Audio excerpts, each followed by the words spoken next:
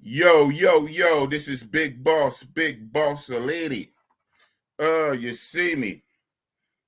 Big Boss Real Talk. It's Saturday night. Time for the Saturday Night Live. We waiting for our guests in the back room. But while we waiting, you know what I'm saying?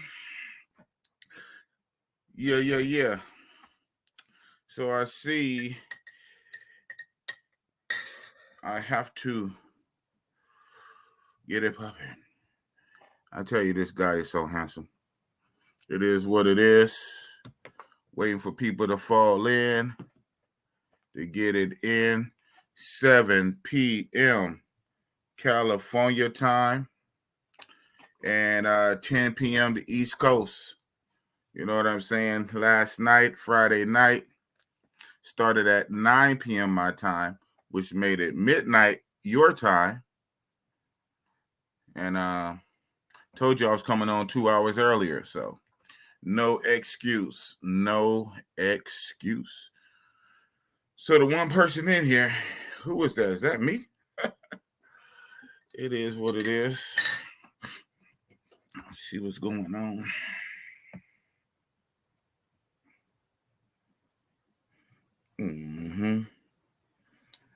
Yo. So is you waiting for everybody to fall into the gap?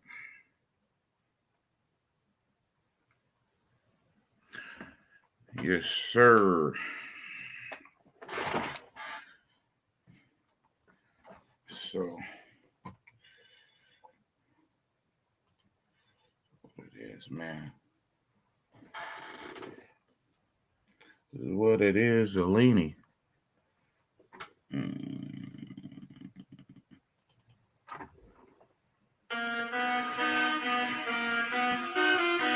You waiting for everybody to come in? I see I got 2 people, whoever the 2 people are.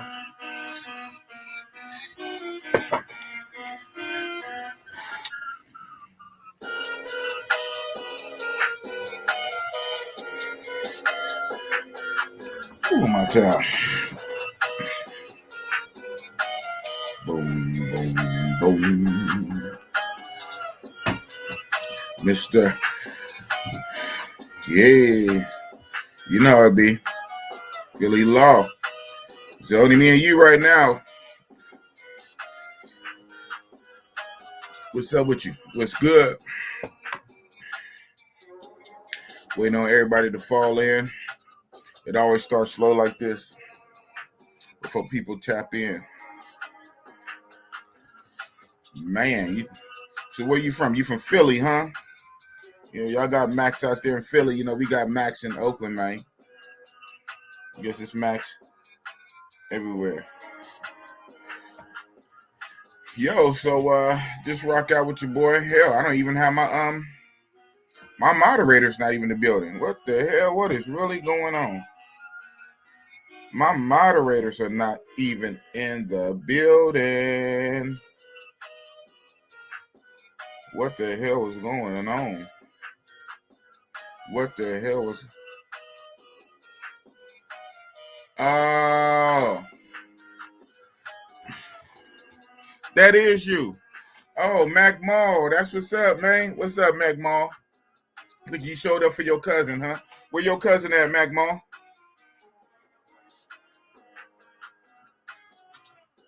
Where your cousin at, man? Mac Mall from the town. Yo, Mr. with the jokes. Shout out to Mr. Always supporting. I'm waiting for the regulars to fall in. You know the regulars. You know what it is, man. Oh, shit. Oh, look like we having problems. All right.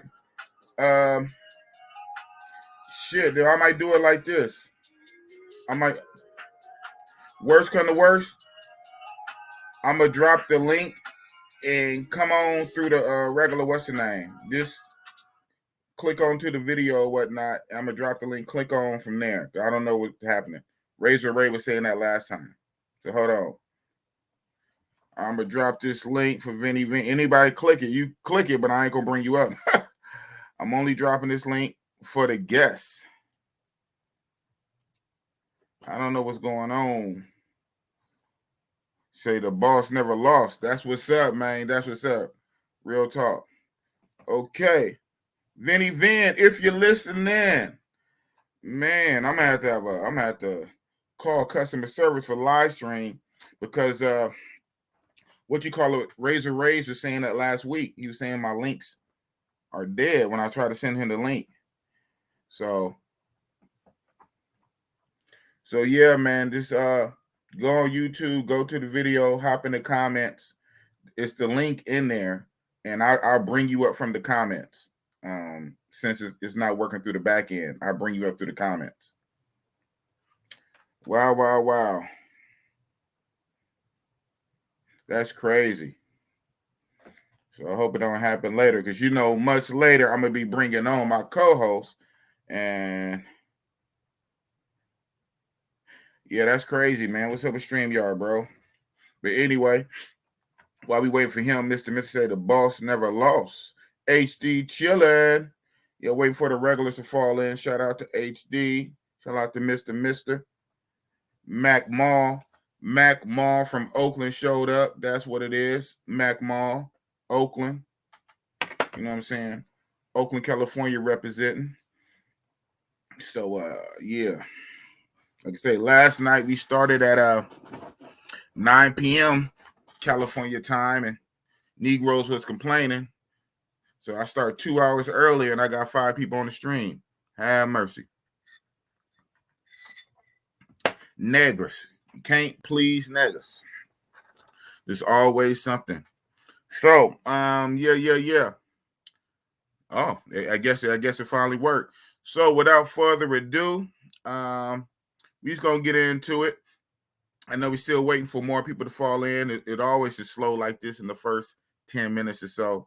But, you know, we're just going to keep it lighthearted.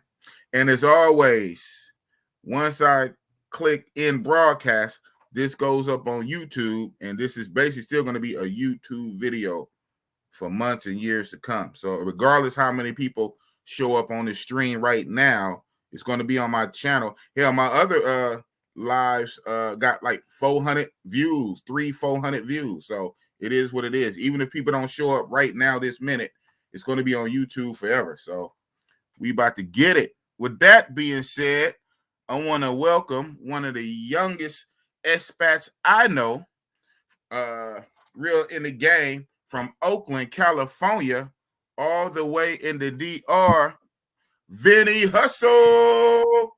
What's up, Vinney Vin? Good, man. How you doing?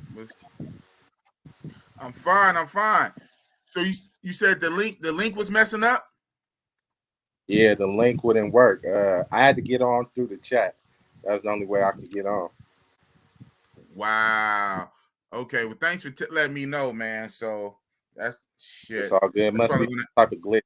StreamYard, you know. It must be.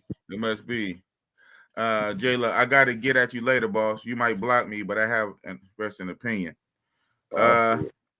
Oh shit. Hey. All right. You could do it. I'll bring it. I'll highlight it later. Right now, you know, all eyes is on my featured guest. You know, Saturday night I bring on a featured guest. Friday nights is my tap in, with just anybody can just hop on a panel with me. But Saturday night is my featured guest night. And after my featured guest, you know, I bring on my co-host Razor Ray. Then me and Razor drop the link. You can tell us why you mad. So it's all good, bro. But that being said, hold on. Another Oakland cat. You know what it is. Vinney Vin. Where you from, Vinney Vin?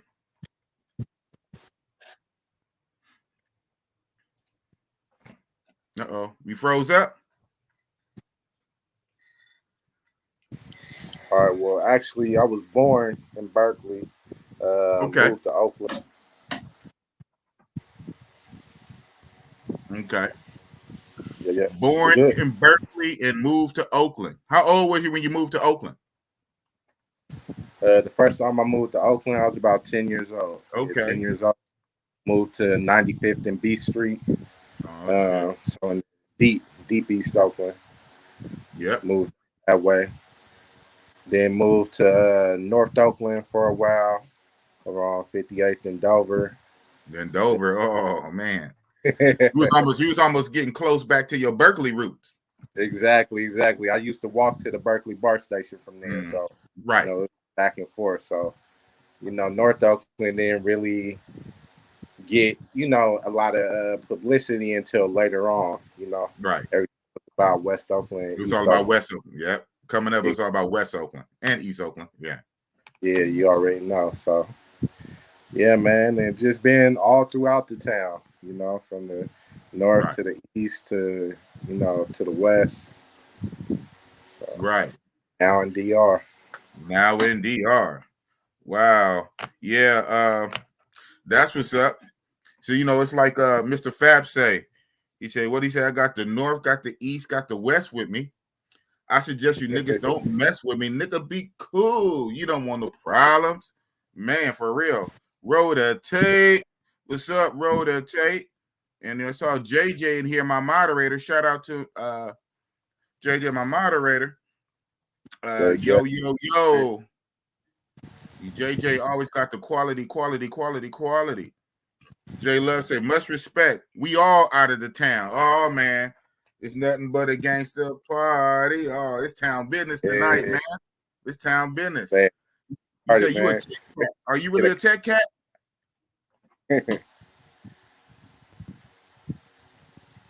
Are you a tech cat, man? No. I have friends that went to tech. Since I started off in Berkeley schools, my parents just kept me in there. So I always had a family member whose address I could use, so because technically Berkeley school is like the next best thing to private school, white people school. The public school, because the schools in Oakland, they got some good schools, but they got some rough schools too, man. Good and rough. They got good and rough schools in Oakland. Oh man. So what about is your age range? You are what? Early, mid, late, what? 30. You said what now?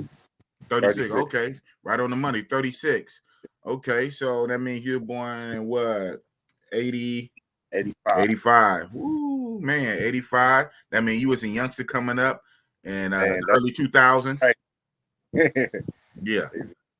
See, I'm an old head. I'm an old head nigga. See, I'm born in 71, like your favorite rappers, Snoop and all them, and Q. We all 70, but Q, I think born 70, 69. But that's early 70 babies. We was like teenagers in late 80s. Like when you was born, like when you was born, I was 14. So 85, 86, 88, 90s, and the 90s, we was teenagers and grown. So it's a trip. You coming up in the early 2000s as a youngster in Oakland, man, how was it? How was it growing up? You was huh?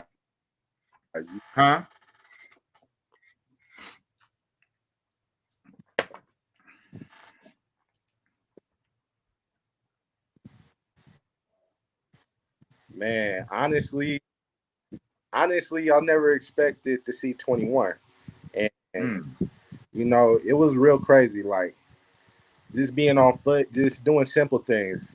Friends, like every situation, you always had to be aware of your surroundings, be aware of your exit routes. What car you could duck behind, what fence you could hop like, and not even being involved in all the shits like that.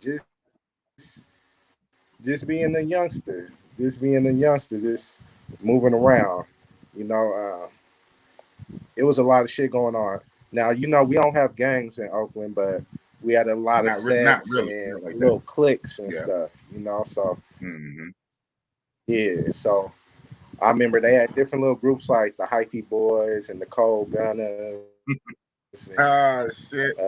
Who else? The Mini Mob / cliques and stuff. And if you was in the wrong area, somebody, Man, where you from? Where you from? Who you know over here? It's like the 2-3 questions rapidly. You better answer, or it's bad. Like let somebody ask you over there. I don't care if you even over there visiting family. You could be over there visiting family. You better know somebody over there. You better. Right. You better know somebody. And the main shit you would get into was going to hook up with females. You feel me? Always. Man, Always. say that, man. Because, man, we used to, I used to hate going to Richmond, but I don't know why I always used to meet chicks from Richmond. Maybe because I used to hang out at Hilltop Mall. So, you know, or so be kicking it with chicks in Richmond, and it was just grimy. Man. Had to get a car quick. Right. Trying to ride the bus, the 72 bus way out there and the BART and all that stuff when you was a youngster. Exactly. Man, 72. It was 72. It would go down. Man, that was a hella long ass ride. That seemed like a whole damn hour to get out there. Exactly. That's why we used to have to go in groups everywhere. Like, you might be kicking in with a chick, and you like, oh, you got a friend for my friend? We wasn't moving bolo like that. Yeah, I just was about to say that. What she look like? The picture. Man, what she look like? Describe her. Right. Niggas didn't have the camera phones, but now everybody had camera phone back then. Describe her. She thick. She cool. Does she look like you? Shit. She look like you. Oh, she fat. She cool. Hey, what that wasn't Day. That was who Mike had said, man, don't be trying to don't be trying to hook me up with the little sister that's bigger than the big sister. Oh yeah, that one, yeah. She knowing all the snacks hit the street. Damn. We used to that taking one for the team. Oh yeah, of course. Somebody got to be the sacrificial lamb. I gotta take one for the team. Man, that's crazy. That's bringing back memories. Pull your bootstraps. Man, and be ready. You know, and just be ready to squad, man, because niggas is on some crazy time. So, okay. When did you're 36 now. So when did you first started traveling? You know, an old nigga like me, I didn't even start traveling until 3 years ago. I was like 46, 46, 47. So when did you start traveling? Mr. Young Man. I got my passport 2018, just like you did. I got it in my passport in February. Okay. And by March was my first trip. You know, came to Sosua. Yeah, we was like 12 deep that trip. You know, so okay. You went with Big Ant and 40 water. I mean, not 40 water. Thinking about seeing that base shit. 40. Yeah, you went on that big trip, huh? Yeah. No, actually, I went with all my partners. That was before I even knew about WhatsApp. Yeah, that was before WhatsApp. Before I knew anything about that. You know, so my partners, they're the ones who put me up on it. You know. Wait. Your partners from the town. Where was all your partners from? They're from like around the Bay Area, Northern Cali? Yeah, around the Bay Area, mostly from Oakland, but you know, a few cats maybe from, you know, little outskirt areas like, you know, maybe like Richmond or, you know, Vallejo. But mostly Oakland. Yeah. Shout out to E40. Wow. That is a trip, because I was always saying, man, you know, and I'm like older than you, right? I never really ran into cats in my circle who was traveling. At least they didn't put me on. They didn't tell me about it. So that's a trip. You being from Oakland, you went out there your first trip to DR with about 12 guys, all from around Oakland Bay Area, all the Cali collective. Wow. Exactly. I still don't know 12 people. I still don't know 12 people in my circle in Cali who travel. That's crazy. Most of the travelers I know, shout out to our community, is all out there on the East Coast. Yeah. Well, I had a few partners who worked for the airline, so they would travel everywhere. So that's how they got put on, talking to other people and say, oh, have you been here yet? Have you gone there? And that just opened up the world. So you know how it goes. Once they learn the game, then they passed it on. Right. That's how we do. That's how we do. I've been looking, and that's all I've been doing since I've been on. But it's like preaching to some rocks, man. Trying to tell Oakland brothers, get your passport, get your passport. Now I'm on YouTube making videos telling brothers to get their passport, get their passport. But it's like preaching to a brick wall, man. Because a lot of guys out here, if they do travel, they do Hawaii, or they do like the island shits. Yeah. But they don't even really do DR though. They kind of do Jamaica or some cruises or Hawaii.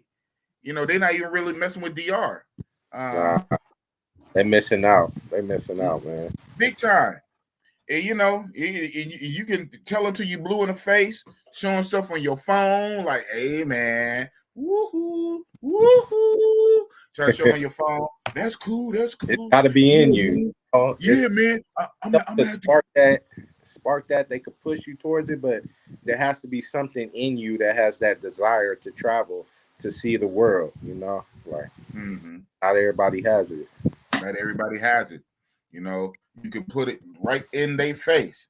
They can see it in their head, and still it won't ignite no fire for them to take their butt to the post office and apply to get one of these. Wow. And but the only thing I will say though, even though I'm always on, my bittersweet shit, like I wish I'd have traveled when I was a younger man. I admit, when I was a lot younger, I wasn't even tripping on travel anyway. So I do have to kind of be honest with myself. When I was younger, I didn't really, man, Oakland, the Bay Area, Cali was like everything. Like traveling for me was like Vegas, like going to Nevada. Well, yeah, that's a crazy thinking though. That's a crazy thinking, man. Better. Yeah. Huh? The Bay Area is like one of those places to where even when you do travel, you don't feel like anything else is better. Like at least in the United States, you go somewhere for a few days, you go to Vegas real quick, you go to LA, we have everything. Because we are like a microcosm. We have everything. So exactly. No shade to other spots, but you know what I'm saying? Other places on the East Coast, it gets cold. It snows. It literally snows. So a lot of them hop on a plane to go to a tropical area where they can be warm. Nigga, we warm year round. You know what I'm saying? It's 60, 70 in the winter. You know what I'm saying? We got beautiful women. We got the Asians. We got everybody to come here, especially the Bay Area, or even LA, especially Los Angeles. Everybody go to Los Angeles, and everybody else come up here to California, come up here to San Francisco, Oakland, Bay Area. So that's good and it's bad.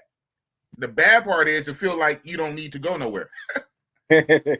Exactly. You get kind of stuck. You get comfortable because we have so many cultures that come out there. Like you said, you can go to San Francisco, see all the tourists, all that stuff. The Bay Bridge, the Golden Gate Bridge, the Alcatraz, the Chinatowns, all of that, man. All of that. We got forests. We got national forests. We got desert and forest. Yeah, we got desert and forest and mountain. Right. We got Disneyland. Now we don't got Disney World. Shout out to Florida. Florida got Disney World, but hell, we got Disneyland. We got the Disneyland. You know what I'm saying? Hey, and back in the day, we had Marine World, Africa, USA. So. Ooh, know about that, man. You brought back memories. That whole little saying. Dang, Marine World, Africa, USA. Wow, that shit was crazy, man. So we had everything, bro. We didn't need to go to the motherland. We went there. We thought we was there already. Man, we thought we was there to see the Shamu, or whoever, the killer whale. Oh, yeah. Man. Yeah. But and I guess that didn't help. My old ass, like, this is your interview. But what made me get my passport in 28? I can't even remember now. Oh, I remember. Even though this is your interview, I went to go see my homeboy in Florida in 2017. He was a co-worker, on the security guard shit. He was from the islands, and he would always tell me, where was he from? Bahamas, Barbados. He was from one of them damn islands. And but he was doing security like me, but he was into the music game. and he was making music and tracks for like TV shows and commercials and shit. And he was getting cashed out. So it got to the point where that money was more than his regular job money. So and to expand the shit, he went to Florida. And so like a year or so later, he was like, you know, I wasn't Big Boss then, but Big Boss, you need to come out here. So I went out there to mess with him to see his little get down. So when I was in Florida, you know, it was like another culture shock. So I'm coming from like California, San Francisco Bay Area to like Miami area, Orlando area. And then I was seeing like different pockets. You know, out here we got a lot of Asians in California, a lot of Hispanics. But out there, I was running into a lot of Haitians, a lot of Cubans when I was in Florida. And then just on that longest flight, I want to say that was the first time I flew across country. Damn, my old ass. The first time I flew across country. And so that just opened my, and then when I was on that flight, JetBlue, they kept talking about this place I never really tripped on, Dominican Republic. I said, what the hell is Dominican Republic? I mean, I kind of heard of the DR. And so that kind of awoken the travel bug in me in 2017. And then about a year later in 2018, I went and got my passport. But it took all of that. Your butt, I mean, shit, you went when your early 30s. Yeah. And the thing is, I had been wanting to go, you know, travel through South America, see other countries, but I just kept procrastinating, you know. Yeah. I was like, oh, yeah, I'm going to go. I'm going to do it, you know, one day. But when that group trip came up, it was like, okay, I got to do it. You know, we had a group chat, you know, everybody else was getting their tickets, room was booked, we started making deposits. You know, it's like, okay, I got money on it now. So right. Rubbing hands like Birdman now. Okay. I went to the bank. I changed over like $500 at the bank because I was just excited, you know. So right. You know, I got on the group chat, start showing my pesos, like your pesos. Good, it was good. 500, huh? You know, that was a lot. Oh, and your first trip was 2018, right? So it was lovely when you went. Yeah, March 2018, man. It was nice. 2018. Man, that shit was dope. It was like nothing I ever seen, you know. And the first night I touched down, we all rented cars. So I rented a car. Who came? Maul came and met me at the airport. Oh, shout out to Molly Mall. I didn't even know on here that's Philly Law. Hey, Mr. Philly Law. Yeah. So he came, swooped me up. We ride back to back to the villa in Casa Linda. You know, we getting situated. You know, people arriving. We unpacking. People like, oh, I got that room. I got that room. You know, we went to where we go. We went to Super Polar, right? So we went to Super Polar. The grocery store, Super Polar. Mm-hmm. Yeah. And that's when I first got my eyes on this thick little joint. Man, Woo. She was so thick. What was she wearing? What was she wearing? Like, was she wearing some colored spandex, like blue or red or gray? Exactly. You already know, bro. She had on that's like the uniform. That's like the uniform out there, huh? Yeah, like the spandex type pants in a bright color, and all you see is a peach. So we was on her. We were like, hey, man, Oakland, man. Like, she went up to the you hit it with that Oakland game, man. Oh man. Yeah, like and I didn't speak a lick of Spanish. Like, hey, that don't matter, like, man. You just invent some shit, nigga. You see something like that for the first time, and you from Oakland, you from the town. I know you ski-daddled on 10 toes and be like, hey, check it out. Woo-wee. We on her. She's surrounded on her own. She was bold. She right up, you know. So we're like, what's good? What's going down? We trying to link up. Okay. Then we hit her with the, what's up? You got some partners? She was like, oh, of course. Like, and she was like, what she said? We was like, all right, you know, but y'all really with it. Y'all with the shit. She was like, of course, this is Lua. But the way she said it, like nigga, like why you even ask? Like, man, I thought you knew. Nigga, I thought you knew. I didn't know. She said, I do this. Yeah, and she did it for real, man. Ooh-wee. Ooh-wee. Yeah, Wowzer. man. Oakland was in the building. In the building, man. That was In the building. a great night, man. And then so she, Man. to the villa. She had her partners. You know what I mean? Mm-hmm. All looking cool. They pulled up, dancing. Of course, you had the dranky drink from the duty free Oh, of before you left course, the yeah. airport. Okay, We had Jack Daniels, and we man. had You had the what's the name from we had the white Henny. Yeah, the white Henny. of course. You see, boss don't drink. I don't know when the last time I didn't been to the DR, and look how much I got.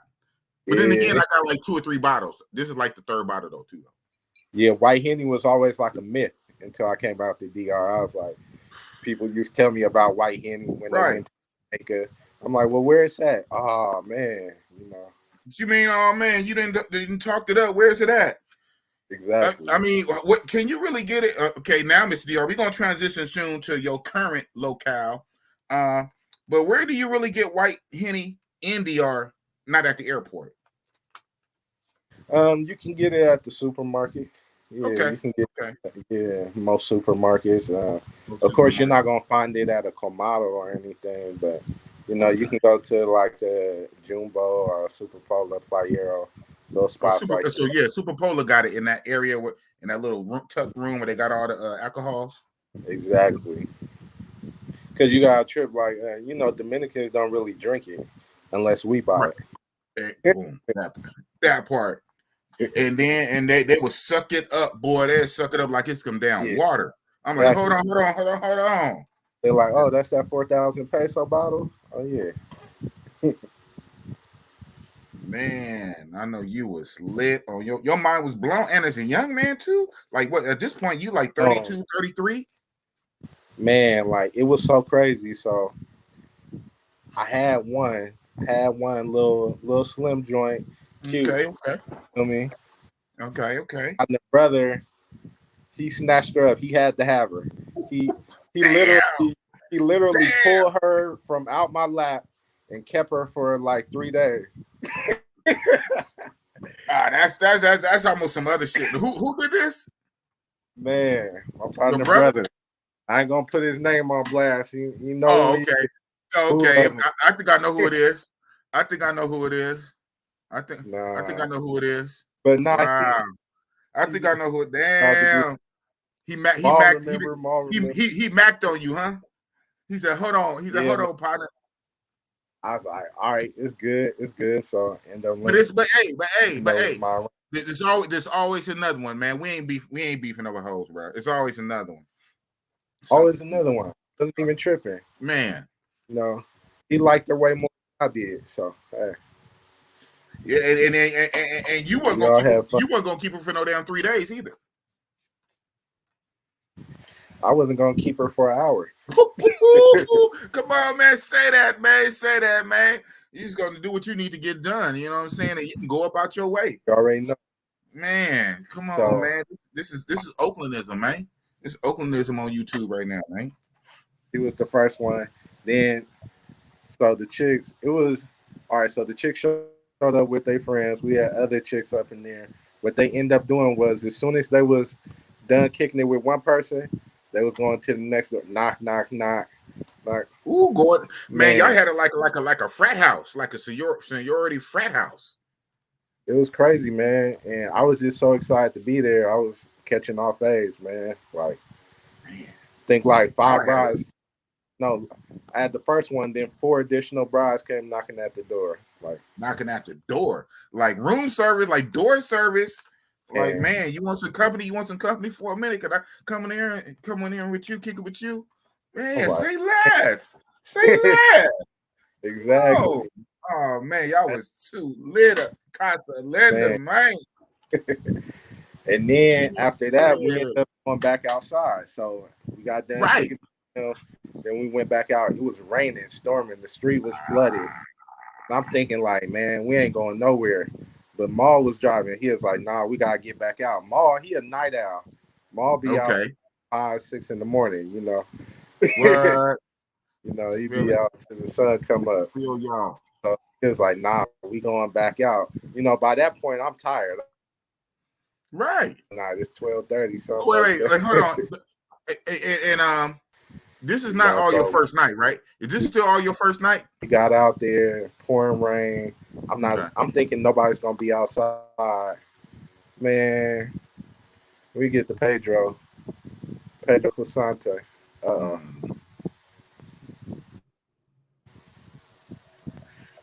You kind of froze up. Yo, man, you was lit, man. You was lit. Let me catch up with some of these what's the names? Yeah. You was lit. Hold on, let me see what's going on in my Wi-Fi. Yeah. It's all good. Bridge Builder, great interview yesterday, big boss. Okay, you was hitting on all cylinders. Looking for a great one tonight. You have a good guess. Right on. Thank you, Bridge Builder. Yeah, shout out to Black Man Travels, man. He was lit, right? He just took over the chat. I shared the screen and he was showing his videos and all the other his drone footage. I mean, last night was lit. So if you guys didn't see that, when this is over, go back during the week because that shit was like 4 hours, right? Shout out Black Man Travel was messing with me for 2 hours. I know y'all go on YouTube and check out these long ass lives, these 4, 5, 6 hours. You got all week. You ain't doing nothing anyway. You ain't got no job. It's Friday and you ain't got shit to do. So that's what it is. Okay, you a little better right now? Your situation? Yeah, am I coming through clear? Is it choppy? Nah, I hear you. It's a little delay, but it's all good though. Shit. You could be heard and understood. So you were saying, so the last thing you were saying, after you had that great experience at the Casa Linda, you guys went right back outside, but it was raining and you thought it was done for. But Mac Marley Mall had the car, said, nah, man, we lit. Yeah, he liked to drive around to 3, 4, 5 in the morning in the rain. So what did y'all ended up getting into? What devilment did y'all get in? Yeah, my grandma say devilment. What devilment did y'all get into on a late night in South Debauchery. Debauchery. Ooh, So, debauchery. pulling up, you know, the famous intersection, Pedro Clisante, DR Rosen, and then we pull up in front of the garden. The new As garden. soon as we Oh pull man. up, hop in the car, man. Chicks Y'all coming I know from. y'all got swarmed, got flocked. Man. We got swarmed. They was hiding from the rain. Man, they pulled up out of nowhere, man. Right. Almost like you was ambushed, but in a good way. You got ambushed by mangoes. I'm like, whoa. Hey, Papi, hello, Papi, hello. He said, you want massage? You want massage? You want massage, Papi? Hello, Papi. Shit. Man, you bring back memories. You making me try to go spend these Dominican pesos right now, man. Dominicano. And might as well. You trying to make me go out there right now, Dominicano, man. To pay the what can I get? What can I get? But yeah, see, I'm still stuck on the 2018 prices though. What's the yesterday prices is what? Not today prices. Oh, Exactly. Wow. So hold on. So this was all your first night? We still on night one? This was night one. We still talking about night one, man. Wow. Well, y'all was youngsters there. Y'all youngsters. Who was the oldest cat in your group? Who was the old head in your group? How old was he? The old head, cousin Larry. Larry was probably like, at the time, he might have been like 42, 43, something like that. And that was the oldest. That was the oldest. So who was the youngster? Who was the baby of the group? Who was baby gangster? We was all about the same age, man. All about the same age. So youngest person in like 32. 32, all in early 30s. That's a good age. That's a good age, though. You know what I'm saying? Because I kind of think too, though, it's all these things, these mind games and war games are playing in my head, the what ifs, whatnot, because that's all I got. Since nigga hella old. How would I reacted if a 22-year-old bossy boss would have went to DR at 22, 23, 25-year-old from Oakland? Don't want to locked up a Oh my goodness. Nigga, the 47-year-old boss had 23 on the board, nigga. Man. Jordan, the 47. The oldest dude that went with you was 42. I went at 47, 3 years from 50. Those 3 years is gone. Now boss is 50. I went at 47 and I put 23 bodies on the board. So this thing, if Bossy Boss would have went when I was like 24, 25, like my son is 20. Damn, that's bad. I think my son is 23. And I know a nigga taller than me. The nigga's 20. Man, if I'd have went when I was 23, 24. Oh my goodness. Hey, son, you would have been born, man. You hear that, son? You in the other room playing Madden. You would have been born. Damn! Damn it. Oakland. Everything happened for a reason, man. Everything happened for a reason. God knew. Bossy Boss can go out there to our damn at 50. he held me from travel all them damn years. Shout out to God. Amen. Hallelujah. I just stayed at the New Garden 2 weeks ago. That's what's up. Okay, let me while you formulate your thoughts and go through this. Wilt the Steel. Oh, Chamberlain, man. Come on now. Wilt Chamberlain, man. Man, do you hear what I say, man? 47 years old. Old man, 47. 23 bodies. Ooh. And some multiples. Ooh. If I'd have went out there, nigga, if I'd have went out there at 37. If I'd have went at 37. The possibilities. But we in reality, we in today, and today is not about Bossy Boss. It's about who? Vinney Vin. So Vinney Vin. So hey, this is your show, man. So we're gonna bring it up to a modern day time, but man, we rocking out. So we can slow walk it, man. We can slow walk it. You still tell me about your very first time, because like what I do with all my my guests is like, how did you get into this thing, the travel life? How did you get inducted to the game of travel? And you said at an early age, well, really about 3 years ago, when you was 33, 32, you took your first international flight. You got your passport, February 2018. 1 month later, you was out, March 2018 to the DR. 12-man crew. Y'all went out there deep. Y'all was lit at a villa. And shit, your first night, you guys had it popping already. Your first night was like Animal House. You probably too young to remember the movie Animal House. But shit, y'all had that shit like a sorority frat, like a frat house. Man, it was a movie. It was a whole ass movie, man. Man. I'm knowing. Then you guys went out in the rain, because Marley Marl talked about he want to drive all night in the rain and stay lit. So what debauchery did y'all get into? Man, so we was in the street for a minute, chopping it up. Collecting numbers, and then we end up going to the world famous Classicos. Now, when we got up in there, I was really taken back. I was like, "Oh, this is where they hiding the real ones at." Like, from Santo Domingo, from the capital. These ones don't be walking the street. These ones just come straight to the club and post up.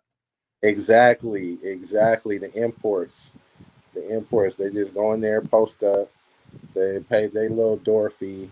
I forget what it was at that time, 50 pesos, 100 pesos to get in. So they pay that. So the first thing you talk to them, "Oh, buy me a beer. You already know. It's like, "Oh, I'm thirsty. It's hot. I can't focus. I need a beer." So you chop it up with the bride, get her number. You feeling her? Oh, he fell off. Come on back, man. That story is getting good. And And that's what it is. A lot of times when you shout out to Vinney Vin, hit it again, man. I appreciate Vinney Van for agreeing to come on. You know, as we're gonna get to, for you guys who don't know, we're just gonna transition to it. Vinney Van is actually in DR now, not on no vacation shit. He basically lives there. So shout out to Vinney Van. Vinney Van basically lives there. He lives in DR. And if you want to go further why, that's on him, on the reason why. But he actually lives in the DR now. So of course, you know, Bossy Boss, I'm taking my time, slow walking the experience of how this young man, even now, young man, came to even be about traveling in the first place. But he lives there. And you know, sometimes living in some of these places, third world country, second world country, sometimes the infrastructure is not the best. So he's doing the best he can with what he got. He lives in the DR, and so, you know, he's working this little Wi-Fi the best he can. And for some streaming. Streaming is very demanding, you know what I'm saying? It's not just like being on WhatsApp. Being able to stream with audio and video in real time, streaming is very demanding on the technology. So shout out to Vinney Van Van. Yeah, StreamYard is hating. YouTube is hating. But you know, it is what it is. But you know what I'm saying? Boss don't take a loss, and Oakland don't take a loss, and Vinney Van just don't stop. Boom. So we back, man. We gonna get through it, man. We gonna get through it. We gonna get through it. Vinney Van is back. Like I said, thank you for coming on. And I know your internet is not the best. You're in the DR right now. You're in Dominican Republic right now, and you're trying to work it out with your Wi-Fi. So, hey, man, we here to rock with you, bro. Yeah, and plus it's raining tonight, so it's crazy. That's the internet out here, but as soon as it rains, it starts acting funny. It gets real choppy. So you gotta do something. You know, if you just bullshitting all day, you got high speed.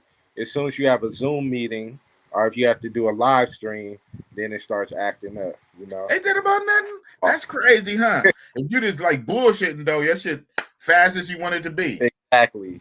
But don't let you be in a Zoom meeting about talking about some money and then don't want to act up on you, then want to clown. Exactly. Wow. Play Call of Duty all you want, but yeah, you're trying to get some money. They're like, oh, that's crazy. That's crazy. So I'm just curious, you know, and we're gonna jump around a little bit because again, believe it or not, man, you know, this shit is just flowing. We pushing 45 minutes already, 47 minutes already, and it don't even seem like it because you know what I'm saying. We got that chemistry. We just going and flowing, talking about Oakland, talking about your travels. We haven't even got into, you know, your current situation now. So depending, you know what I'm saying, your internet connection. I know you said it's raining. You know what I'm saying? We're going to just try to elevate this real faster. But I want to ask a question like, is there a way, like, what's the best way to try to get good internet out there? I'm not saying that you have it or you don't have it, but someone who really was out there and really was trying to have real fast internet, is it even possible to get real good internet out there? Is it even possible? It's possible. But it's going to arm and a leg, huh? On what city you're in, depending on what it's going to cost you, definitely. So I've seen 100 megabits per second, but they want 10,000 pesos a month. So that's like, I think like $1.75, something like that a month. Wow. That's internet. That's not all that. Ouch. Yeah. Because I'm just thinking about like not cut you off, like the general, like and flip flop, like you know, you have something. You obviously you're not a YouTuber, and I thank you for coming on, even rock with me. I know you don't be on camera like that, but I'm thinking about the YouTubers who do YouTube, and you do YouTube in the DR, and if you're a big enough YouTuber and you monetize, nigga, your money depend on it. So I'm like, man, if I was to live overseas and of course try to grow my YouTube channel, nigga, I'm gonna need, you know, no offense for me, I need some real internet if I'm YouTubing. But you said you can get it, but it's gonna cost you. The key is to have multiple internets out here. That's the key. You can't have just one because even if you have fast service, it's inconsistent. You know, you'll high speed, then it just cut out, for whatever reason. You go and complain about it, and they were like, "Oh, what day was that? Thursday? Oh yeah, we was working on it on Thursday, and so it went down." And you tell them, "No, actually it was Wednesday." "Oh yeah, no, I meant Wednesday. We was working on it on Wednesday." So they just gonna bullshit you. Right. I've had that happen to me. So you got to have minimum 2 internets. So I'm using my backup internet right now. In the front of my house, neighbors kind of having a little concert. It's near Christmas Right. time. So Yeah. yeah, I So don't want that would kill the stream. That would kill the stream. exactly. They Can't win playing. from losing. So luckily we can't hear the music back here, but right. So hey man, I rock with it, man. As long as you on here, like say, man, this is an intimate affair, man. Pause. We basically family, man. We WhatsApp family, we traveler family, we passport family, passport brothers. So you know what I'm saying? We have 20-something people rocking with us. So it's all good, man. We just gonna do it how we're gonna do it. So J Love, Colombia has very good internet. It's getting faster and has improved dramatically, but it does depend on the location, right? Location. Like I okay. got a buddy. Oh, what you about to say? Now location, just like here, depending on what city you're in. Even Taylor May, he always complains about the internet in Puerto Plata because it's inconsistent. Yeah. Damn, yeah. Trying to be a YouTuber out there. What's up with what's up with the mayor? How the mayor do? You ever see the mayor Sasu out there? I don't know why Man, he just popped in my mind. You talk about YouTube and DR internet. yeah, nah, he actually, man, yeah, I see him sometimes. Yeah, man. Yeah, man. Shout out to the mayor, Shout man. out to the mayor, man. Shout out to the mayor. Oh my goodness. He said, yeah. Yeah, I'll be seeing this crazy ass around. Wow. I That's never what's had any problems with him, but I just seen right. the little beef, the little fuckeries got into it He with always into something, man. He worse than boss, man. He always into something. You always beefing with somebody. every time I see him in my neighborhood. Actually, I just like, "Hey, what up?" He's like, "What up?" And that's it. So. Oh wow. Mr. said I met Mayor Sasua 2 weeks ago at Flip Flops. Oh wow. Yeah, he's something else, man. Shout out to him. Okay, so like I said, this is your show, man. For the most part, we touched on how you started traveling. If you want, you can flesh out that first trip or the first few trips, or we can transition into the how we got here to where we are today.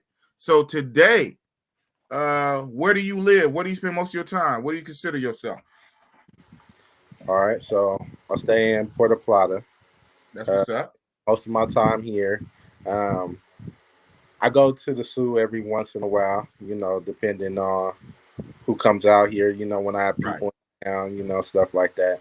And even though I'm not typically drawn to go there anymore, but every time I go there, I have a great time, Right. I have I'm just not in a rush to go there because literally everything I can do there, for the most part, I can do in Puerto Plata, It's Right. just knowing where it is, having things set up. You know, it's a slower pace here, but Okay. it's more like a real city. Like Okay. the Right. zoo is set up for, you know, Just fun, that. Just tourism, that. like this. Right. Yeah, like you said, it's the fishbowl. It's everything. It's really convenient. It's Yeah. cool.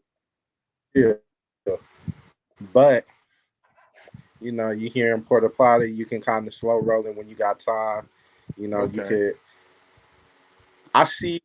I see when guys first move here, for example, it takes them maybe about 2 or 3 months to kind of get into the groove of things. Here in Puerto Plata, Slow whereas in down. Sasua, it's Right. instant. It's instant. Yeah, they come here, they move here. It's like okay, they live in here. They might have one chick that they know, maybe two. And they building up. They finding now where the hangouts are. They meeting people. If they wasn't part of the WhatsApp group, then they get brung into the WhatsApp groups. you know. But once they get rolling, oh man, it's no Oh, turning back. It's no ain't no turning stop it. because Ain't I had no a partner stop. who moved here from so he had From things set up in from where? Santo Domingo. But when he came to Puerto Plata, Santo Domingo, yeah. Okay. So he had to get set up for out here. You know, it took him a minute. At first, he Okay. was like, "Man, it's whack out here. You know, Nah. it's not fast paced. It's like Santo Domingo." But once he got to his groove, he was like, "Man, I love Puerto Plata, man." Look at that, man. What's all that shit you was talking though? When you first came, it was all this and that. Look at you. Look He had to at you. find Yeah, his niggas, groove. man. Wow. Yeah, so shout out to Mr. Mister. He said, shout out to POP, Puerto Plata. That's where I'm at right now. Then he said, God damn it, it just started raining hard as fuck. So y'all in the same city, man. Exactly. We'll have to link up. Yeah, you're gonna have to link up with Mr. Mister, man. He's a riot, bro. Mr. Mister, he shows up to my stream every week and he always be cracking jokes. Shout out to Mr. Mister, man. So my IQ is barbecue. Shout out to my IQ is barbecue. I live in POP also. Right, that's you say my what? neighbor. Shout out to Suggs, Okay. my barbecue. That's what's up. That's your neighbor. Okay. Where you from? North Carolina. North Carolina. That's what's up. Okay, Yeah, shout out. I'll tell you one thing. Vinney said you good people, then you good people, man. Hey, not to put all his story out here. Maybe he'll come on the channel one day, but I really respect him because he moved here on his first trip. He actually, yeah, his first trip. He don't play no games, man. He pulled triggers, like you say, pull triggers. I say pull triggers. Okay. He don't hesitate. Yeah, I live by that, man. Pull triggers, man. Because you can talk about it, but you got to be about it, man. Like Nike say, just do it. That's what's up. My IQ is barbecue from North Carolina. He lives in POP, and that's your neighbor. That's what's up. Yep. Yes, sir. So, all right. So back to the first trip. First trip blew my mind, and so that was in March. So I came back in June. Came back in June. Wait. Hold on. Vinny Van. I know we got a delay. You went in March and you came back to June. So your first trip was what? 3 months? Yeah. First trip. Second trip was 3 months after my first trip. Okay. Well, okay, no way. Yeah. How long did you stay for your first trip? How long was the first trip? My first trip, I was only here for like 4 or 5 days. It was a short trip. Okay. But then I turned around and came back in June of that same year. Yeah. Oh, okay. Had a great time, but by my second trip, I already felt like I had outgrew Sosua, you know, like not that I never wanted to return, but I was just like, man, like there's gotta be more to see, you know. There's gotta be more to see. By your second trip. And the first trip was only 5 days. Your first trip was only 5 days. And your second trip, you was already elevated past Sosua. Wow. Yeah. Already passed. I wanted to see more. I was like, okay, this is cool, but you know what else? You know what else is there? Plus, I did my research on YouTube and all that. So, first 2 trips, I was with my partners. By the third trip, I was out here by myself. You know. Whoa, Dolo. Yeah. Third trip. Dolo. Wow. Third trip. Santiago. It was so strange because I remember being in Santiago and I had the trip. I was like, man, I've been spoke English for like 2 days. Like, you know, I didn't see any other Americans while I went there.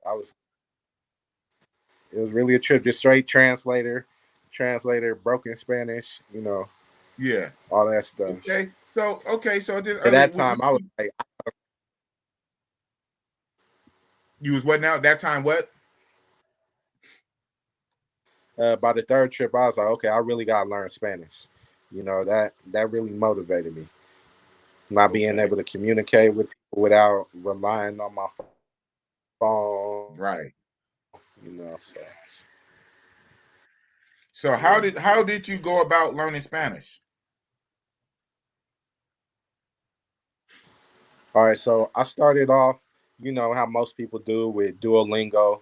I downloaded the app and I was Shout learning out to little Duolingo. verbs and phrases, Mm-hmm. really picking it up. But then I came across a brother named Domain and Shout out to Domain. Chris Dogan. Let's learn Yeah, Spanish. yeah, we were both in Chris Dogan's group in Caribbean Okay, yeah. Conquest. Yeah, Caribbean. Yeah. Shout out to him. Yeah. Yeah. So we was in that group with met a lot of good brothers in that group though. Yeah. Yeah. So linked up. It was like, oh, okay, you teach Spanish. So I was like, man, you tutor. Like, all right, well, what's cool? He's like, yeah, man, the first lesson's free. Do an assessment, you see how it goes, and if you like it, then we'll do weekly appointments. So end up studying with him for over a year. Yeah, over a year, weekly appointments, man. Weekly appointments. Homework in between. Okay. Yeah, and he really took it to the level, for me. Wow. That's what's up. Shout out to Domain, which is also our fellow WhatsApp brother, Real Talk, Big Boss. And, I had him on the channel a few weeks back. I will have him on the channel again. Domain, his YouTube channel is Let's Learn Spanish. And you can go to his YouTube channel and I guess hit him in the comment or whatever of his recent video and get in contact with him that way. You guys out there who might want to learn Spanish. Because to say if you learn Spanish, you can talk to what? They said like what, a quarter of the world, something like that? All of South America, except for Brazil, was the only place to speak Portuguese. All of South America and a lot of parts of Europe. If you learn Spanish, this opens up the world. So shout out to Domain, Let's Learn Spanish. It enhanced my experience in every Spanish speaking Costa Rica, Colombia, everywhere I went. I was able to really, have conversations, connect with the people, laugh, joke, learn, and a lot of people they'll help you, they'll correct you, they'll teach you new words, they'll really break it down for you. I really like Colombian Spanish. You go there, they speak it real clear. It's like damn near perfect, You come to DR, Wow. Yeah. So you say they have their own version of Spanish, huh? We'll just leave it at that. Be respectful. It's phonics in Spanish. Ebonics. Yeah, I was gonna let you say that. So you say DR got the bastardized Spanish. But me no black. Me no black. Exactly. Me white. Me blanca. Me blanca white. I'm as brown as you. I'm brown as you, but me white. Me no black. Oh wow! Shout out to the DR. But the DR had to do something. It got hooks in you because, like you said, so right now you live in the Dominican Republic. You live in the DR. You live in the DR, the Puerto Plata area. Yes, sir. Yes, sir. So after coming to DR, went to a couple other countries. Like I said, Costa Rica. That was cool. That was awesome. Just a tourist vacation type thing. Colombia, first trip, I went with WTU. Shout out to Drees, Richie Rich. Shout out to Drees and Richie Rich. Roll the tape.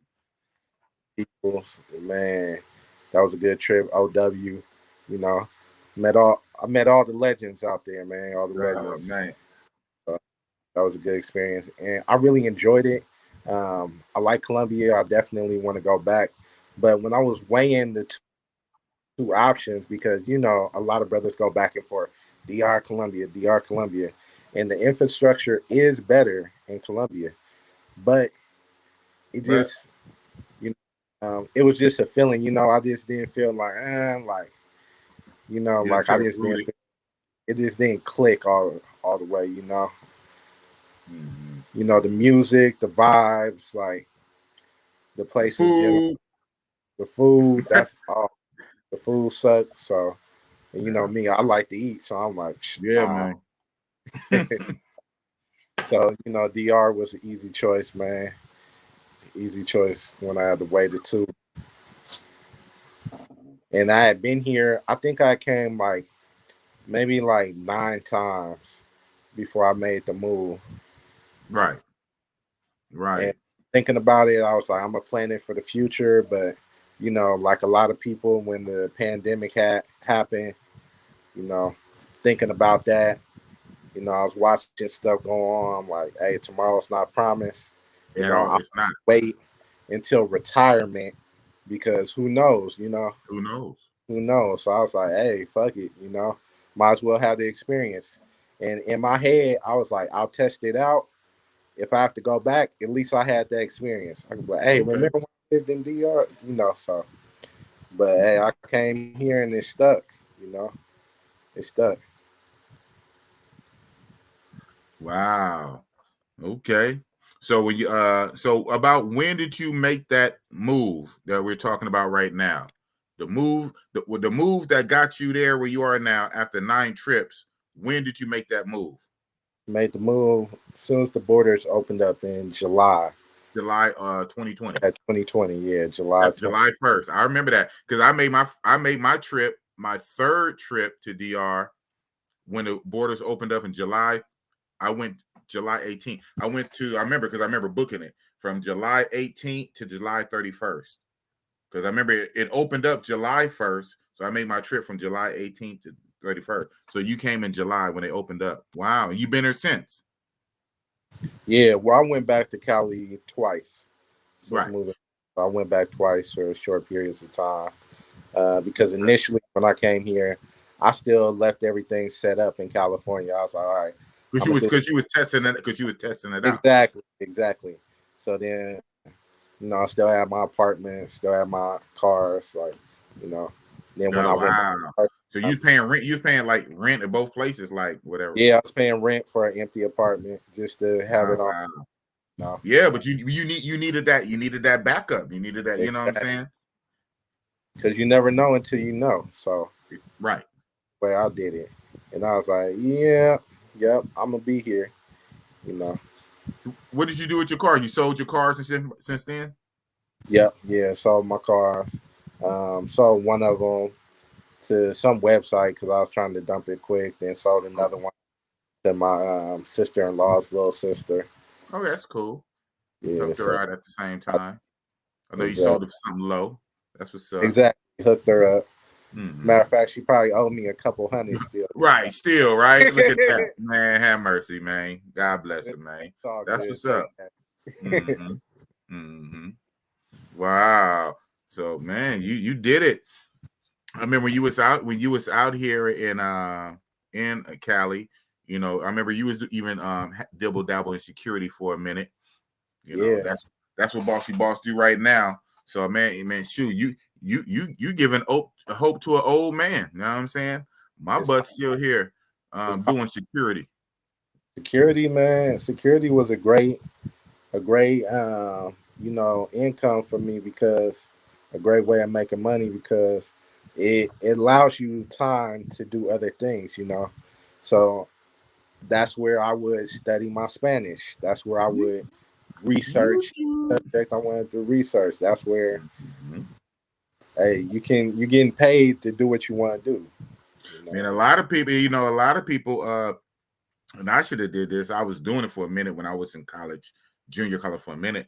A lot of people, on their security guard jobs, their security jobs, they study they college, they They they, they rich. study. Exactly. Oh yeah, Me, nah. I edit YouTube video. Exactly. Nah, because I knew I had some partners. They last name Khan, the Khan family, uh, Okay. Pakistan. Mm. All of them was in school. The uncle was at the job, then the cousin, the brother, everybody. But they was all studying for something else. Studying Mm. biotech or you know Wow. all of them in school at the same time. It was So getting ready, huh? They yeah, wasn't just doing, shout out like even on my job, one of my jobs, my night job, um, one of my coworkers, African cat, uh, he has 2 masters. Well, I remember, he had 1 master and then he just recently, completed his studies for his second master while we at work. I ain't gonna say the name of the company, blow up the spot, but like he's studying for his masters, and I'm editing videos for YouTube. So man, shout out to security, man. That's what's up. That's crazy. Because a lot of people get stuck.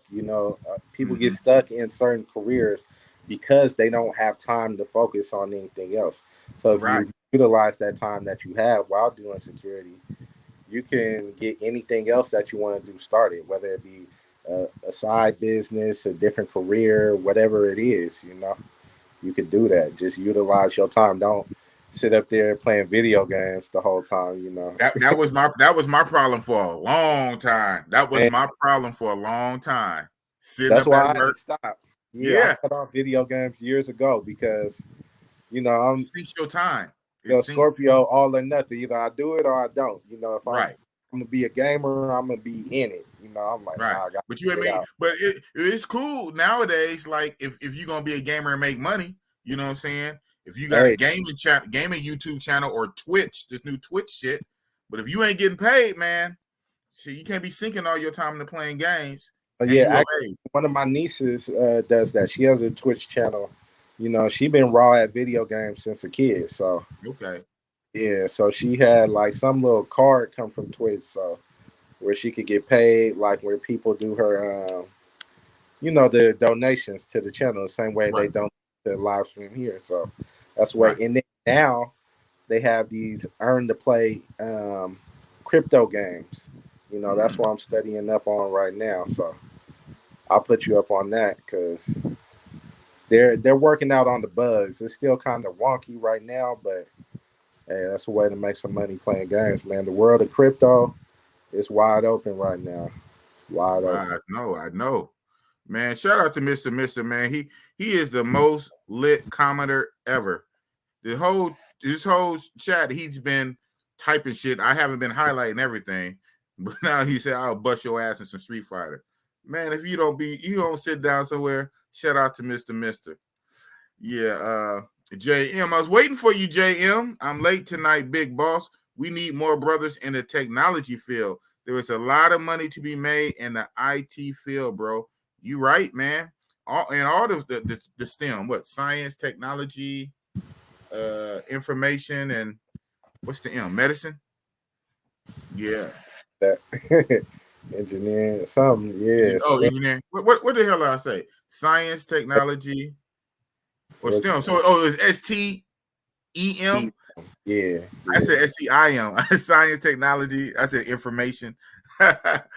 Shit. Hey, it still counts, information, man. And then certifications are the way to go nowadays. I mean, a lot of people aren't even doing the whole, 4-year and postgraduate degrees. Right. So it's all about certifications. Yeah, just in and out, like something like 6 months or whatnot, or lesser, right?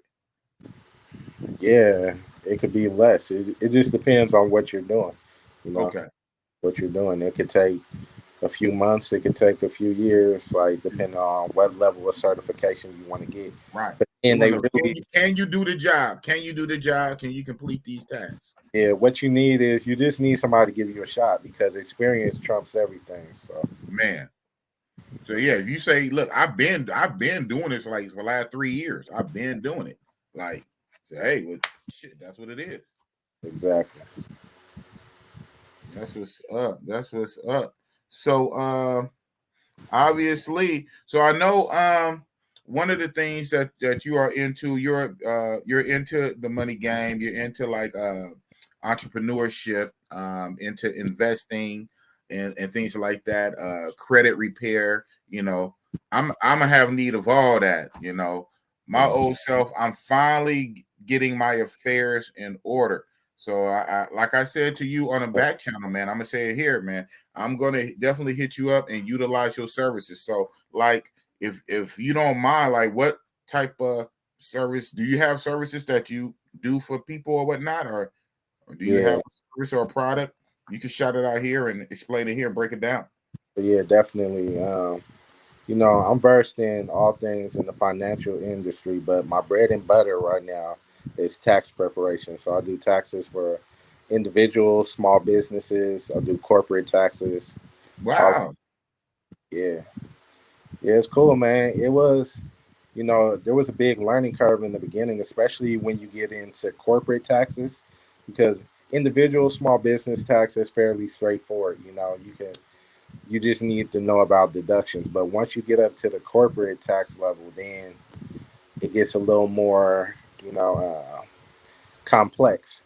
But it's fun. I like working with numbers. My mind is always like math and numbers and stuff like that. Okay. When I come to, a problem that's real difficult to figure out, I enjoy, solving that puzzle. So it's really right up my alley. I'm glad that it came to me, is an option, is a way to, work remotely. Right. Wow, that's what's up, man. Look at that. A young brother from Oakland, California, in his 30s, living in the DR as an expat, as a young expat, but not retired. You're working, making a living for yourself remotely. Your Hey, bread and butter is taxes, preparing taxes. And I know you do credit repair and a lot of things, all things financial, or a lot of things financial. You and it give can be financial help to difficult people. working remotely when you're in a place like DR, when you're in a place like Colombia, when you're in a place like Brazil, because there's so much going on outside at any given time. You really gotta have that discipline to say, like, especially when you're not punching in a clock. Now you can have a remote job to where it's like, all right, you're taking calls, you punch in at this Right, time, at that time. But when right. you have where you're a 1099 employee and You just there's have free time on your own, time discipline, time exactly. management. And then here it is Thursday night, and you just getting started, and they told you on Monday have this done by Friday. And then you have other people who are here retired, or people who are here living off of their military benefits, and they're like, "Oh, we got this going on. We got this going on." Every day of the week. Oh, we never see you outside. What you doing, man? I'm Like working, man. I'm work, working, and like man.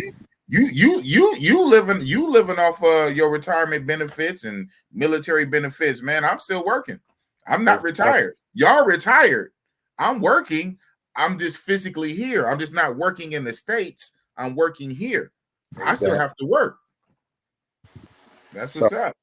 you gotta have that discipline, man, because when you first come, you're halfway in between living here and vacation mode. So Okay. when Okay. you come, you spend the money, what they call it, monopoly money when you come to D. Monopoly money. Yeah. Exactly. You're like, oh, it's nothing, it's nothing. Like, Right. what's that, huh? Huh, take Yeah, a but that means something though out there. When you live there, you got to go to the store. This means something, right? exactly. No, when you've been living here for a while, you turn into Chris Rock character. When it's like $5. Good Lord, that's a Oh, lot of money. that's a Like lot of money. Five whole dollars? Yeah, you stop thinking of like an American. You start valuing money, exactly, because you start thinking, wait, hold on, the value of money, what you can buy for it. like you like I know the average person isn't spending this much per day who lives here. Right. Why am I spending this much per day? Like, what's going on? You thinking like an American.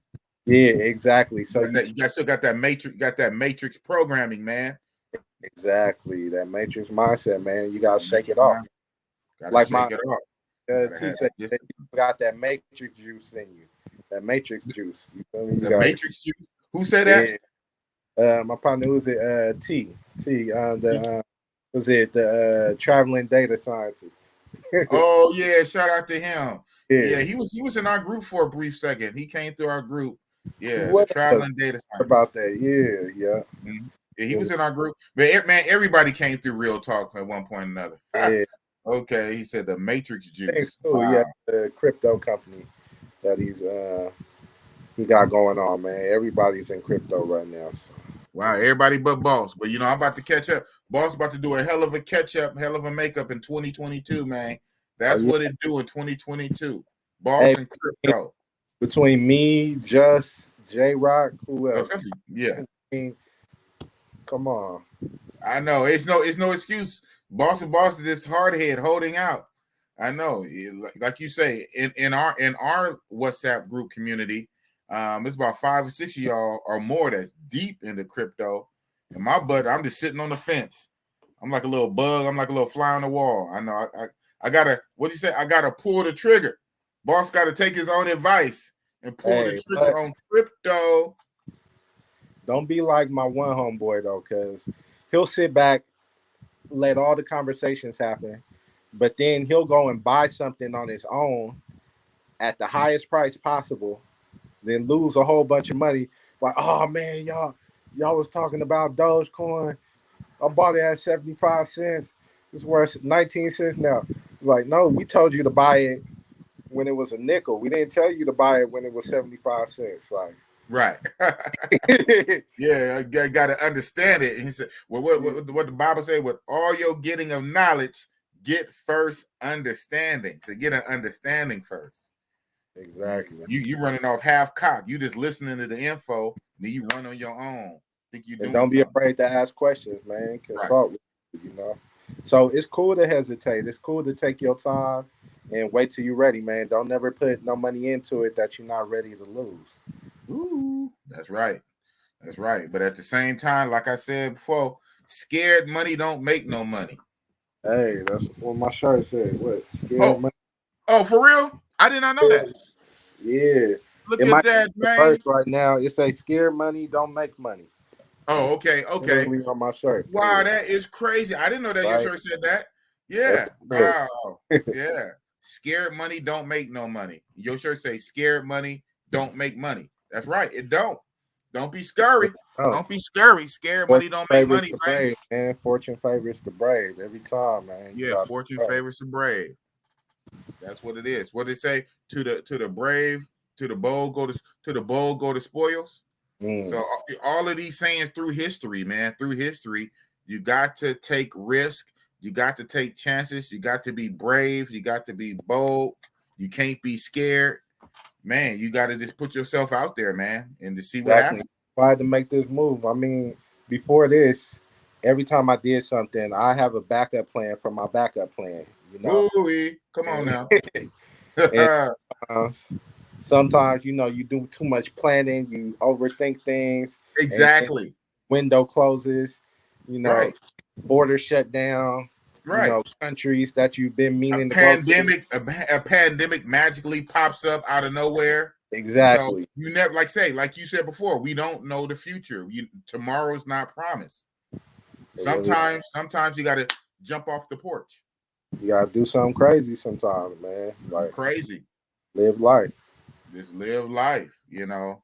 A lot of the big companies and big achievements and things like this was done by people that we would call like crazy, like who quits college, quits university to start a company in their garage? Who does that? You in college. You quit college to start a company in your garage. Who does that? But then, boom, you blow up and be a millionaire or a billionaire, you know. So, yeah, it might sound crazy, you know. So that's why there has to be a balance. You know, it should be some planning, some thought, some calculation. But at the end of the day, sometimes you have to take risk.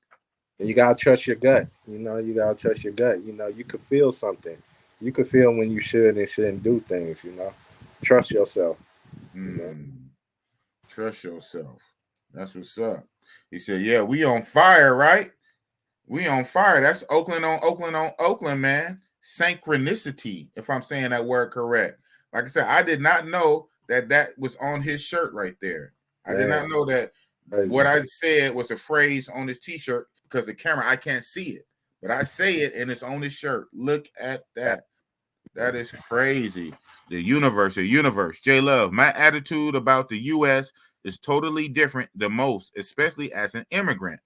I can tell no American would trade in their life to live like an average Colombian.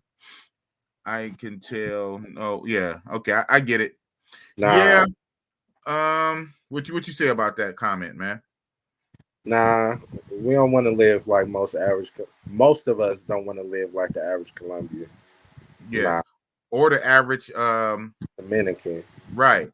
I mean, it's a trip when we come from a first world country like America. We have certain standards of living, and most of us can do a slight trade in, a dumbing down or a lessening of like niceties and luxuries we're used to, but some of us don't want to go all the way down.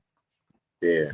Because there's going to be a trade-off, right? But then the trade-off is like a lot of times you have more peace, right? A peace of mind. You're not in the rat race called the Matrix. You have beautiful weather, beautiful scenery. And sometimes, that really helps, especially older, that helps your health. It helps your health and your mental health. Your mental health and depression. And that's your longevity and living and thriving. So everything is not always about money, like getting every penny off of every dollar. Some things is about your health and your peace of mind. Your ass be out of here. You be out of here by 50 years old. You be out of here with a heart attack and you dead. So now money don't matter because your ass is dead. So sometimes it's really about a peace of mind, man. That's 100 right there, because I remember one time, I forget what year it was, but I went to this farm out in Santa Cruz, stayed there for a week, no cell phone service. So that was a trip. Like, when's the last time you went a week with no service, no internet? I can't remember that. Exactly. Before I had a cell phone. Not since I had a cell phone, had I not had one for a week. Exactly. Like, but I was so present in what was going on in front of me. I wasn't worried about my phone. So it was a trip, man. It was a good little break. Right. Different experiences like that. Like going to the campo, for a couple nights out here, to the countryside, just seeing how different people live, experiencing different things. It'll humble you, and it'll really help clear your mind, like you said. Like when you go camping, you can see the stars, and you could really connect with nature, get away from the hustle, bustle, all that electronic interference. Yeah, man. Wow. So you've been living out there. So shoot, almost a year and a half, about what, 15 months, 15, 16 months. And I've experienced a lot of things in that time. It's crazy because when you come out here, in certain aspects, it's like time slows down. Right. You can accomplish so much more if you really focus, is being out here, because there's that match, there's that fire lit under you. It's like, okay, you got to make it happen. There's no safety net. You can't just, mama house ain't around the corner. Right. I can't go knock on my brother's door. I got to make new brothers out here. I got to make new family. Other expats. Within this time, I done bought a car out here. So I had that, going through that. Getting furniture. Even had a whole ass baby. Yeah, right on, man. Congratulations, man. Congratulations. Now, of course, I knew that. There's no way I was going to say that. That's your personal business. And I didn't know if we was going to go there tonight, but you guys heard it here on Real Talk Big Boss YouTube channel.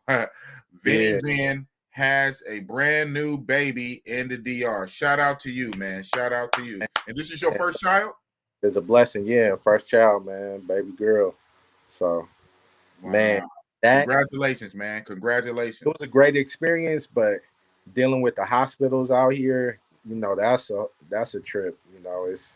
It's a lot different. You talk about gringo pricing. Man, they'll try to gringo price you at the hospital. At the hospital, though? They're supposed to be there to help you, man. They shouldn't be trying to run it up just to run it up.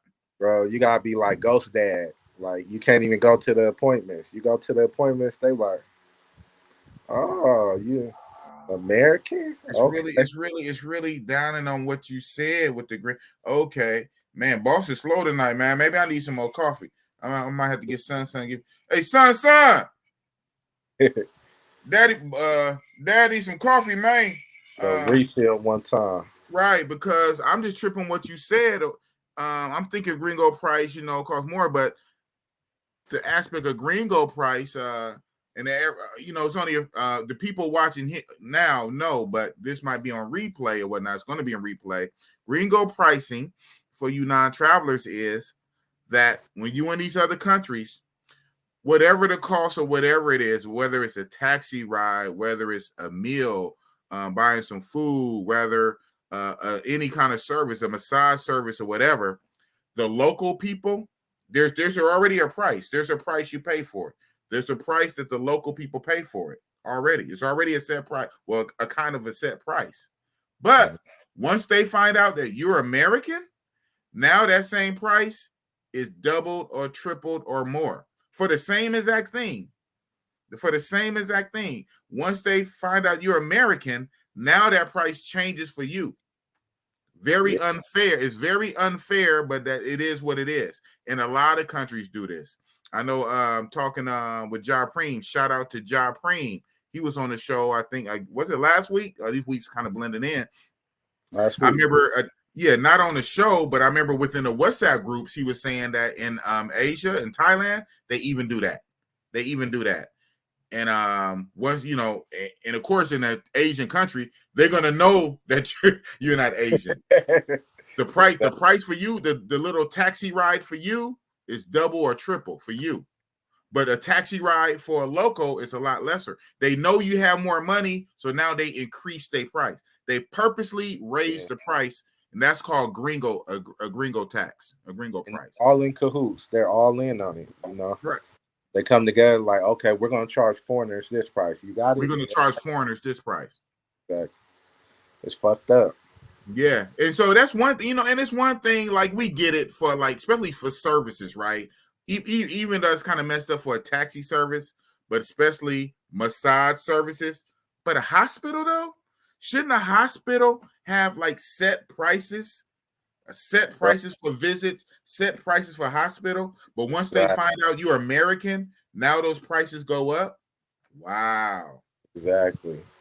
This shit's crazy, man. That's why I had to switch hospitals. Like in the end though, like in the 8th month, like nope. We're going over here, going to a whole new doctor. I mean, because it's not like we don't know people. It's not like we don't talk. We have expat groups. And then plus Dominicans, like right. They're gonna tell you like, hey, my next door neighbor, she was like, oh no, I paid this much when I went to the hospital. Now what you don't want to do is you don't want to go to the public hospital. You can have a baby for free at the public hospital. Okay. So or little to nothing. They're gonna make you buy all your own medications and all that shit.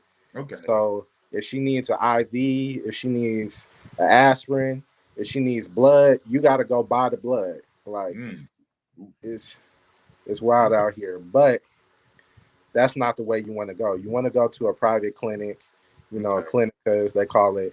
And if you don't have insurance, just pay out of pocket. Okay.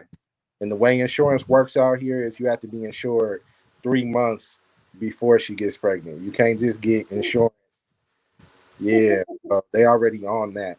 They own that. You wait till the last minute. You only pay like 1 month and whatever. Right. Exactly. So you can't do it. You just gotta pay out of pocket. But it's a fraction of what you would pay in the States. Anyway, right? Right. So not even tripping. Right. Anyway, it's still a fraction anyway. Exactly. Right. Wow. So any bros who, slipped up, maybe got a chica pregnant on the low, whatever, you want to know what you got to go through at the hospital, man, shit, hit me up. I'll tell you. Hear it. You got a resource right here. If you're in Puerto Plata, go to Clinica Brugal. That spot was on point, Good Brugal, service. almost like the same name as the drink. Brugal. Same thing, yeah. Same name as the drink. Brugal. It's really called Mejia Lopez Brugal. What is it one more time? Mejia Lopez Brugal. Mejia Lopez Brugal. Yeah, but just call it Clinica Brugal. I can definitely vouch for that place. CDC wasn't cool.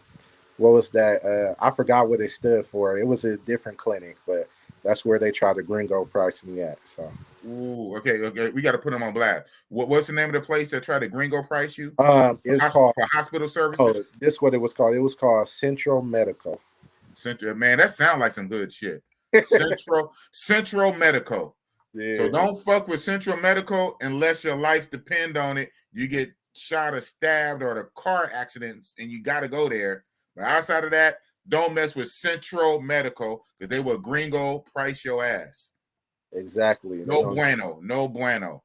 and don't be cheap and do the public hospital either, man. Don't be cheap. And Do the don't public hospital. nobody deserve that. You feel me? Like literally, all right, say if the woman needs a C-section, if you go to the clinic, they're gonna give her a nice bikini line incision.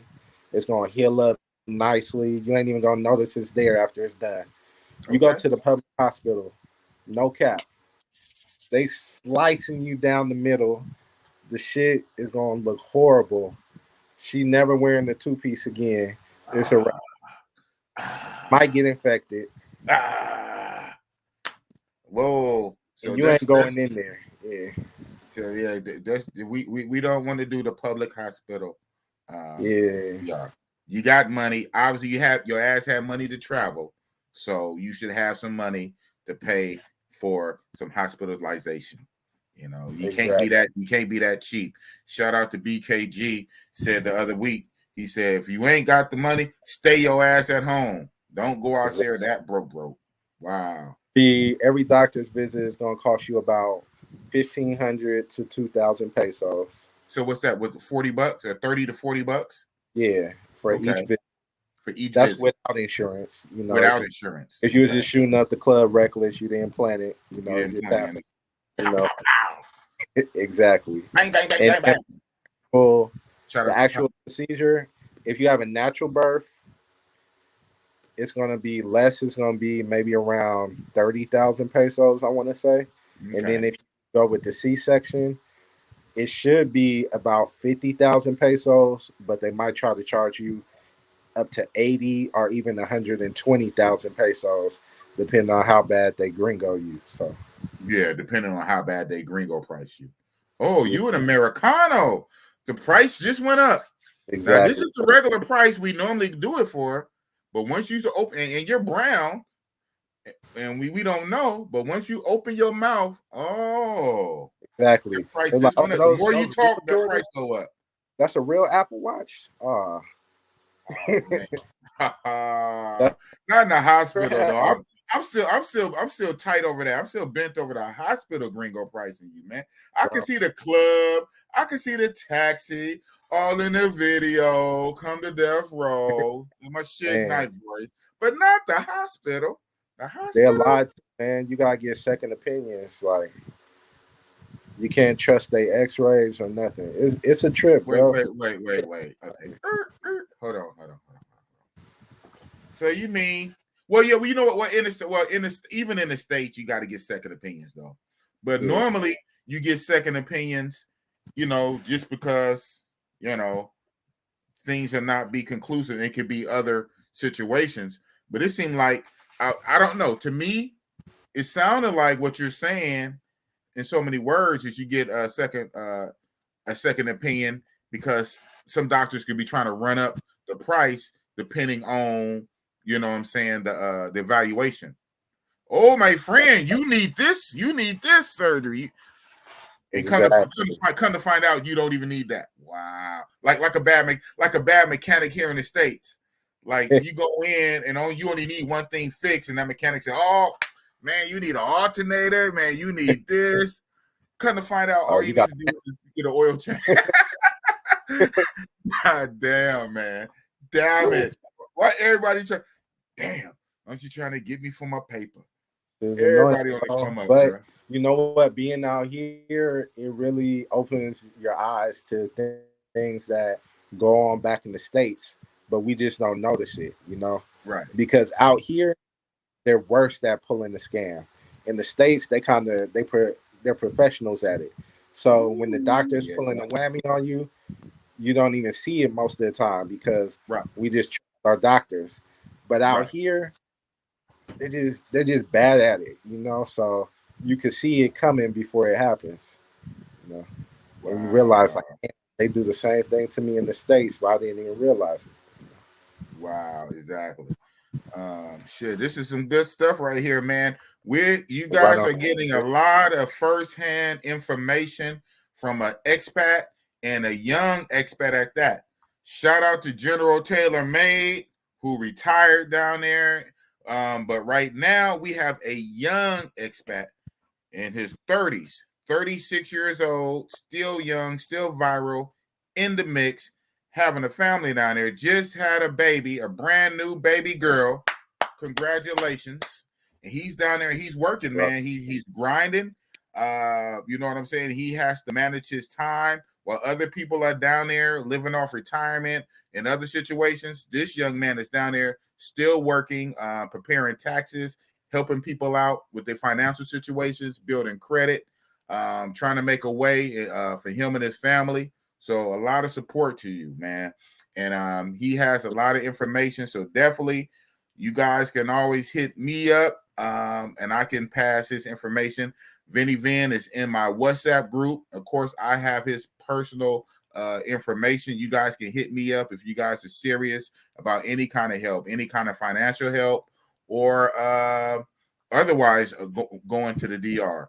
So that's what's up, man. So I want to go through some of these. You know, this is also interactive. We giving back, we rock back and forth. It's a natural universe flow with the community that's taking time out of their night to watch us. You know what I'm saying? While as we talk our shit, you know what I'm saying? So I want to go through some of these right here. So I always start from the bottom, run it back. But I do know and formulate an answer to this. Your cousin, Mac Molly, was already asking about the process for citizenship and stuff like that. So think about that as for a second as I run these back up. So Pleias Morton says, I'm an expat in Japan right now. Not bad. Okay, that's what's up. All right, all right. Well, you know what I'm saying? I might have to hit you up. Maybe one of these days you can come on and you can tell us about Japan. You're an expat in Japan. That's what's up. Black Man Travels. Shout out to Black Man Travels, man. He was on last night. That shit turned into impromptu feature. It wasn't even supposed to be a feature. It was supposed to be just a tap in, but he came in and he just took over the show. So shout out to Black Man Travel. He has an excellent YouTube channel. He has a website, and he really helps you on travels. He breaks everything down. So shout out to Black Man Travel. He said, I will be there in a few years. But I know, and Black Man Travel, he was just saying last night that he has you said he said on the show, so you said it your own self, Black Man Travel. You brought some land, you have some land, you brought a plot of land in the DR, and you said you have an apartment down there. So that's what's up. Good interview. Thank you. Again, thank you for last night, Black Man Travel. They don't have Yelp for Mexican hospitals. I don't know. Hey, that's funny because my sister calls Dominican Mexicans. Oh. You got all the Mexicans. Okay, yeah, okay, right. Help the bossy boss. I'm like, huh? Where did he get Mexico from? Man, we talking about DR, man. We talking about you hearing the Spanish. But we're talking about the Dominican Republic. My bad. So yeah, for those who just joining in, Vinney Hustle, we are talking about Dominican Republic, the DR. Yes, they speak Spanish, but we're talking about Dominican Republic. He lives now in the Dominican Republic. He's been living in the DR for about a year and a half. J Love, I might have to link up with you, Vinney. A round trip ticket from Bogota to DR is only $50. Huh? What? Hold on. You said a round trip from Bogota to DR is $50 on Viva Colombia. I don't mind hanging out with other Oakland out there. Yeah. We do a country exchange program. Kick it with me. Look at that. For a week, and I kick it with you in Bogota for a week. Oh man, that'd be lit. Look at that, man. Big boss, real talk, bringing brothers together. That's what's up. Yes, yeah. J Love, if you remember, because I know you've been following along, Vinney Van. J Love said that he was born in Colombia, but he was raised in Oakland. He said he lived in Florida and the East Coast, but he was born in Colombia, but he was raised in Oakland, and now he's back in Colombia. So that's what's up. That's what's up. That's the connect right there. Yeah, y'all got to make that happen. If I can help any kind of way, Big Boss will be up in there. If I help, that's going to be content for the channel, though. That's going to be two Oakland brothers.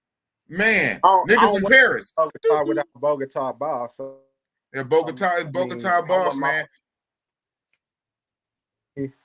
Santa Fe. We need Santa Fe Rob out there too, man. Santa Fe Rob. Oh man, you trying to wake up a monster, man? Rob, man. Rob gets it in. Rob Brazil, Santa Fe Rob gets it in. That's what it is. Bang, bang, bang, bang, bang. Shout out to Pops, man. R.I.P. Bang, bang, bang, bang, bang. T Gates. He got the Tyson in his prime for the logo. Man, that's when he was 1% body fat. Nobody wanted to mess with him back then. But he says in Santiago, also go to Union or Holmes clinics. Holmes, one of the best hospitals in the world. Google it. Hey, okay, Santiago. Hospitals. I considered actually going out there during the later stages because the hospitals are much better in Santiago. Yeah. Oh, okay. Okay. They're world class in Santiago. Yeah. Have a real bad situation, they're gonna take you to Santiago. Look at that. Okay, more than Santo Domingo, the capital. Even then, you would think it'd be Santo Domingo, the capital, but it's in the middle ground. It's Santiago. Domingo as well, but in this region, Santiago is the best. Right. Wow, that's what's up. Okay, so Homs, Homs, Homs. Go to Union or Homs Clinic in Santiago. That's what's up. To Bug Travel, man. You and that mic. I told you, Bug Travel, get a mic so you can come on. Okay, Vinney Van. I know your internet situation. All right, cool. I was gonna bring you back. I had the screenshot about that clinic in Santiago.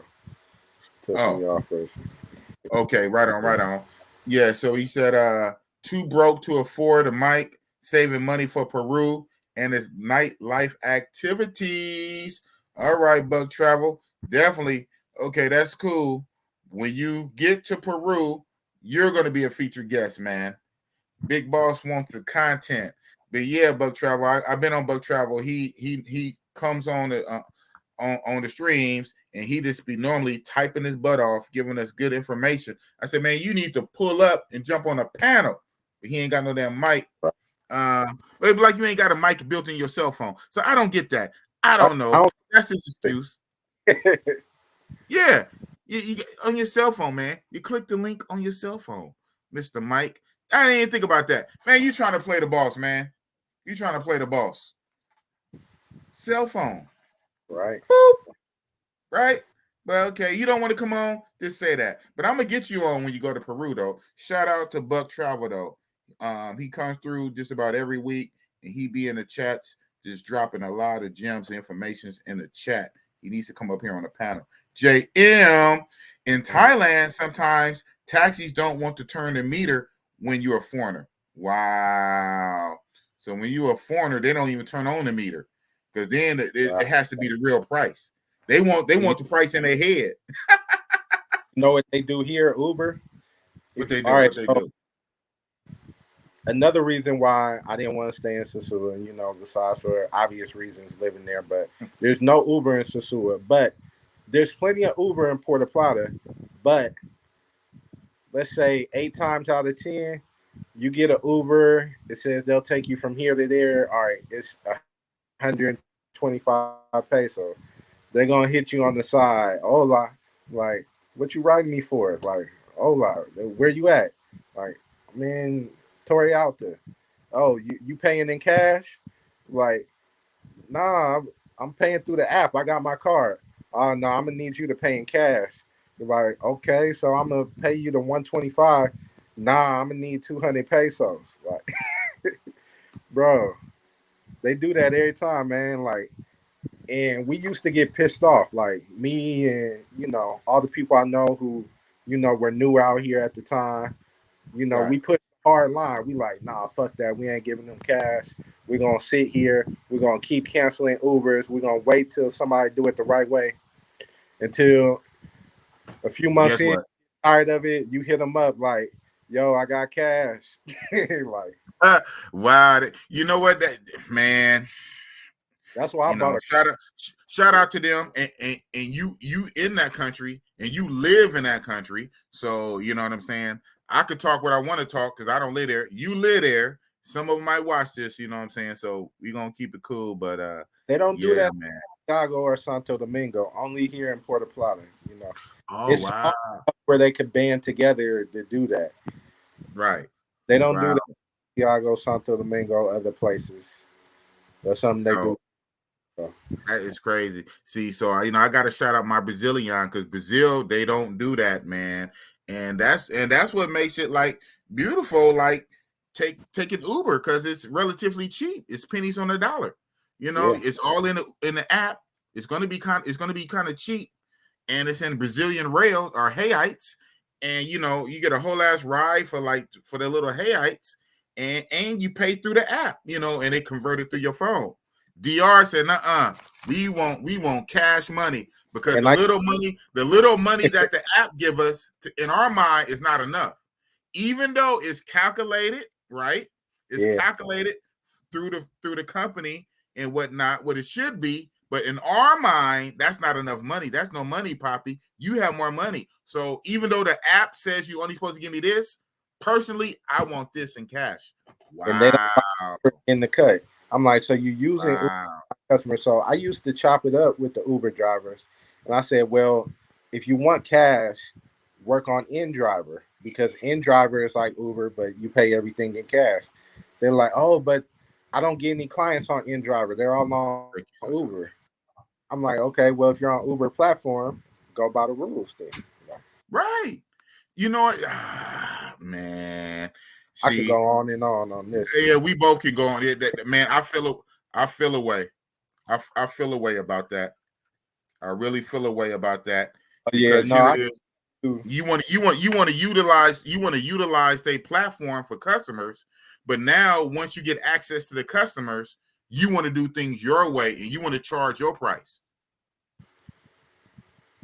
It's crazy, bro. It's crazy, man. Let me keep going through these what's the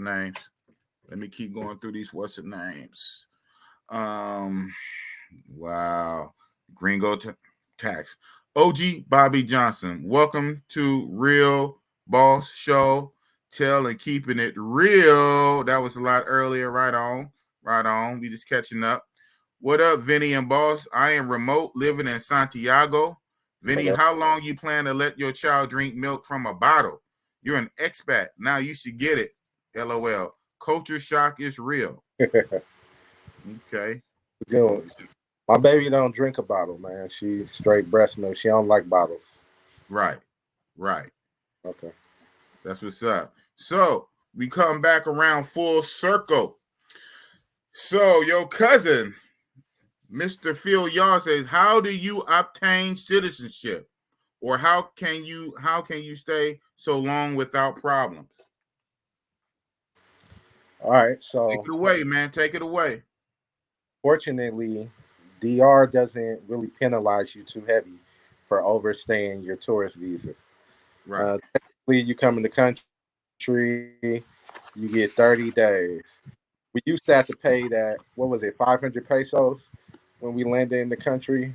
We used to have Okay. that set to the side, 10 American dollars set to the side for a little 30-day tourist visa. Now it's baked into the plane ticket where It's you pay baked for in, that huh? 30. Yeah.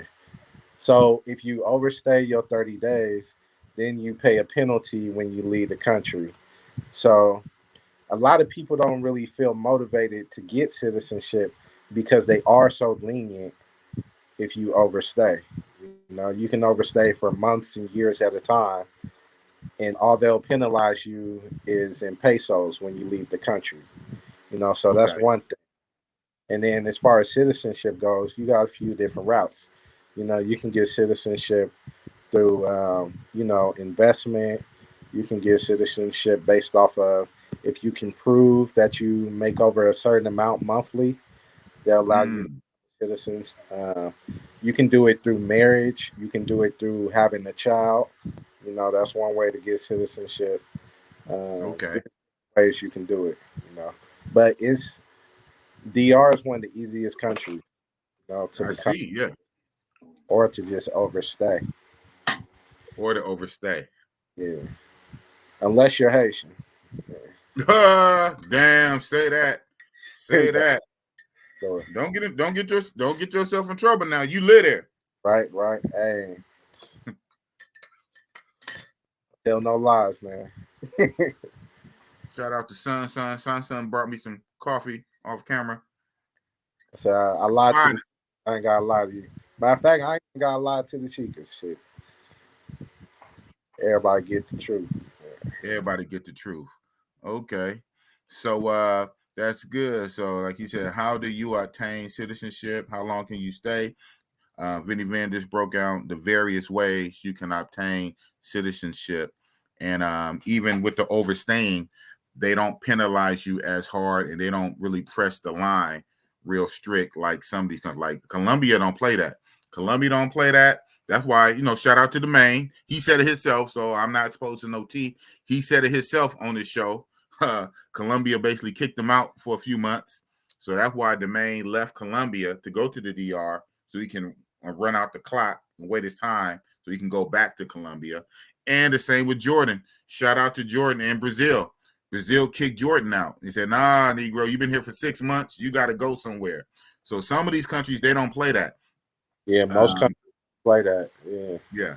So that's what's up. So that's one good thing about DR. DR is lenient with their overstaying rules. That's what's up. That's what's up. Jay Rich say, I don't consider citizenship for what? Yeah. Everybody has a different get down. You know what I'm saying? But if you're gonna live there, you want to try to obtain some type of citizenship or whatnot. Because he also say, don't ever switch your citizenship. No, but it wouldn't be switch. It'd be like a dual, right? Wouldn't you try to do like a dual citizenship? Yeah, Not dual switch. Oh, yeah, expat, not a repat. You know, I won't renounce the throne. You know, but So break that down. So what's the difference between an expat and a repat? All right, so expat, basically dual citizenship. You know, you move to a different country, but you're not giving up your American citizenship. And then a repat, you repatriate and become a patriot of a different country. So you're like, wow. no longer salute the American flag. I'm now a citizen of Nicaragua or Ecuador or DR. I don't want nothing else to do with America. Wow. I'm out there for a special visa if I want to go back to America. Wow. Even though you was born there, now you got to apply for a special. You are no longer an American. You have to apply for a visa to go back. Wow, that's heavy. That's heavy. Some people feel that deeply about it. They have their reasons. Yeah, I respect it. Wow. Yeah, okay, but Plias Morton says dual citizenship can get messy. Okay. You just gotta know how to file your taxes. It depends where you're getting your money at. I mean, messy. Do you have to pay taxes for both though too, huh? Every country wants their money. It depends on where you made your money at. You know, sometimes you might not have to pay taxes back in the States. If you have a business overseas, you pay taxes to the overseas government, then then you don't have to pay to the U.S. that year or for that particular money. Okay, well, shit, we talking to the expert. This is the tax man. That's his bread and butter. His bread and butter is taxes. So you're asking the right person. This whole show ain't gonna be about that, but he definitely knows what he knows. So definitely, if you guys want access to him, you can hit me up in comments or whatnot, and I could put you in connection with the brother Vinny Van. Jay Love say, I know quite a few Dominicans in NYC and Florida, right? That's where they tend to go. there's some different cats. Believe it or not, Colombians have a great relationship with Mexicans. Okay. There you go with the Mexican stuff again. Okay. Right on. Whatever you're saying. All right. Yeah. So we going on. Panama will hook you up with citizenship if you have a pension, military or otherwise. Okay. So Panama will hook you up with citizenship. That's what's up. Well, Panama is very kind of Americanized anyway. I know they use the US dollar out there. Yeah. He said, I have dual citizenship. Okay, look at J Love. I have dual citizenship, Colombia and the United States.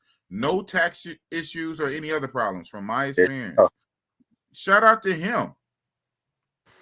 Okay, so that's what's up. Well, man, Vinney Vin, you've been rocking with boss for 2 hours. Are you good? You good? How long else can you rock with me, man? Man, it's about 1 a.m. out here. You know what I mean? We could want to say what's up to Razor Rays if he's anywhere. You know what I mean? Before I step off. Okay. Yeah, man. Well, like I say, I mean, I appreciate it. You've been on here 2 hours. It don't even seem like 2 hours, man. At least to me, especially when I've been used to going for 5 or 6 hours, and I'm gonna keep going. I'm gonna keep going for a long time. So however long you can continue to stay up with me, it'd be great. Definitely already. You are a fan fave. People are gonna want you back. We definitely gonna have to do a part 2. Because I feel like we barely scratching the surface, and you just come with so much knowledge. So we definitely going to do a part 2. But from this point forward, man, you're free to go. Boss grants you leave, and if you want to rock with me a little longer, that's great. So whenever you feel you need to dip off, you can dip off. But if you want to rock with me a little longer, that'd be great. But thank you, man. Thank you.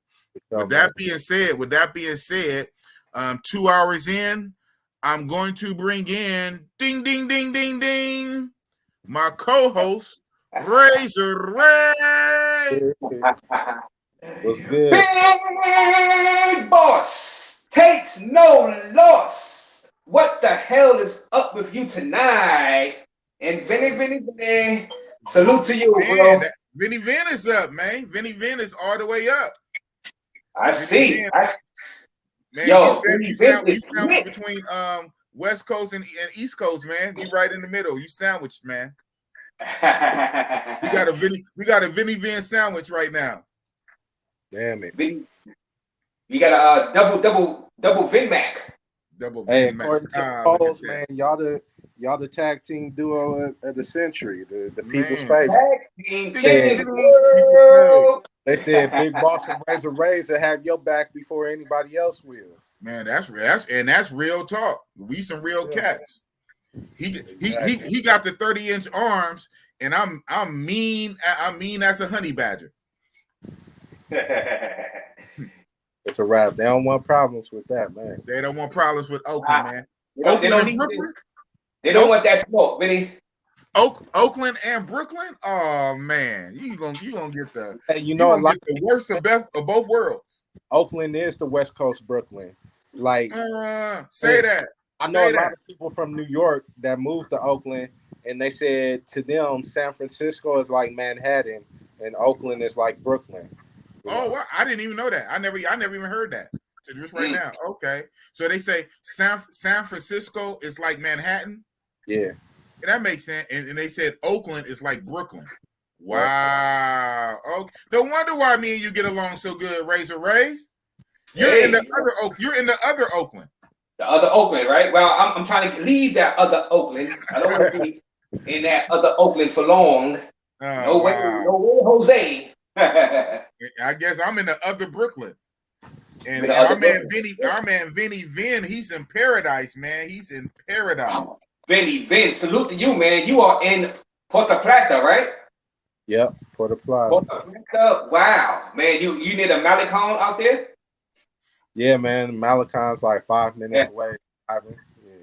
Wow, man. So, woo, you live in a dream, man. You live in a dream, and you only in your early 30s. So you're not even retired. So you able to just move around and work and just play around with the chicas out there and do your thing and just live life to the fullest. Congratulations on your kid that's coming. Sometimes I'll be riding in the car by myself and I'll throw on like my old school playlist of the stuff I used to listen to when I was younger, like Marv, something like that. And I really just trip out like, wow, I'm really in DR right now. Like just sliding. It's surreal. Like, because you get used to it, but every once in a while you just kind of got to step out of it, like from a bird's eye view. Like I'm really out here. Like this is really a trip. You're like, wow. A lot of times should be hitting you like later, right? It hit late. Like, wow. I'm like, I'm really doing this shit. Like, is this for real? Yeah. Is this a dream? Picked up and left. Picked up and it left everybody behind in your family, which I'm gonna do too. So no shame, any game. I'm cutting out on everybody. Because I said I gotta get out of here. Yeah. They're gonna be like, Ray, you abandoned us. What about us? Ray? Why are you abandoning the family? You abandoning everybody. The place that you're going at, man. Goddamn right. It is what it is. I'm showing y'all news articles and videos of crazy stuff going on about in the other Oakland over here in Brooklyn, and you're not listening. You know what I mean? So either you're gonna get caught up in all of the buffoonery and craziness out here, or you're gonna fly out. Like I'm gonna fly out. You know what I mean? You're gonna do what Vinney Vin did. So Vinney Vin is younger than both of us, and he's showing us the way. He pulled the trigger over a year ago, last year. And this is a young man. That's why I said he had to come on the show, man. A young man from Oakland, California, pulled the trigger, and last year he staked his claim in a new land. Yes, got a brand new baby. Shout out, congratulations on your brand new baby. You living your life out there on your terms. That's what's up. Yeah. So, okay. All right. So at what point did you start telling all your work, like, hey, baby, I ain't gonna be here. Like, what we got going on, this ain't going nowhere. I'm leaving this country. At what point are you still ain't told them yet? Well, yeah, I told my did you tell your people yet? Look, man, I've been paying it. I told my mama, told my sister, my bro, cousins, uncles. Damn. When I had the girlfriend, I wasn't telling her. I was keeping that to myself. But now that she's my ex-girl, now I can tell her, yo, I'm out. Now that she's my ex-girl, now I can brag, and I couldn't say that when she was a girl. No, and is this the same girl you just went over for Thanksgiving? You said last week you went to. I pop out. Oh wow, yeah. Actually, yeah. I remember. Yeah, you said it on the show. Same one. Same one. Okay. He was talking about. So how many girlfriends did you have? How many girlfriends did you have out there, man? How many girlfriends you got? Oh man, it was like I got a whole big stack, a book. You know what I mean? A big book of. So who gets the black book now? Who gets the black book? I'm gonna just bury it. I'm gonna bury it because I'm just gonna bury my past. You know what I mean? I had a dream the other night, and that dream pretty much was symbolic, saying "Razor Rays, bury the past and don't look back." You know what I mean? I accomplished plenty of things here with relationships with females, and I did what I had to do. You know what I mean? I had multiple, probably 15, 17 relationships out here. Wow. Over the past 15, 20 years, and it's time to just move on. So, Razor Rays, you seem like a good dude, but when you had those girlfriends, did you ever have any 2-3 girlfriends at the same time, or you always like a one girl at a time type dude? One point I had 3, and I needed 3 because it was less stressful having a 3. It was because having a 1 was more stressful. Razor Ray, man. Shout out to Razor Ray. You said it was less stressful. It was less stress. I felt burdened, because with one act up and just keep yapping about, I just talk to my other one and go to my other one, and then that one act up, I got that other one, and it's just like it was just like I needed 3. I needed 3 for me to stay with my main girl. because if I just had her, I wouldn't have stayed with her for so long. You know what I'm saying? Right. So those other two gave me like an out. Really, it just made me a release to really tolerate her bullshit. So I was able to, you know, yeah, it just made me, because if it was just her, I wouldn't have been with her that long. Yeah. Right. So the side chicks are like the glue that kept your relationship together. See, Right? so good Yes. thing, Yes. so good thing you never got caught then, right? That she never No, found out. no, I never got caught. I was, oh man, if I would have got caught, man, I wouldn't be talking to y'all right now. But if no, man, New if York she would have found out, that New would have been York your alibi. Say like, baby, it's helping us. My side relationship is helping this relationship. I thought about that You should too. be thanking her. You should be thanking her, baby. Wow. See, that's that game, man. I guess Brooklyn is like Oakland, man. Damn. Who's that? Please, Martin. I never seen him before. Razor Rage about to play John Wick. Oh yeah. Salute to you. Please, Martin. So Jay Rich says, bury it. Start a new chapter. Better yet, write a new book. Yeah. I'm gonna get somebody to write it for me, so I'm not gonna sit down writing the book. But I'm gonna write that book out. No, Vinney dropped off. Man. Yeah, but I'm sure he dropped off. He'll probably come back up, because if he was gonna leave, you know what I'm saying, he would have said goodbye. So I'm sure his internet kind of messed up. So Black Man Travel, I banged out in DR. Black Man Travel. I had 2 girlfriends at the same time, and they were friends. So I was just about to do this. I swear. Naughty. I was just about to do this anyway, and then Vinney dropped off. And Vinney, if you want to come back up, fine. But I was just about to do this. I want to ask Vinney. I want to ask Vinney about, because he said he went to Colombia, but he didn't say what part of Colombia. Right. There you go. There you go. Vinney, is it still raining? Is it still raining out there?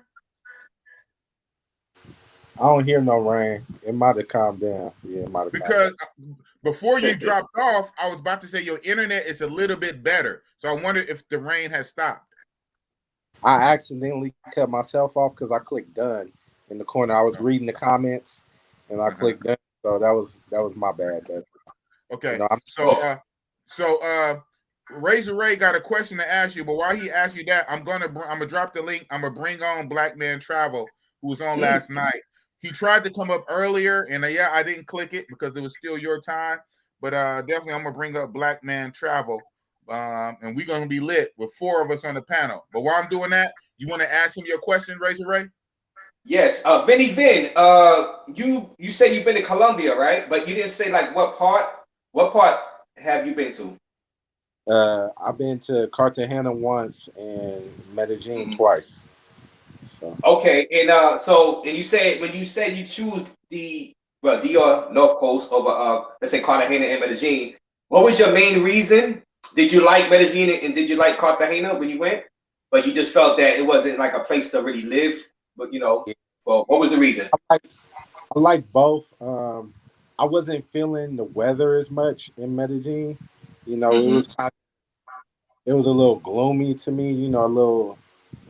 I had a great time, but the weather, for that, at least when I went, the little bit of time I was there, I loved Cartagena. Cartagena was dope. I felt like I didn't have enough time there. Like it was a great time. I linked up with Richie Rich out there, another brother named Derek. You know, and it was cool. I really enjoyed Cartagena, but I didn't get to experience what regular life would be like out there. You know, now to choose between Medellin and Cartagena gives me a little more DR vibes because you got hot weather, you got the beach, you know, all that stuff. But I just didn't spend enough time there to really, you know, get a true feel for it. Got you. How long was you there again? I might have missed that. How long did you spend in Cartagena? I was only there for 2 days. It was supposed to be. Oh no, that's not enough time for anything. And how many times have you been? Just the one time? Yeah, just one time. Because when I went to Cartagena, for 2 days. It was in October 2019. I left from DR and then I went to Cartagena, and then I went to Medellin, like all in No. one vacation. Yeah, I Oh had wow, I heard that. Yeah. So you was on the Chitlin circuit. exactly. It's funny when I go to Cartagena, I'm planning something similar. I'm planning to do 3 days, one whole extra day. I don't plan to do a week in Cartagena, 3 days. That's not long enough, big boss. You gotta stay for the culture. You gotta get to know the culture. Man, you gotta go around the people, the locals, man. Here's the caveat. If I go when yourself is down there, maybe I'll do a week. I'll rock out with Razor Ray for a week. Oh, it's just timing. Good. But it's timing. If I go and you not there, 3 days. 3 days dolo. 3 days dolo or a week with Razor Ray. Because you go live from out there. Yeah, I can go live from out there. My Tinder lit up so much is when I went to Cartagena. Like the Tinder? It's like, yeah, match. Like oh, that shit was unreal. It was like ding ding ding. That's not like Thailand. My Tinder has not been as lit. And when I went to Thailand, everything was a match. Anything I swiped was swiping me. Right. And then okay, you already matching, and then they messaging you. In the States, I'm used to having to message. I'm getting message. Where you at? Where you at? I'm like, whoa, where you at? What hotel you at? Where you at? Slow down, baby. Bossy is in it, man. It's Oaklandism, man. Damn. Yeah, I think you made a good choice though with DR, because DR you can stay easier and longer. You don't have to leave after 6 months. You know what I mean?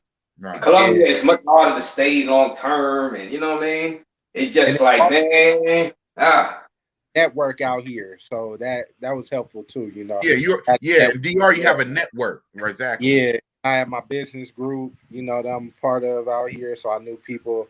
Next level up, or something like that. Level up, yeah. See, bossy boss know. Level up. Shout out to level up. You see, AC Chiller said 3 days in Cartagena is not enough. No way, man. I'll be crying after like 7 nights. I'll be like, and I had to come back. I'm like, no, man, this can't be happening. This can't be happening in my hotel room. About to tear up. I'm about to tear up, man, and just like, man, how can I get a few more days? Tear it up. If I can't be here, nobody else gonna be here. I'm gonna tear it up. So I gotta change my flight. I need just 2 more nights. 2 more nights. So 5. What? Mm-hmm. 5. I do 2, and then I do add another 2. My last trip, I done changed my flight two separate times. My last trip. I know you told me. Wow. Yeah, that was. You got a trip. See, what you saying is all Cartagena, 5 days, 7 days, 10 days, Cartagena back to Brooklyn. Never enough. It's never enough. What I'm saying, no, you got a trip. I'm not a weekend warrior like that. I'm not going nowhere for just only 3 days. Mm-hmm. Those 3 days is going to be off of a 10-day trip. So 7 days, you know where? Let me guess. Bogota. Boom!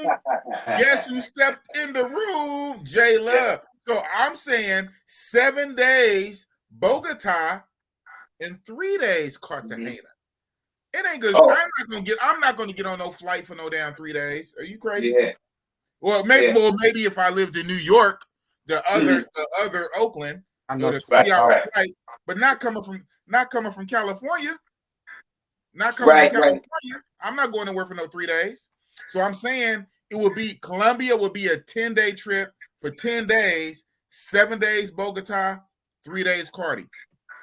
Well, make it like 11. Can you take 11 and do an extra day at least in Cartagena? Why do I want to do 11? Why do I want the extra day? Because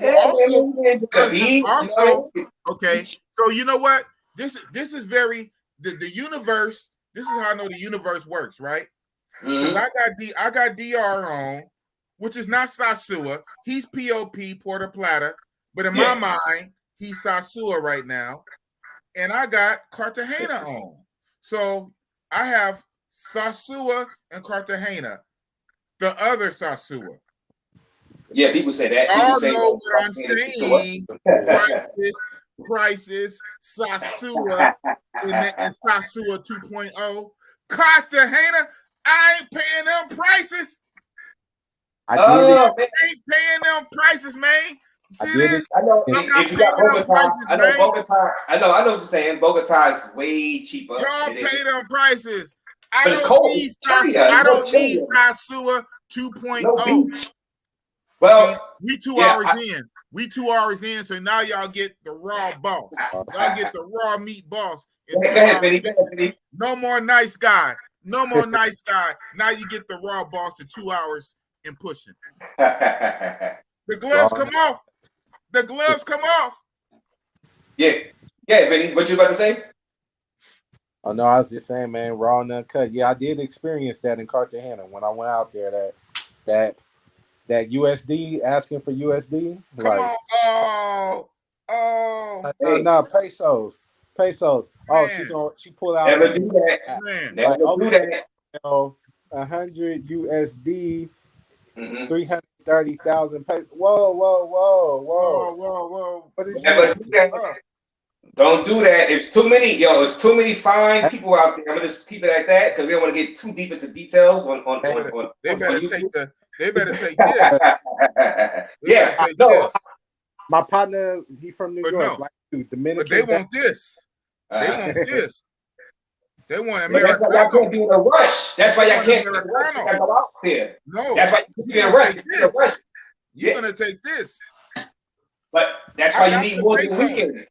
If you only there for the weekend, because I say so, man. Yes, but if you're only there for the weekend, you're gonna be in a rush, and you're like, okay, whatever. But if you're there longer, you're not gonna be going for that. You're not gonna be going for that. Not at all. You're not gonna be in a rush to get it in. You know what I mean? Same here. When you're pressed for time, you already lost because they know it. They smell it. They got time. But you know what? I got time. I could wait them out.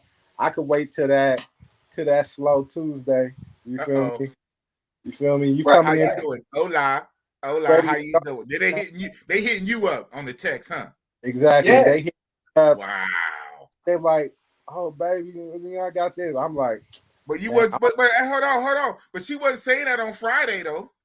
Right? Exactly. You wasn't saying that on Saturday. When it was popping on Saturday. But on the slow Tuesday, hola. Slow Tuesday. Wow. Hey, big head. At 15. I got the low. You still got that? Press the time, man. You press the time. I got the low. So guess what? I got the 15 for you. I got the 1, the dose. I got the 1,500 peso. I got the 15. What I get for the 15 though? Bust it open for a real one. Bust it open for Bossy Boss for the 15 on the slow Tuesday. Mm-hmm. Oh, Poppy, you cheap. Okay. Yeah. 2,000. But I need BBBB. I need the BBBBBBBBBB. Jay. That means Better Business Journal, YouTube. Shout out to Razor Ray. I'm always trying to protect Better the Business Journal. Yeah, we need the what BB businesses in Colombia.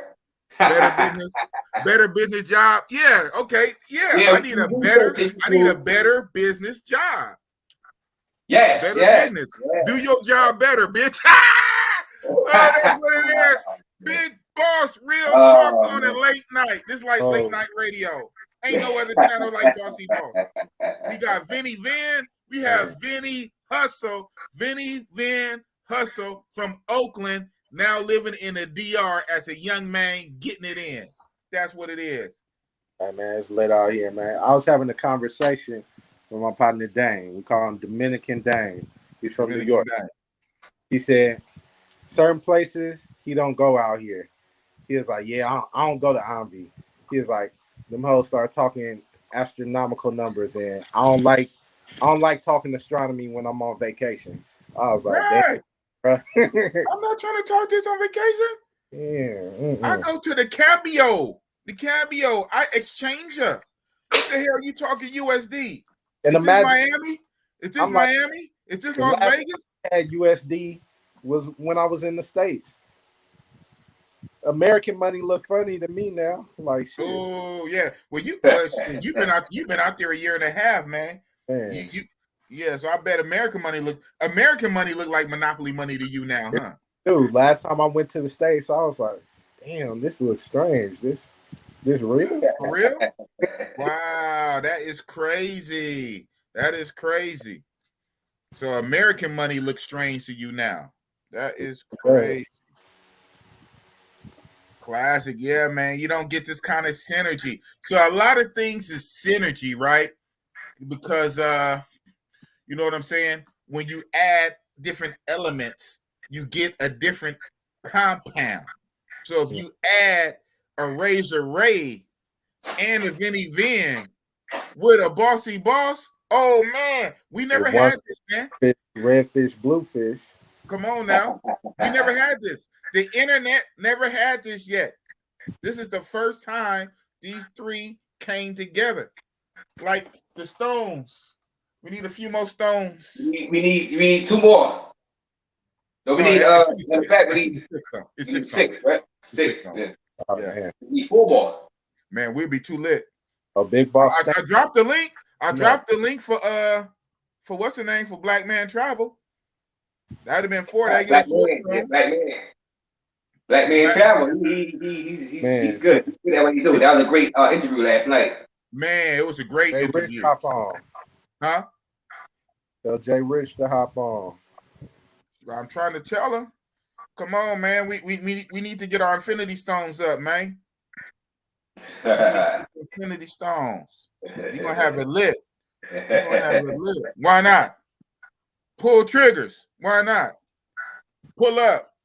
I'll decide. I see you in the back room. I decide who comes up on the panel or not. Oh, just make sure it's the real person, big boss. Right, man. Exactly. That was crazy, man. We don't need a repeat, big boss. We don't need a repeat.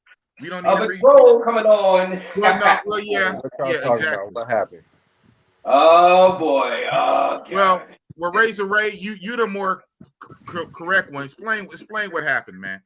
Well, let's just say Biggie Boss C, he dropped a link for what he thought was a specific YouTuber, which we would not name. But and the guy pretended to be another YouTuber, and he said, "Drop the link. I'm gonna come on. I'm gonna chop it up with the boss." And Big Boss was like, "Yeah, he's back. I'm gonna drop the link for this YouTuber." And he dropped that link, and he went up there with the icon, the circle icon. Mm-hmm. And all of a sudden, you just get some like Playboy Network type action on the live. On his phone, held it up. Oh boy! Straight X and XXX. Sabotage the stream. I had to take it down. I had to take it down. Yeah. I mean, we rocked out. I mean, I clicked off within seconds. So it only flashed for a few seconds. I clicked off of it, and I kept the interview lit.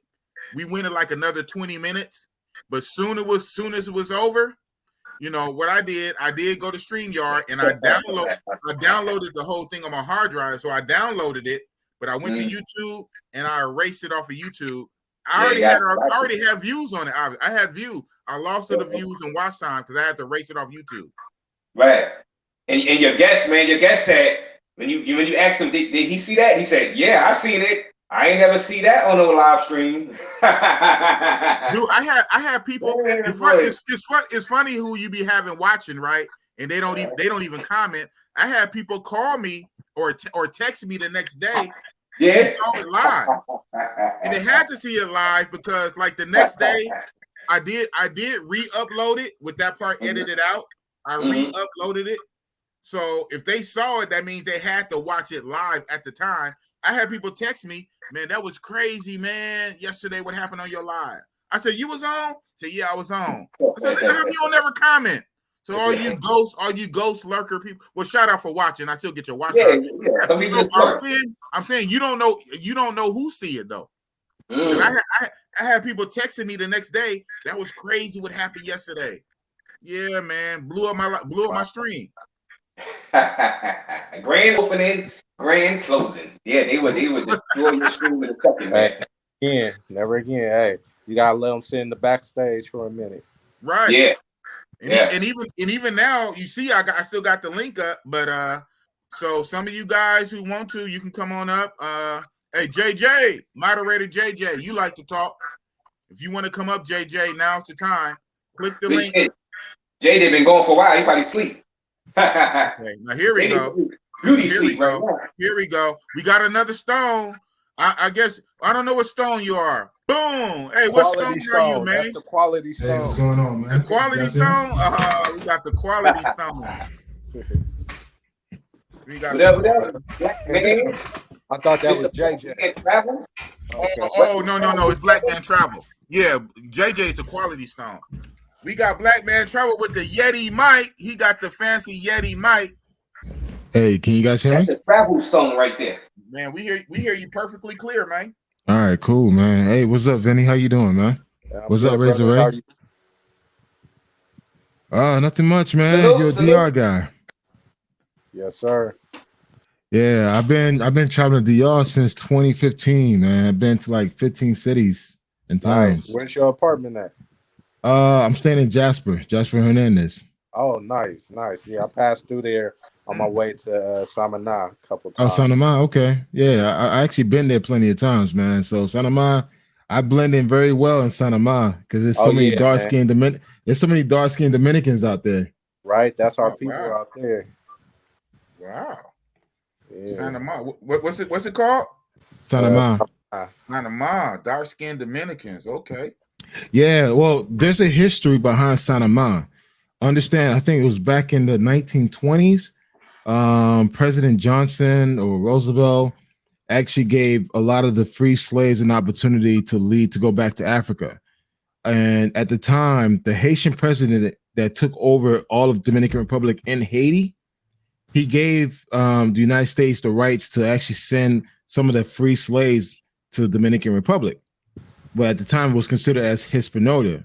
Yes. So I think about 500,000 free slaves went to Dominican Republic, and they all settled in Samaná. Mm-hmm. So when you go to Samaná now, you'll see Johnson, Thompson, Jones. So you'll meet Dominicans with American last names out there. Okay. And the thing is, they still keep their American roots. So you'll meet Dominicans out there that still speak English, but it's kind of broken. Yeah. But that's the history of Samaná. So when you go out there, they'll tell you that, like, yo, my great grandparents is from Philadelphia, you know, or from I never New knew York. This, man. I never knew this. Yeah. I just go to Sasua. See, fuck Sasua, man. I never knew this. It's a rich history. So you saying there's a community in the DR that are basically African Americans, the freed slaves from the States that went to the DR, and they still maintain that community in the DR. Correct. Wow. So when you go out there, you'll meet Thompson, Thomas, Johnson, Jones. So you'll meet Dominicans with American last name. And again, these are descendants from American slaves. Wow. And they're supposed to be citizens, right? Like, aren't they trying to fight to get their blue passports? Yeah. Like, they're supposed to be U.S. citizens. Yeah. Yeah. So I know that. And they take a lot of pride in that. That's a lot of pride in that. Similar to Liberia, same thing. Yes, but it first started off with DR. I used to date a chick from Liberia, and she told me the whole get down to Liberia. So yeah, shout out to Liberia. Yeah, man. So Samaná is black as fuck, man. I mean, Vinney knows, man. You've been to Samaná. You blend in, man. Exactly. I love it out there, man. It's cool. And you don't really see a lot of Americans out there. No. As far as tourists, I seen mostly like Italians out there, like and different Germans, like as far as tourists goes. As far as tourists, not too many American tourists. Americans go there. American tourists go to freaking Punta Cana. That's it. Right. And of course, brothers go to Sasua. Brothers is what it is, man. Samaná got an airport now, though, as well. Yeah, airport. Yeah, but it's super expensive. I'm gonna have to check it out. It's small. Yeah. Now you know, Bossy Boss. I'm still a nigga for life, right? I got my. Don't I be, got my nigga ways. don't be a nigga for life, man. That's a sad thing to be. I got my nigga ways. So I have to ask. Let I it have go. to ask a nigga. I have to Let ask it a go. nigga question. I have to ask a real nigga question. What is it here for? What is this popping? What's going on in this Santa Mar area you're talking about, man? Because my mind still goes there, man. Vinny, you go first. I go second. Vinny, Forgive go me, Lord, first. but hey, it is what it is. I gotta ask, man. I haven't had that experience out there. I didn't even go looking for mangoes when I went out that way. Just it was all non-pro experiences. Yeah, for myself. I mean, Vinny and Vinny, I know you could co-sign with me. Outside of Sosua, dude, you could meet ladies easily. You don't have to pay for play. That's just only Sosua and Santo Domingo and maybe Santiago. Okay. But once you go out of those cities, those areas, man, dude, you don't have to pay for anything. You buy a girl Presidente, get some chicken, some wings. I mean, dude, and you have a good vibe and be festive, dude, it comes to you, man. If you smashing first date. Dude, I mean, my thing is like dudes are stuck on fucking stupid on Sosua. It's just like they don't realize if I go 45 minutes east, 45 minutes west, it's a whole different vibe. Vinny, you agree with this? Oh yeah. Nah, you telling the truth, man. Nagua. Right. Oh outside. my God. Hey, Vinny, shut up. No. All right. No. He about to give up the game. He about to blow it up on YouTube. Vinny. Cállate la boca. Cállate la boca ahora. What? Cállate la boca. We got a new spot to blow up. We got a new spot to blow up. No, ain't shit in Nagua, dog. Stay in Sosua, man. Stay in Sosua, dog. Ain't shit in Nagua. The virus is the overspending virus is gonna spread over the island like a zombie virus. You heard it first here. Yo, well, when y'all get to that thing about guys that could travel out and go away from Sosua, let's be honest, a lot of guys are not staying long in the yard. They still ain't gonna do it anyway. They got that time. They don't got the time. So if they're not warrior, not time efficient. Sosua is the spot for them. They're not trying to, because it's not set up like that. It's not just when you say point and click. Our boss says it's not pointing. Not like that. Yeah. Short on time. That's why the prices for foods and goods. Foods and goods have risen in Sosua. You know what I mean? And because people don't got the time. They don't got the time to bargain. They don't got the time to shop around. You know. Let's be honest. It'd be hard enough to get niggas to get a passport and get on a plane to go to the tourist places. So to pull them from a tourist place. So in reality, it probably won't get blown up. Just hey, like Vinny. In Brazil, hey, Vinny. Won't get blown up too. Be careful. Be quiet, Vinny. Don't talk too much, man. Don't talk too much, bruh. I mean, just promote Sosua. Sosua is the best place to be. Got the best mangoes. Got the best of everything, man. Hey, y'all go to Sosua, man. Y'all go to Sosua, have a good time, and spend all your money there, man. Damn. Ain't shit out there in the Campo area. Ain't shit out there. It ain't nothing for you, huh? Ain't nothing out there, man. Damn. J Love say, I appreciate Black Man Travel's attitude. It's so much better to meet legit women rather than pre-pagos. And the sex is so much better. Hey, you know what it is? You guys are stuck on stupid fucking pros that y'all forget how to fuck a real woman. Wow. I'm just saying. I'm just speaking facts, man. Vinny don't do it. Hey, but even if you deal with a pro, you gotta tell her like, hey, baby, you fuck me like I'm your husband. Oh, come on. That's how we do it, man. Don't give me that bullshit. Man, you better fuck me like I'm Papi Chulo. Exactly. Man. Turn it all the way. Don't fuck me like a gringo. Not even, you know what? Not even Papi Chulo, a tigre, dog. If a girl calls you a tigre, dog, that mean you the fucking boss. Ooh, when she calls you a tigre, that means that you run shit. The tigre. Vinny, I mean you know the shit, bro. Already know. Man, Bossy Boss is soaking it up. I'm soaking it up. He said, And that's why I always tell guys, you travel the way you travel, I travel the way I travel, which is better. which is better. Well, Look at yeah, that. He said, which it's is plenty of better. time.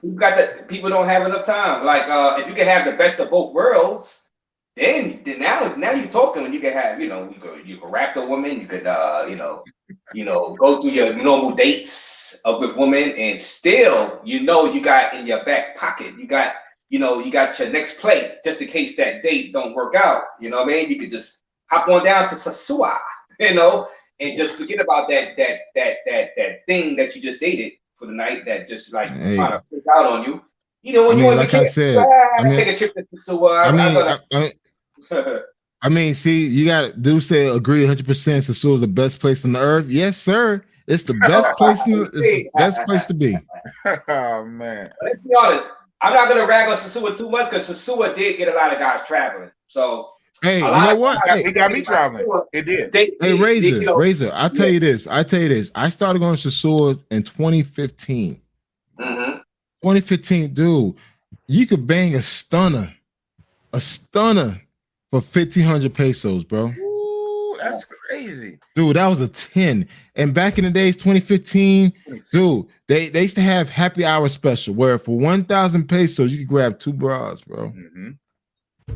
Man, you think I'm gonna pay these prices what these niggas paying right now? Fuck no. I laugh at their face, man. And the thing is, I speak Spanish to these bras, and they be like, "Oh shit, you speak Spanish?" It's like, yeah. Yo soy no gringo. And you Haitian. And I'm Haitian. So I surprise the Dominicans and I surprise the Haitian broads, man. They be like, how the fuck you speak both languages? Like, well, shit. I grew up in Miami. I'm Haitian. Well, it is what it is. There you go. Please, Morton says, women down there appreciate being a good person and just hanging out. You don't have to ask if you have time or if you're just chilling. Okay. Right on. I totally agree, man. I mean, I always tell guys you go there, show respect, man. I mean, like for me, like the whole mango word, that's very offensive. I would never call a girl mango. Hey, I think that's what we call it. It's better than the alternative, black man. Yeah. You don't want to go to You wonder why you call you bitch. I understand. That's our talk. That's our code. I understand. But the thing is, it's for the algorithm. It's an artificial intelligence. So you kind of want to. You don't want to say that other word for mango. Yeah, yeah, I totally understand. But it's just like for me, like for me, I realized just being a gentleman out there, I got more pussy just doing that. Just being nice, being cordial, just like, hey, it's what it is. Being genuine. Pussycat. Add the word cat at the end. Hey, real talk. Real talk, Razor. Real talk, Big Boss. I was in Sasua in June, right? I want to go see Flip Flop. I want to go see some of these other guys. And one of the girls said, like, I see you all the time, and I never see you with a girl. And I told her, like, listen, well, the reason why you don't see me with another girl because I have 2 girls back at the crib. And 2, it's just like I'm a freaky person, man. I can't do the shit I want to do with y'all. I just can't. Right. And she said she respect that shit. And again, I treated her like just a normal human being, and she appreciated that. And she was saying, like, listen, just on GP, I'm curious to fuck with you. But I'm like, yeah, that's cool and all, but you out here on the strip. I can't fuck with you like that. Boom. You turning them down. Other people are trying to pay. You are turning them down. Shout out to Black. All right, guys, fellas, let's go a little backwards now, right? At the end of the day, a woman wants to be fucked. Like, let's keep it real. If you come in like, yo, listen, I'm about to break your back in and fuck the shit out of you, but yet she's gonna enjoy it. She wants that too. How many times these girls go on, like, met with dudes on the strip? They're like 500 pounds, smell like shit, and they got to still fuck them. Damn, right. Hey, I see Razor laughing and shit, drinking that beer, keeping his head down. I was reading that. I hear you. I'm trying But I'm not just to interrupt you. Go ahead. no. But Well, I'm you just know what? saying. Hey, maybe I should because the go ahead. Keep talking. I'm just saying. It's like a lot of these girls, they still want to fuck a dude that they're attracted to. So it's just like, you come with that nonchalant, like, listen, I'm good. That actually attract women towards you because they realize you're not thirsty. Right. When you all that thirstiness, like, hey, baby, mamacita, ven aquí, guapa, all that lame shit, man. Them girls, they can read through that shit, man. When you go there just enjoying yourself, smiling, being cordial with everybody, they pay attention to that. When you out there being rude, disrespectful, and being loud, they don't like that shit, man. I mean, Vinney, you could attest to that. You live there, bro. Yeah, no, that's real shit, man.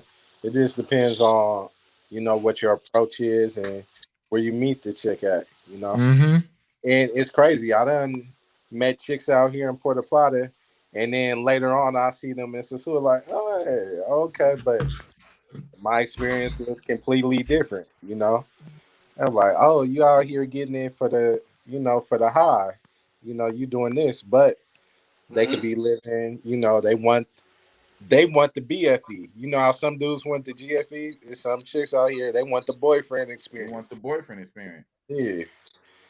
So Well, yeah. Well, in a way, if if a lot of these chicks are smart, they can get more if they go that route. But some of them don't be thinking that. They be so money hungry for the right now. You know what I'm saying? Right. The exit 20. So, got different levels. I mean, some of them really don't have time to play the long game. They got to get they all about it. Just they bread and butter. Then you got other ones, they got a job, they got other stuff going on. They don't even go to Sosua, so they can actually see, trying to build something, build a future. But it depends on how many Americans they talk to before you too. Because you have other brothers come through, they might have got played, dude, like, hey baby, I'm gonna marry you, bring you back to the States, blah blah blah, get strung along for a while, right, and then dropped, so it dropped. And then it got used up. That's why you got to go to other areas sometimes to where they haven't been exposed to the bullshit, I agree. Yeah.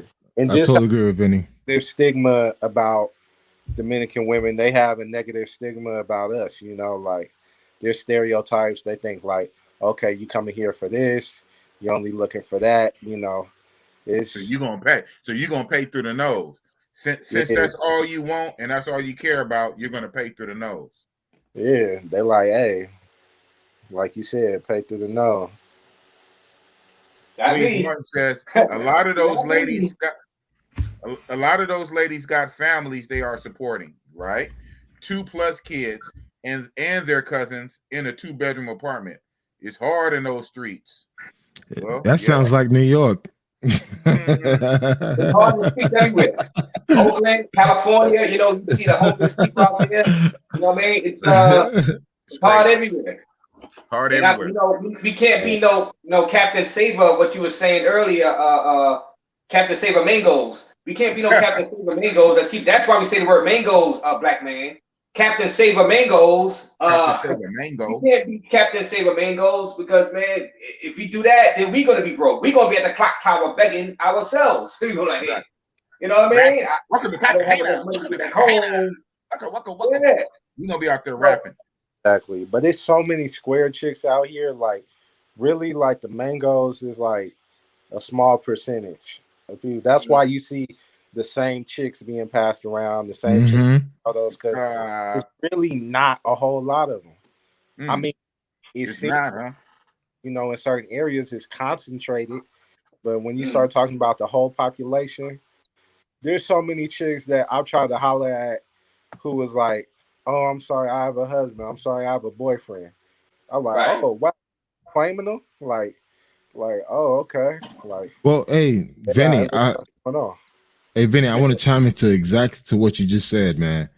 Here's the thing. Here's the misconception. When I hear niggas talk shit about DR, about all women are hoes and shit, I take offense to that shit because I'm like, yo, there are a lot of good women in DR, a lot. And a lot of them are not exposed to that dumb shit that you see in Sasua. A lot of them still live with their parents. Right. A lot of them don't really have a lot of sex partners because, again, a lot of these people settle down at an early age. Like you meet girls that have been married at 19, 16 in some cases. Right. So it's just like, when you have this misconception that you could go there and just bang any chick, that's bullshit, man. It's just like you could bang any hoe, but you can't bang any non-regular chick. It's just like, again, you got to prove yourself to any, like just like in the States, you always got to prove yourself, man. So I always tell guys, go outside of Sasua, then you see what DR is really about, man. Like, go to Puerto Plata, go to Mbert, go to Santiago, go to La Vega, go to San Cristobal, go to all these other places, go to Higüey, all these areas, man. You really experience what Dominicans really are. And dude, they good people, man. I'm Haitian, dog. Right. I'm speaking Creole loud as fuck, not giving one fuck. And guess what? Them Dominican bras, they say like, yo, I still fuck with you. Them Haitian bras, I still fuck with you. Because at the end of the day, they like positive energy, man. Because, like, sad to say, the local dudes there, they treat them like shit majority of the time. Yeah, I see that. They do. Yeah. I mean, Vinney, I know you live there, bro. You probably see more shit than I seen. I see it all the time. What you're saying is it's 100% true. That's real shit. It's a big country. That's why, when I first came here, first couple times, I loved Sasua. I had fun. But I was like, I know it's a lot more to see. Yes, sir. But that's why, was that boss used to call me the Explorer? Yeah. Dora the Explorer. I sure they used to call you that, huh? Dora the Explorer. I used to be all over the place. Checking out cities. I slowed down since I've been living here because I'm like, let me get to know my immediate surroundings, my city. But I used to be all over the island just checking out the spots because I wanted to know. I'm like, what's this place like? What are the people like over here? What are their customs? What do they do? What's the vibes? So I just wanted to see. I still got a lot left to see, man. It's a lot on this island. Understand, guys. I didn't know that the first time I didn't even know that DR had a little miniature Brazil, the Jesus statue. Yeah, it does in Puerto Plata. Vinney Vin shared it in the group. Yeah, I've been there before. It's in Puerto Plata. Okay. Guys, understand this. Do you understand how big Hispaniola is in the Caribbean? It's the largest island in the Caribbean. DR is the largest country in the Caribbean, but it still share the same island with Haiti. Right. That's how massive. Look, if you were to drive from Sasua to Punta Cana, you know how long it would take? With 2 hours? About like 10 hours. 8 hours. Yeah, 8 to 10 hours. What? 8 to 10 hours from Sasua to Punta Cana. 8 to 10 hours. Okay, how long? But it doesn't. How long does it take driving from? It only takes 4 hours from Santiago to Sasua, right? About 4 hours. No, it takes 2 hours from Santiago to Sasua. Yeah, 4 to 5 hours between Santo Domingo to Sasua. Okay, but to Puerto Plata, to Punta Cana, a long way. Yeah, no. To Punta Cana, which is the further east, it takes up to like 10 hours. Whoa. And that's I'm thinking Santo Domingo to Sasua about 4 or 5 hours. Halfway point is Santiago to Sasua. But now you're talking long way east-west. Wow. But the thing is, the country of Hispaniola is surrounded by mountains. So you can't drive through those mountains. So you have to go south. Then from south, you got to go east. And that's 8 hours. So that's how massive that island is. That's what, like, what dudes want to take away, DR ain't shit. It's like, nigga, where you been? Sasua. Shut the fuck up, man. You ain't been nowhere, man. You ain't been nowhere. In a little boat. And we in Sasua, especially where they go, it's only like a 4-block radius, even in that. Even then, shit, 2-block radius. I say 2-block radius. 2 blocks. Yeah, it's about 4. You could talk about I'm talking about from the beach to Anvi. And basically that's what it is. I'm talking about from Rumba to the beach, 2 fucking blocks. Yeah, exactly. Ramba to the beach, but then I'm talking about from Ramba to Envy. But Envy's new though. Yeah, It's hey, new? I think the guys say Sasua ain't spit. YouTube algorithm spit. I think they're Sorry, my bad. I think they're saying that you say you've been there in 2015. I've been around 2014. In comparison to 2014, 15, 16, even 16 and a half, 17. Yeah, Sasua. They talk about DR when they kept classifying DR as Sasua. They talk about Sasua specifically, not the whole island. And it is right. Sasua itself is not nowhere near what it was in 2014. Nowhere near. Like you said, at Hans tinge walking around, whatever, 30, 40, whatever. We're not gonna discuss prices, but crazy for dates, crazy inexpensive. Attitudes were different. Yeah. So they really mean that part. So I don't think those same guys are gonna go to the other parts of the island because they really was there for Sasua. Yeah. Now I know the other part. I've been to San Cristobal. I love Dominican Republic. I've been to San Cristobal. I've been to Santiago. I've been to Sasua, Cabarete, Puerto Plata. Where else I've been? Las Terrenas. Man. Oh, Las Terrenas. So yeah. These people are very friendly, very nice. No matter how little bit they have, you think Brownsville Projects in New York City is bummy? No. Brownsville Projects out here in Brooklyn is like a paradise compared to where some of these people live out there. They don't have they don't really have rules really over they little box places where they have to live. And they so welcoming, so friendly. Some of the most kindest people I've ever met in my life that live in Dominican Republic. Hey, Razor, I'm gonna tell you this, man. I'm gonna tell you this, Razor. I love y'all. I went to an area called Dagabon, which is in the border of DR and Haiti. And I want to go see a girl out there. And I met the family and everything, man. Yo, the mama and the father gave me their bedroom to sleep in. Wow. What? Very cool. Very nice. Yo, I mean, and again, dude, this is a shack, man. I mean, like 10-4, like when it rains, you can hear like the rain hitting. Yeah, man. Like that type. Yeah. Yeah, man. So it's just like, the mother and the father gave me their bedroom to sleep in. Wow. They made me sit right in the center of the table. And it's just like I knew for a fact they didn't have much, man. But they went out and brought a goat and shit. Yeah, man, they brought a goat, cut it up, and all that. And I'm like, before I left, man, I gave the dad $500, man. I was like, yo, this is for you, man. That's why they did it, because they knew you were gonna give them some money before you. No. It wasn't that because the thing it wasn't that. I still felt heartwarmed. No. Understand this. All right, understand this, guys. I'm from Haiti, dog. I'm from Haiti, man. I'm from next door. So look, let me tell you this, man. My family was homeless in Haiti. So, like for me, when I see that in DR, that takes me back home to Haiti. To take you to, yeah, exactly. You'll understand the money I make good money. So it's like I can make that money back. They ain't no heartbeat.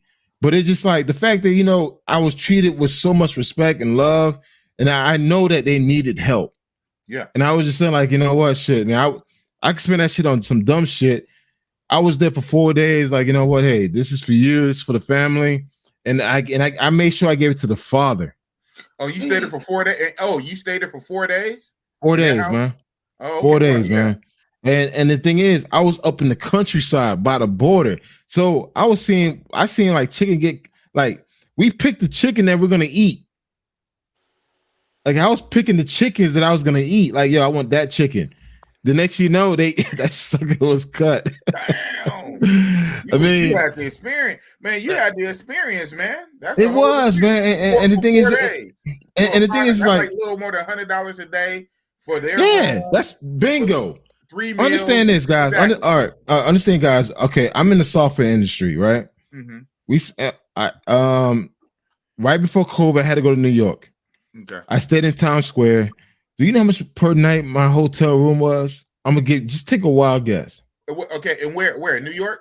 New York, Times Square. I was right in the middle. 400 a night. I was paying $600 a night. I wouldn't even. My mind wasn't even going to say that. I was going to be less than what Vinney said. So I'm glad you spoke first. But I was understand this: going to say less than Vinney. 350. I was going to say 600 a 350. night. 600 a night, and the thing is, because I couldn't stay any other where else because I was there for a conference. But lucky for me, the company pays for it.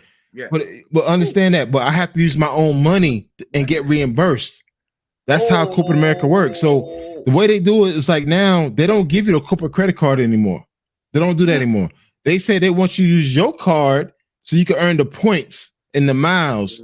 So from there, you get reimbursed with like a month later.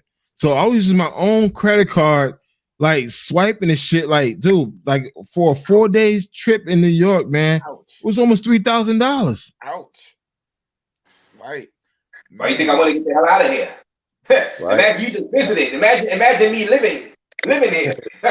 Right. Hey, I mean, get out here. That's my segue to say peace to the fellas. About to dip out. It's 2 a.m. You know, I really enjoyed the conversation. I'm gonna listen in on the chat for a minute. Right.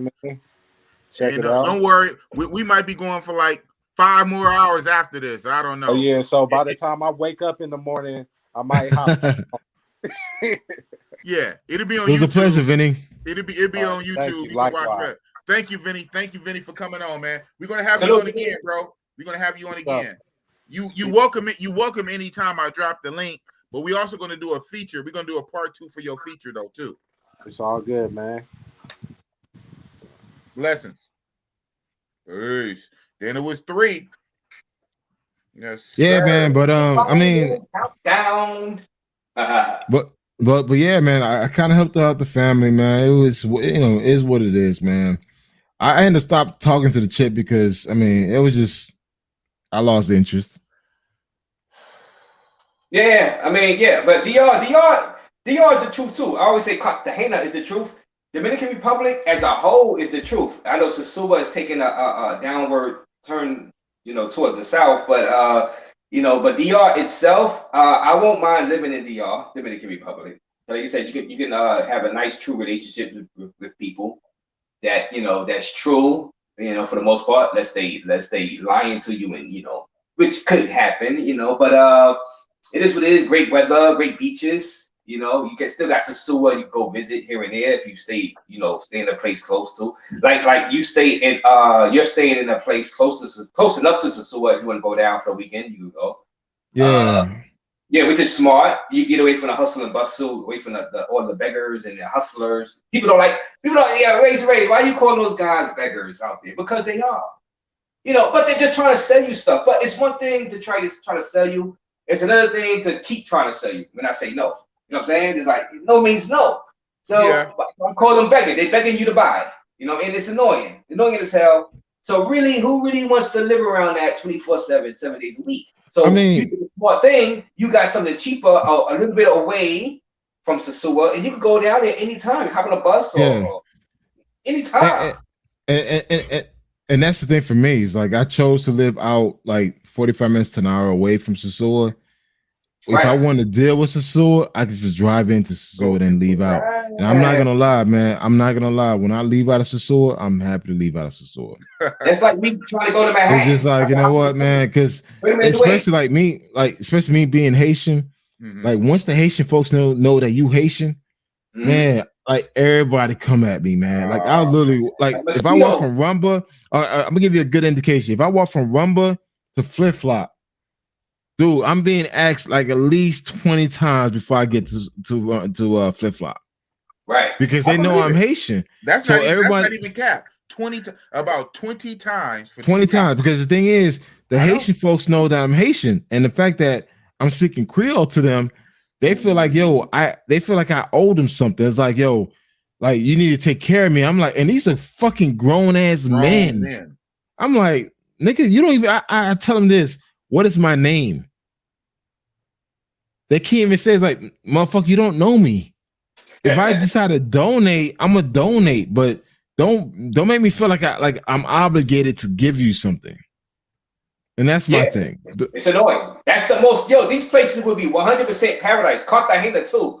If it wasn't for all of the hustlers, I'm a BPC. If it wasn't for all of the hustlers out there on the beach and around the clock tower area, and Sasua, same thing. If it wasn't for them, man, it would be overcrowded. I think God put them there because He said for if they're not there, it'll be perfectly balanced, like Thanos said, perfectly balanced. Like Thanos.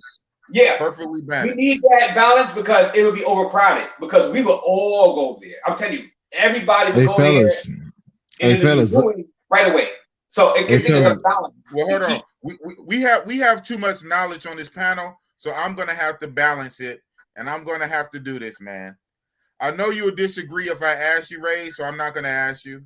I'm just gonna make an executive decision and do it. I'm gonna balance and bring on. Yeah, your boy Snug in the building.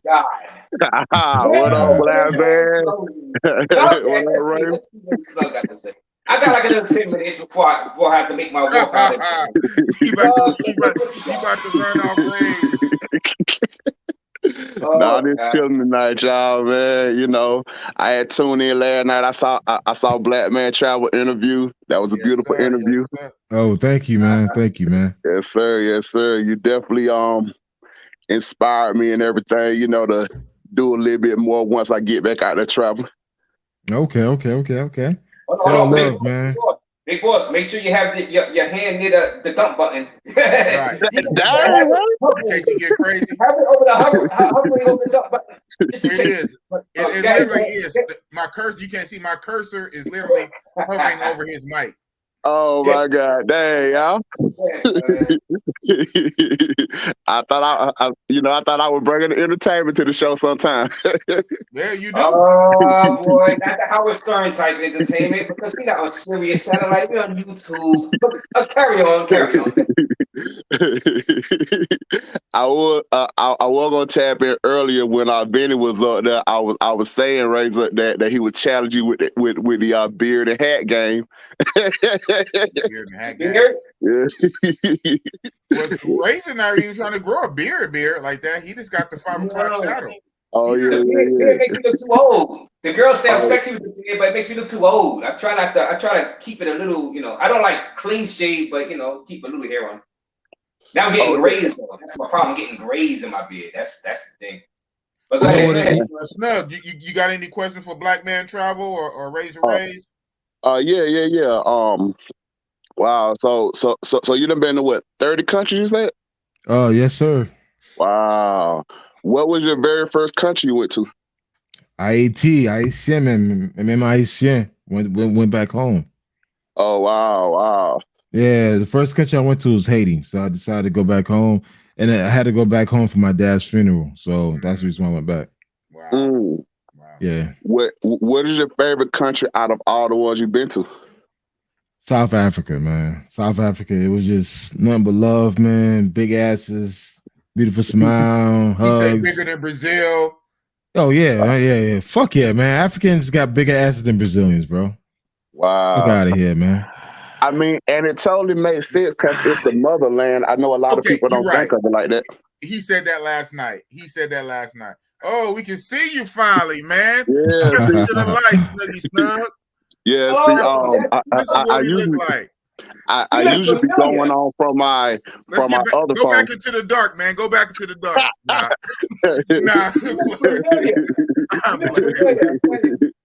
I seen you somewhere. I seen you in Sasua.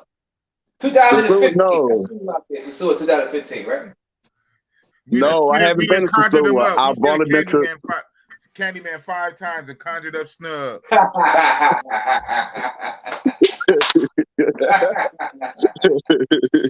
No, I've only been to Santo Domingo and Boca Chica. Boca Chica. Okay. Yeah, Boca Chica. So I haven't got out that candy pot, but when I eventually get back out there, I want to explore the island. Like Black Man said, there's other places to go to. You just have to be willing to get outside of that, candy pot. Yeah, man. I mean, dude, there's so much to see in this island. It's pussy galore, dog. I mean, I ain't got nothing else to say. Pussycat. You love pussycats. You love cats, dogs. Yeah, sorry. Hey, you know what? Okay, all right, fellas. Razor knows all the rules and regulations and algorithms. Right. These things to say. Hey, I need to take notes from you, bro. I need to take notes from you, man, because I don't know. Ray's gonna have the safest channel. They're sending warnings to you. They sent me a bunch of warnings over the past few months, so I know. I haven't got one. I haven't got one yet. I'm surprised. Well, we got a snug on, so. I'm chilling, y'all. I'm chilling. You know, I don't want to mainly just come in and speak to Black Man Travel, because like I said, he really inspired me last night. You know, my other channel, my other channel is Snug. This is my main phone. So you know, when I did my YouTube, I just did another YouTube channel. Wait. Stop. You have a YouTube channel? Yeah, this one right here, but I haven't really put anything up there. I got some little TikTok videos I had when I did TikTok, but nothing for real. But I do want to eventually start, you know, put some stuff up here, you know, just for my own clarity, you know, just to, you know, help, you know, just as like a stress reliever or something. Oh. Hey, Snug, you definitely do that, brother. We need to take care of ourselves, man. Let that shit out. Whatever you thinking, do. Whatever you thinking, man, let it out, man. If you need an outlet to let it go, let it go. Yes, sir. Yeah. Just follow the YouTube guidelines. Make sure you Google YouTube guidelines.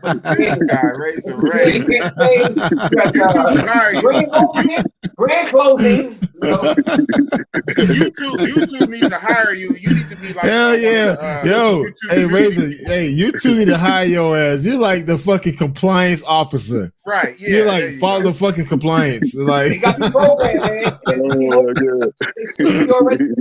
They got the program because they sent me a lot of warnings. I'm out of time, so they monetize people because they be like, you know, we can't run this commercial on this video. You know, it violates our nudity policy. I'm like, what? I'm on the beach in Cartagena. People want to see this. You know, man, how was that nudity? It's not. I mean, do they ban little kids from the beach? I mean, these girls, they dress in bikinis and it's, yeah, that's normal. That's natural, right? They're not nude. Like, how was this nude? YouTube? God, you know, they keep messing with me. So, you know, I'm kind of paranoid, you know, but I'm just warning y'all, you know, watch the YouTube restrictions and stuff. They got them up there. You can just Google search them and it's there. Right. But again, I'm not monetized yet, so that's probably why they're not really stressing me right now.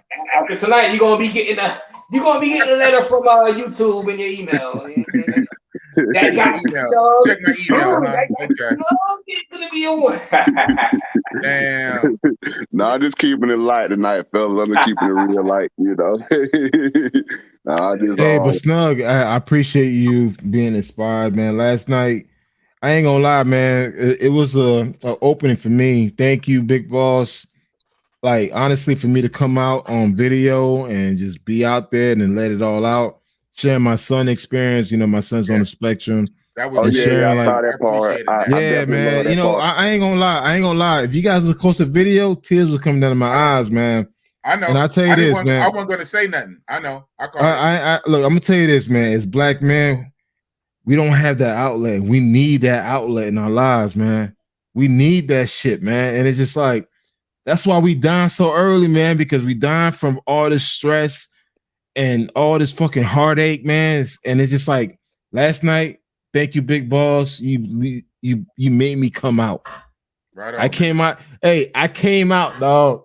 You did? I ain't came out of the closet, but I came out. Now I'm gonna do a race clarification and come out on YouTube Hey, it's the wine talking, bro. Yeah. It's the wine talking, man. Yeah. But I'm just saying. Hey, Snug, please Morton say, come finish his basement, man. Come finish the basement? Yeah. Whatever that means. I don't know what that means either. Oh man, we got a lot of such talk going on right now. Okay, what's going on here? But no, it's all good, Black Man Travel. Like I say, man, you took over the show last night, man. That wasn't even supposed to be a feature. That was just to tap in for people to come. But you tapped in and you showed your experiences. You started breaking things down. You started sharing footage. You shared stories about your son and whatnot. And it was very powerful, man. So thank you, man. Thank you. I keep thanking you. You really blessed the stream last night, and it was real synergetic that was your coming out or launching of your channel. So, yeah, man. And I ended up getting like 10 new subscribers. Whoa! Yeah, man. Wow. Congratulations. 10 whole subscribers. Hey, you know, and guess what? My Facebook group got like 50 new subscribers, like 50 new members. Oh wow! Wow. Look at that. We got big boss doing favors so far already, that video has like over 300 views. So you figure out of the 300 views, you know, some of that transformed into subscribers and Facebook followers. Yeah. I mean, look, I'm here to share knowledge, share experience, because there's a brother out there that kind of went through the same shit that I went through. Snug kind of went through the same situation. I mean, so we need to here to encourage each other, man. Instead of me mugging the next man, encourage the next man. I mean, it's just like, there's so many shit that we fighting every day. I ain't trying to fight with Snug. I ain't trying to fight with Razor Ray, man. Dude, I'm good, man. I'm like, if anything, if anything, I'll give you a fucking hug, bro. It's like, listen, man. That's all love for me, man. It's like, like I said, he's saying hug in term endearment, you know, just like hey, you know what? Not the closet thing, you know. Hey, Ray. Let me tell you this, man, bro. I'm comfortable in my sexuality, dog. Right. I fuck a lot of bitches. Right. I fuck a lot of bitches in 30 countries, bro. So trust me, man. I'm good. I'm good. But at the same time, if a brother need a hug, I'll give him a hug, man. That's the type of person I am, man. Man, I'm gonna definitely say that, black man, that you are pretty much one of the most genuine people I've seen on YouTube. And you know, I'm not disrespecting any other guest that has came on Boss channel, but you definitely had the best interview by far. You know, you gave the best vibes by far. You know, next close to you was Japreem, and then next close to him is Jordan. I mean, well, actually, Japreem and Jordan kind of tied, and everybody else, you know, I ain't disrespecting, but it's kind of linear from there, I guess. That's his opinion. Snug's opinion does not reflect Big Boss' opinion. That is one opinion, but that is a good opinion. His opinion, man. That was great because Black Man was great last night. He was great. I said, I'm gonna come on. I had my beers ready. I seen Black Man talking and doing this thing. I said, you know what? I said, I don't like it because I'm gonna do it. Ray, before you get off and make your run, what did you say in the back channel when I was texting you last night? I hit you up. When I asked you to come on, what did you say? I said, man, yo, Big Boss, man. I said, this man, Black Man travels. I said, yo, he's doing his damn thing. I said, he got the crowd. He got the people watching. I said, he's doing a great job. He's like, he's your feature. He's like your feature on a Saturday night. I said, why would I come in and interrupt that? Because I'm going to just break the format of the show. I said, he's doing a great job. I said, you know what? Let him rock out. And now he got 10 new subs. He got more, you know, people, more followers. And it's like, hey, Black Man, watch out. Big Boss going to be hitting you. Hey, you know, you know, Big Boss, you know, that cash app ready for Big Boss. I'm always thinking, once I see somebody got some talent, I'm gonna be leaning on you, Black Man. I'm gonna be leaning on you. I'm just playing. He's not gonna hit you. He's not gonna say hit him. You ain't playing. Yeah, I am. You know, he's promoting for free, man. Cause y'all, you grow, he grows. You know what I'm saying? Y'all feeding off each other. Grow. And we all grow. And let's be real. Hey, Razor Ray. Even though you pushing 1,500 subscribers, since you've been co-hosting with Big Boss, you have been getting some subscribers. I've still been getting ticket. Yeah, people know, like, you know what I'm saying. Thank you. They mistake me for Mr. Flop, but you know it's great. I'm good, man. You know, I appreciate you having me up here, Big Boss. Let me make this run. I might hop back on if y'all still on. I might hop back on. But we'll see, you know what I mean? Hey, hold up. Hey, Razor, before you leave, dog, I see you got the guns. Who got bigger guns, you or me? What's up? Oh, man, I don't know. I mean, I got to see you if I just sweater on. Yeah. I'm about to say, man, that's going to be an episode. Hold on. Big Boss always got content. That's an episode. Tune in next week. I'm going to make a thumbnail. Oh, shit. I'm going to make a thumbnail.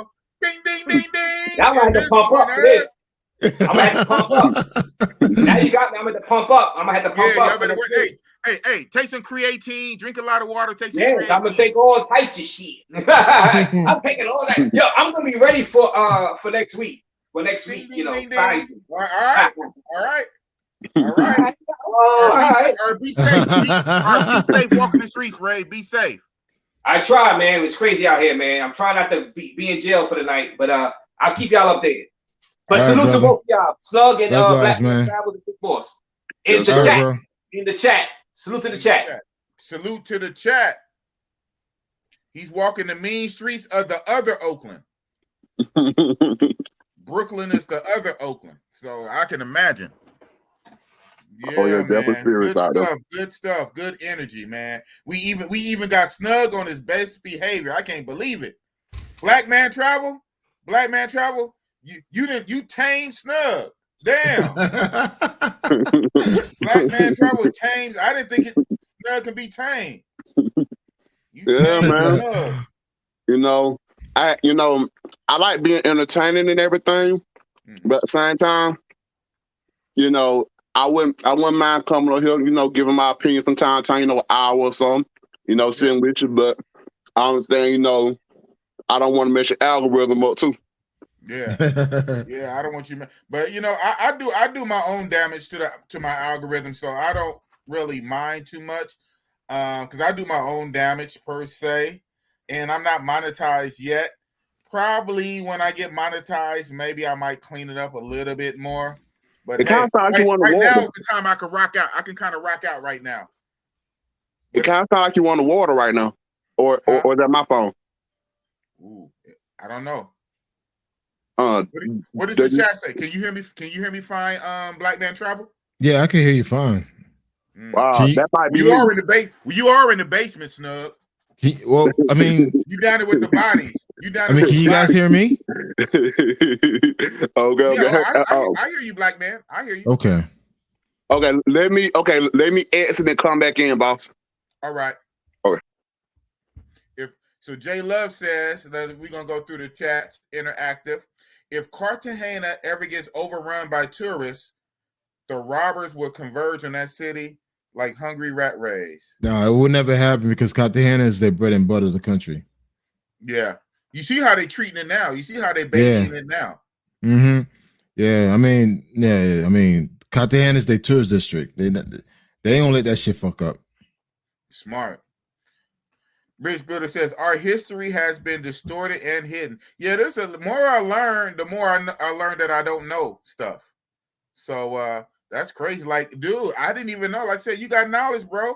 I didn't even know that about I forgot that fast. That place. Yeah, man. Santa Ma is the Santa Ma. Yeah, there's a huge African American Dominican population there. Wow. Yeah, man. And when you go there, it's us. And that's why like Santa Ma is like one of the blackest areas. You see nothing but dark-skinned Dominicans there.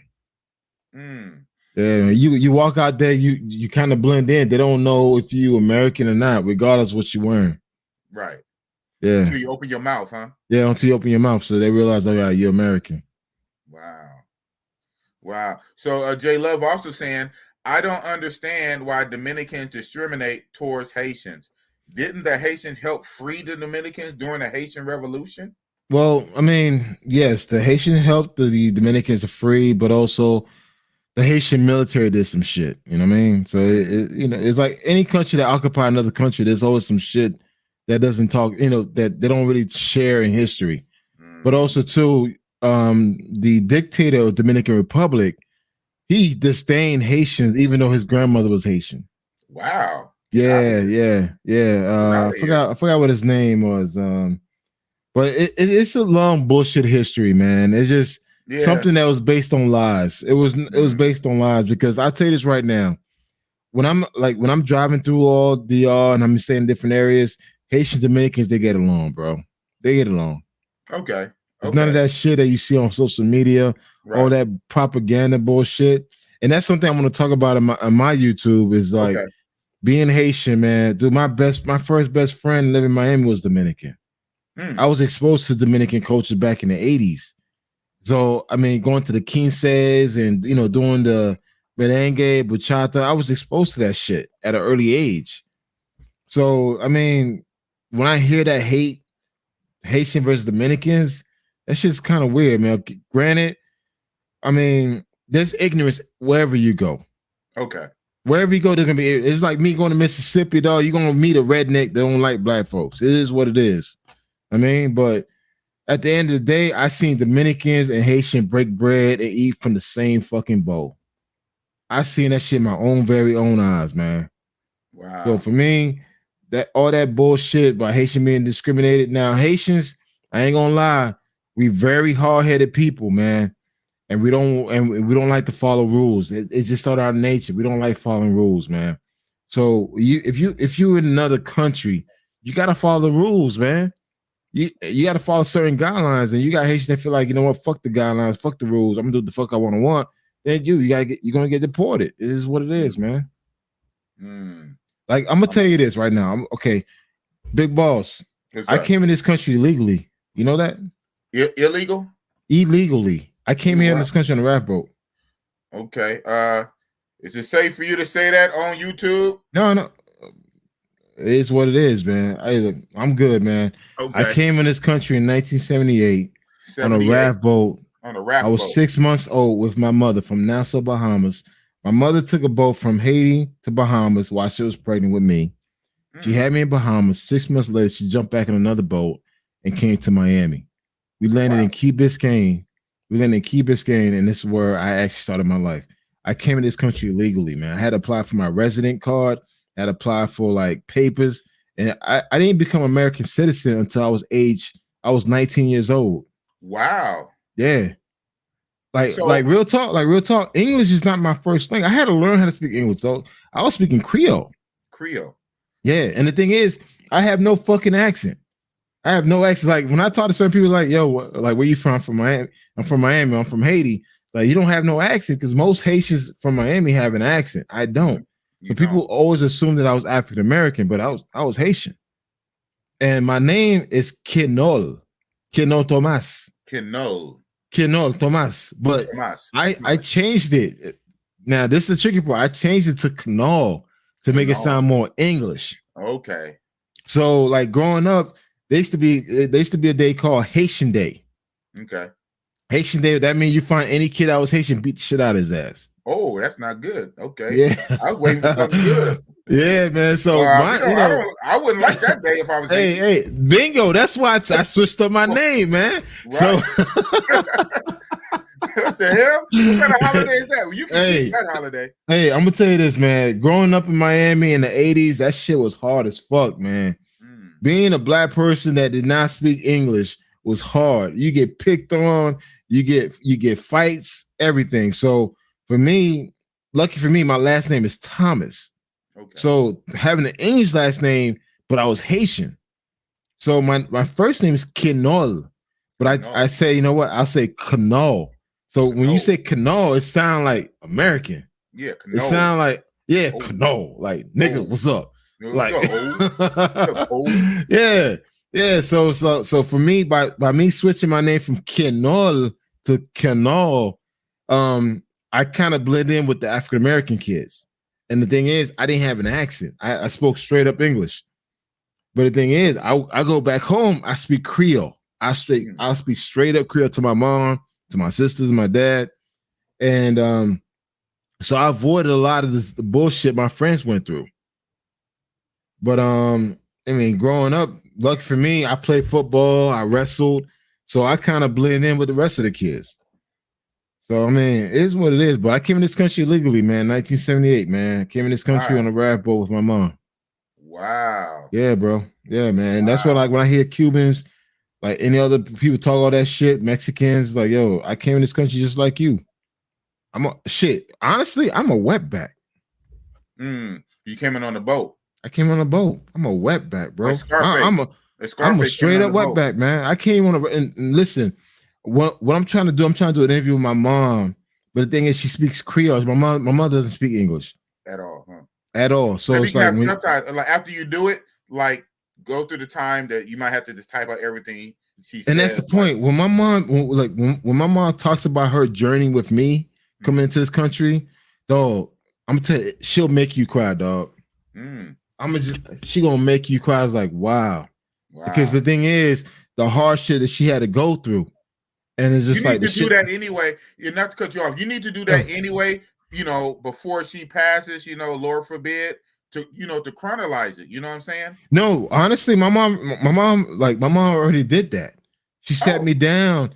Look, I kid you not. No, I said this year on video though. Oh yeah, on video. Yeah. No, But I ain't gonna lie. My mom this year, my mom came to visit me in Atlanta, and she sat me down. We sat on the balcony, and she said, like, listen, I'm gonna tell you some things that you need to know. And she kind of let it all out.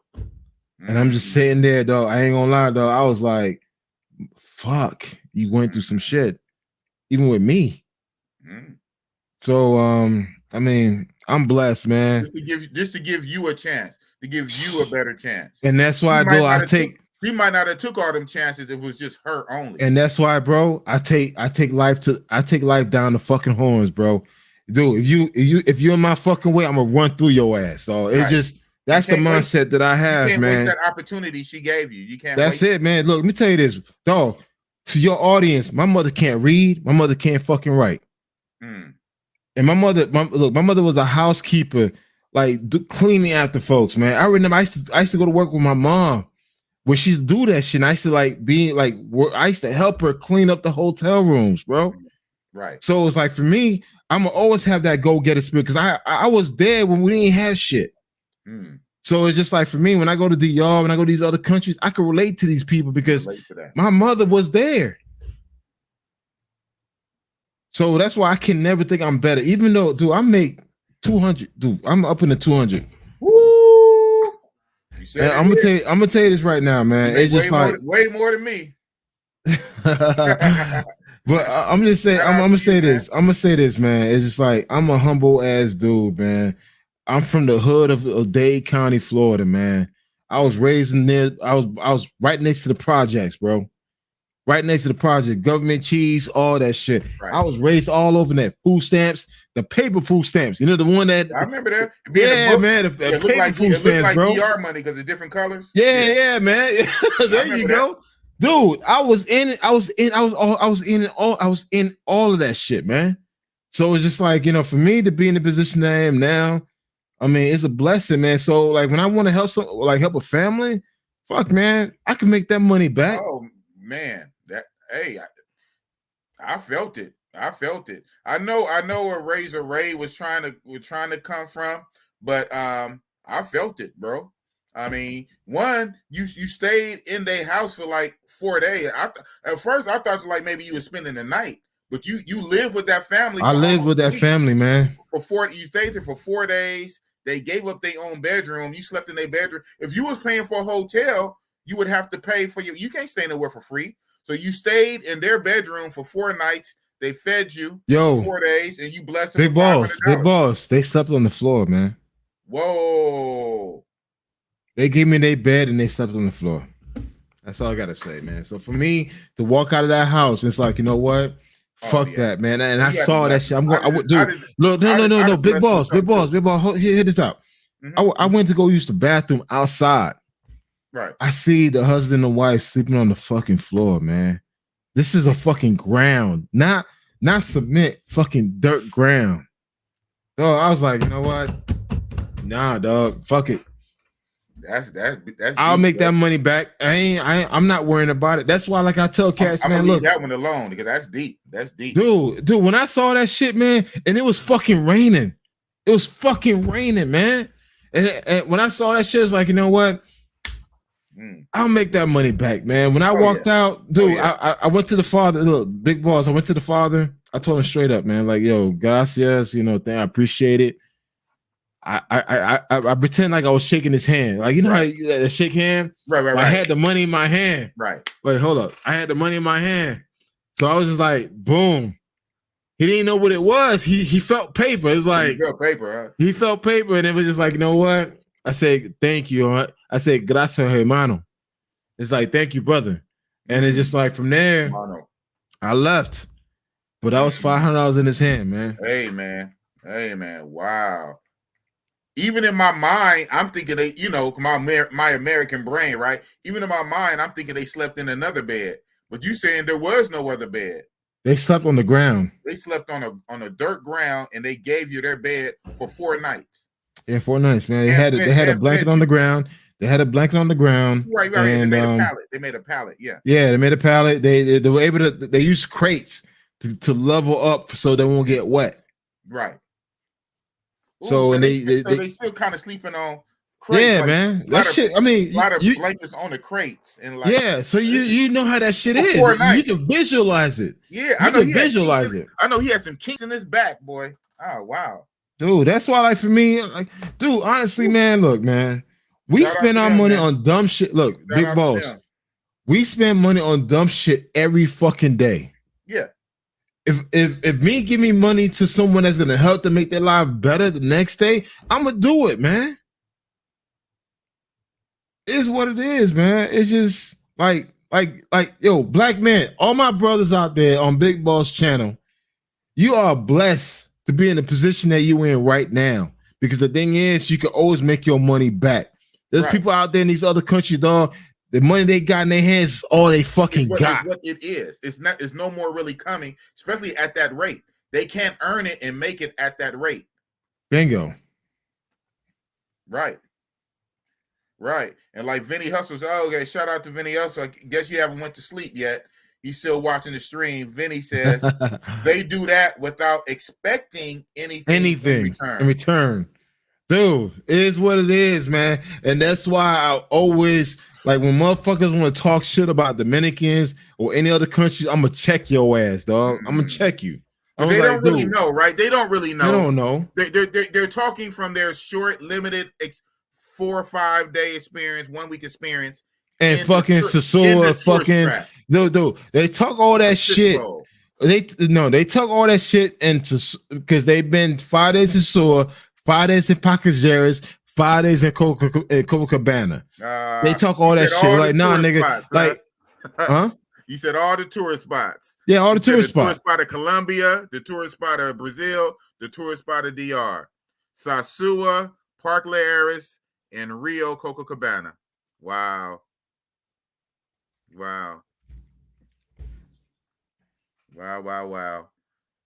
Yeah. See, J Love right here say he's on Colombia. This is coming from earlier. I was gonna highlight it, but you was on a good rant. And I didn't want to break it, but that's all good. Yeah, so he's commenting from earlier. He said, "I'm Colombian, and yes, you are. I'm Colombian, and I disagree with Black Man Travel that robberies can't increase in Cartagena. The poverty is immense in Cartagena." Now, okay, all right. Can I respond to J Love? Of course. J Love, I agree. I'm gonna bring JJ on. Okay. Yo, JJ, you on? But just fall back for a minute because Black Man, he's about to respond to J Love, but we got JJ in the mix. Hey, what's up, JJ? How you doing, sir? What's going on? I'm gonna respond to J Love. I totally agree with you, sir, in regards to, like, yes, the poverty outside of the clock tower, outside of Boca Grande, and outside of the old city. Yes, the poverty outside of Cartagena is fucking sickening. Like, I seen some real shit outside of the clock tower, bro. I seen some shit. But the thing is, the government is gonna protect the clock tower. The government is gonna protect Boca Grande because the thing is, that's their tourist dollars, man. It is what it is, man. Right. That's it. Yeah, you're right. And that's what I was saying before. You know, a lot of this stuff is repeatable. We talk about the travel stuff. You're supposed to protect your money. You're supposed to protect your money. Snuggy Snug, come back up. Snug, I guess you're on a different account. Country boy Josh. All right, come back on, Snug. Hey, 1 second, guys. Okay. All right, JJ, what's up, JJ? What's the deal? What's going on? What's the deal? You hear me good? Yeah, I hear you good. We got Snug back on too. We got Snug and JJ. So hold on, Snug. What's up, JJ? What's the deal? What's good? What's good? You tell me, Mr. Quality. to keep the quality, keep the quality up. You know what I mean? Got to get the quality up. Hey, y'all don't know, that's JJ saying, get your quality up. Talking about your chicas. He said he said 9s and dimes, no 7s or 8s, 9s and dimes. Get your quality up. Quality. Yes, sir. Shoot, man, what's going on with you, man? Chill, man. I was talking to my cousin. He want to go to Brazil. Okay. You know what I mean? Okay. But I have little faith in him getting that together, though.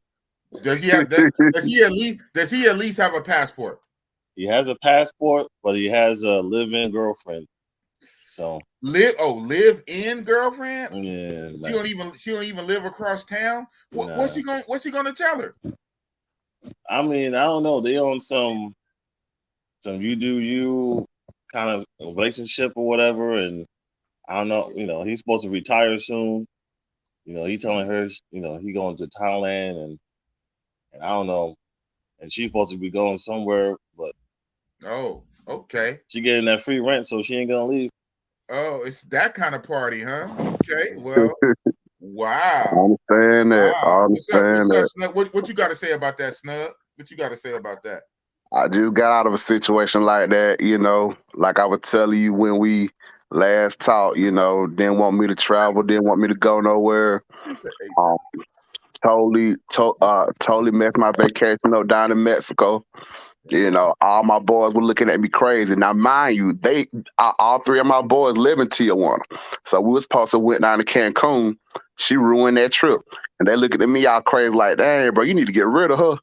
And, pretty much, with me, you didn't have to spend a dime. I did all the paying for everything, man. Food, didn't have to worry about nothing.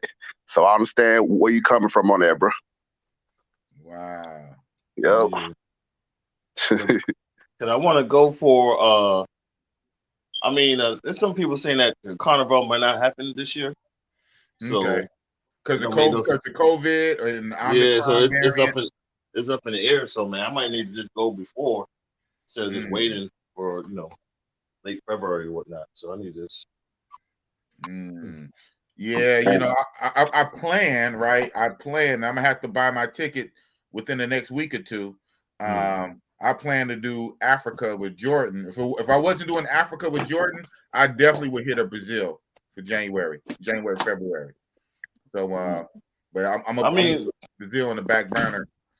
Shoot, I don't know, man, because when they talking about that, what's your time? Omicron, but I hear that's for South Africa for the most part. They hating on. But we're gonna see. I know, but no, thank you for saying that though. That needs to be said because these things do come into play. These things do come into play, right? Yeah, your behind might be in Brazil and shit. Well, hey, it is what it is. It won't be for lack of trying. And you know what? It is not the end of the world, right? I mean, at this point, I'm a traveler for life. So worst come to worst, if I whatever reason can't make the Africa trip this time, and I do Brazil, I hit Africa in the summer or at the end of the year. But one of the main reasons I want to hit it now is because Jordan is there. It's one thing to go on my own solo dolo, la la la la la, and it's another thing to go with Jordan is there. And by the time I get there, Jordan would have been there for 2 months. So like I'm going with a built-in travel guide. I'll be going to Africa with Jordan, who has been there for 2 months. So I don't want to miss that window.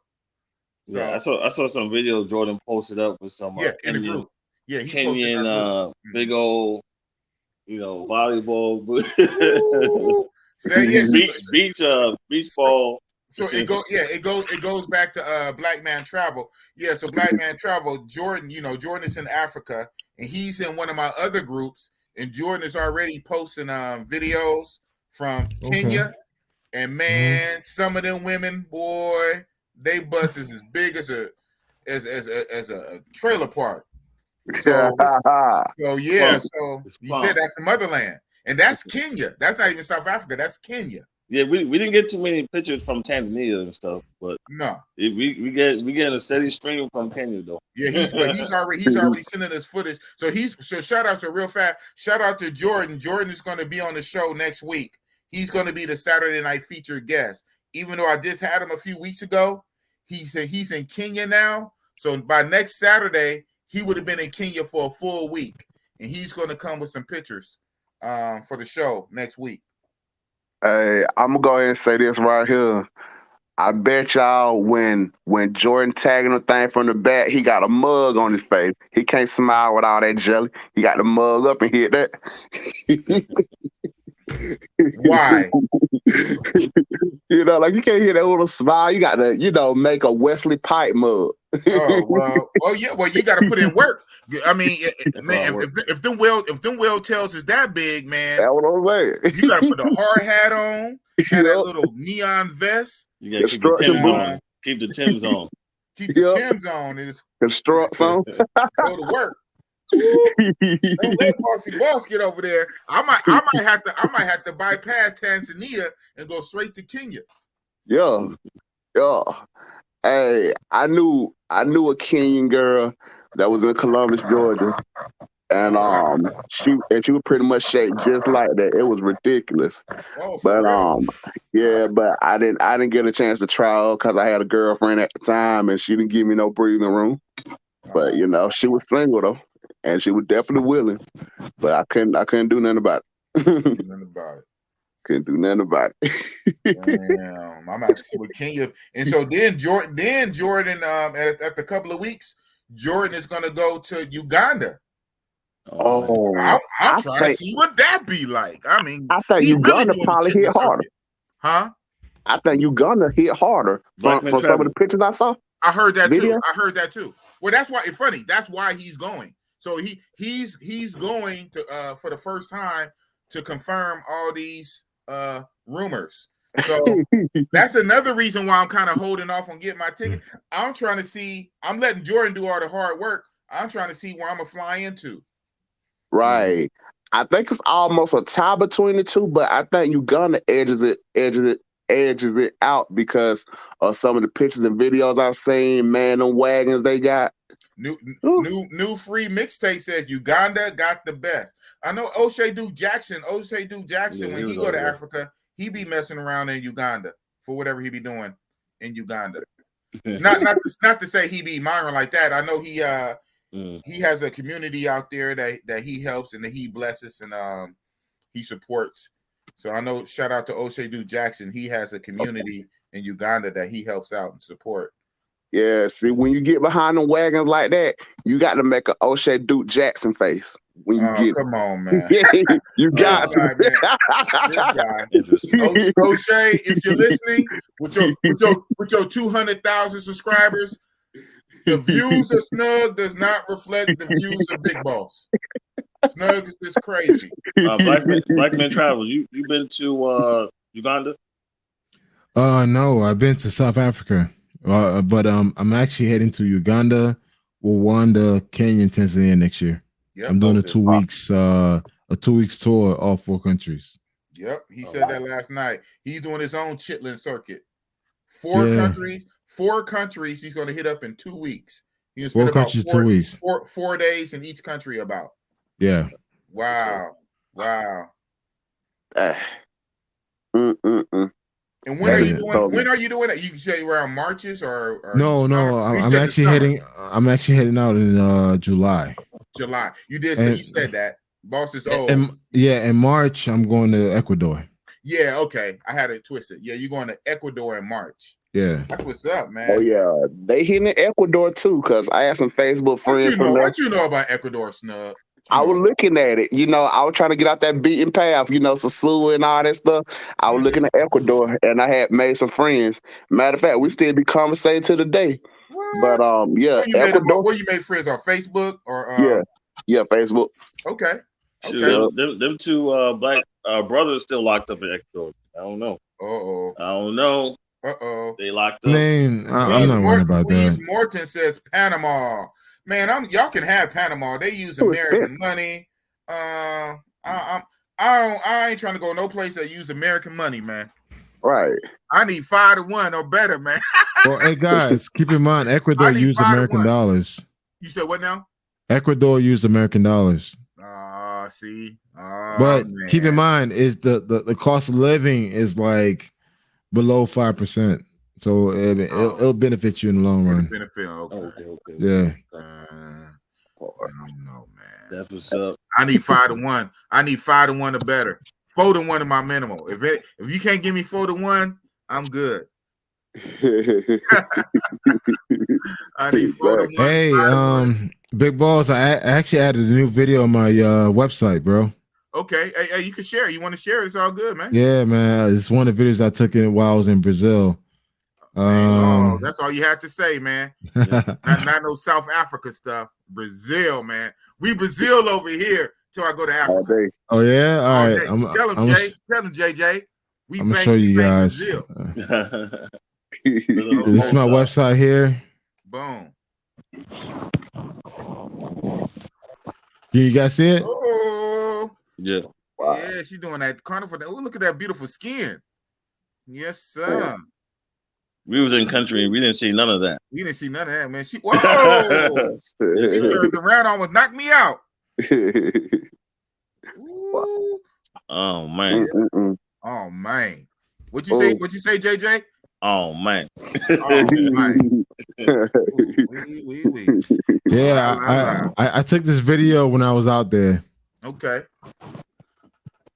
Did it have to be carnival time for us to see that, or is that like a location that they're practicing or something like that? Now this one you guys may like better. So okay. She's too thick for me, man. That's too much for me. Man, you hate man. You hate. Come on, man. You supposed to go strong, Mr. Whoa. Oh, you mean this one? Yeah. Oh, that's Jordan right there. Jordan be all on that. That's me all day. That's me all day. I ain't mad at it though. I ain't gonna kick her out of bed. she might not get hip out of the socket. You might get one of them old Jackson hip pointers. I ain't gonna kick her out of bed for wasting cookie crumbs, but nah, dude, that show you bagged downtown. She was kind of like that, huh? On the chunky side. But yeah. I bagged. Funny, the one you talking about. I bagged her for you because I was leaving. Yeah. I went Buffalo. Man, that was nice, man. Especially that first one. Man. I'm actually writing my blog right now. Okay. I got some videos I gotta edit. I gotta write some blogs. She was moving. So I figure I do it tonight while I'm talking to you guys. Oh, why not, man? I mean, yeah, you can. Hey, at the same time, just be on here writing. This will keep you wide awake. You can write, chime in, and we doing it, man. We rocking out. J Love. Okay, so J Love, man. So we gonna keep it rocking and rolling. We gonna interact with the chat too. So J Love is really on this, man. Let me back up to the other one. He said, because I'm following the chat while you guys talk. So J Love already said that. Then he said, I can't speak for DR, but I definitely know my own country, Colombia. Okay, we got you, J Love. You said okay. Now this is the one. J Love says, and it's also a myth that tourism is that pivotal for the Colombian economy.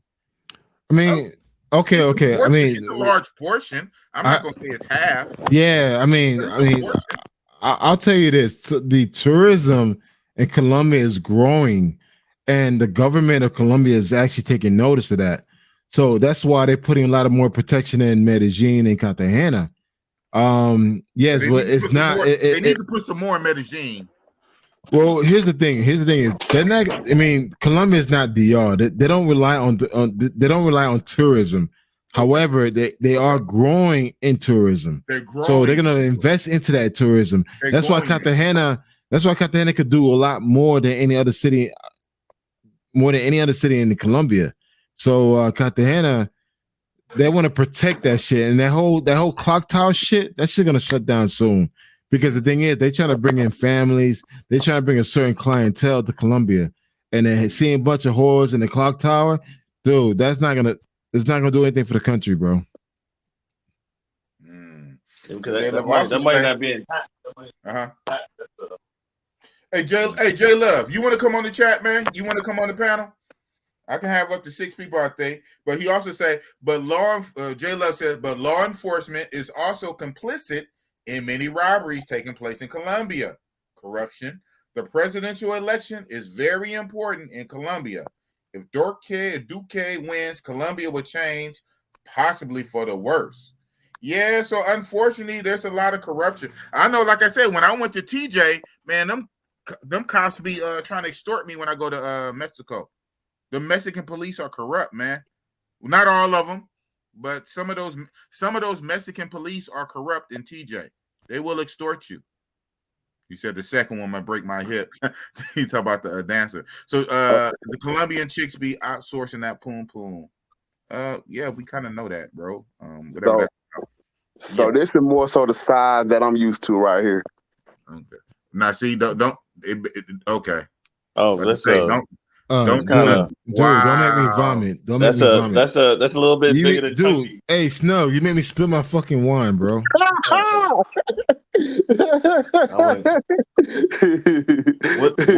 What's past Chunky Soup? Let me see. Man, well, I'm gonna have to cut you off the screen. You can't.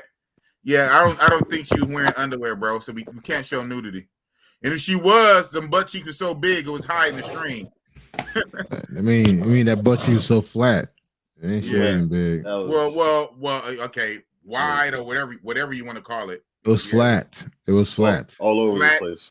Flat and wide. Flat and wide. That's not quality right there. At all. All right. No, but no. I mean, hey, if you guys want to see some, different right here. If you guys want to see some ass, I'll show some ass. I gotta cut you. I mean, because I'm gonna drop you all the way, Snug. We don't need to see your chicks because I don't trust you. So put your phone away, and I'll bring you back. If you do it again, I'll cut you off. I'm getting my razor ray because of what that person did last week. They held their phone up to the camera and it had porno on it, and I had to take my whole stream down. Hey, can I show you guys something to make that up? Yeah, go ahead. All right.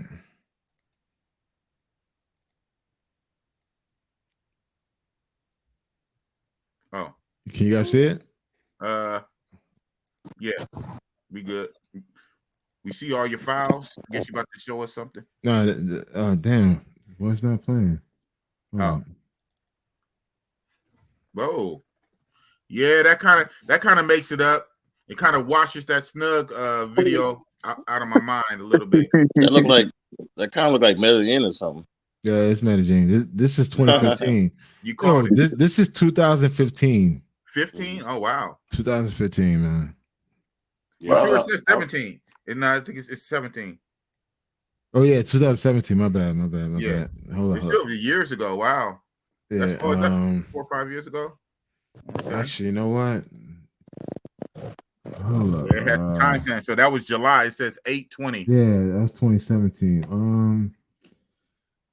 Man, I don't want to get shit. I don't want to get your ass get a strike and shit, man. So right. Yeah, well, she just can't be naked. I mean, she just can't be naked. I mean, she can have I know. I'm trying to like a swimsuit, a bikini, panties. Go ahead and talk. I'm gonna try to I'm gonna dig into some files, man.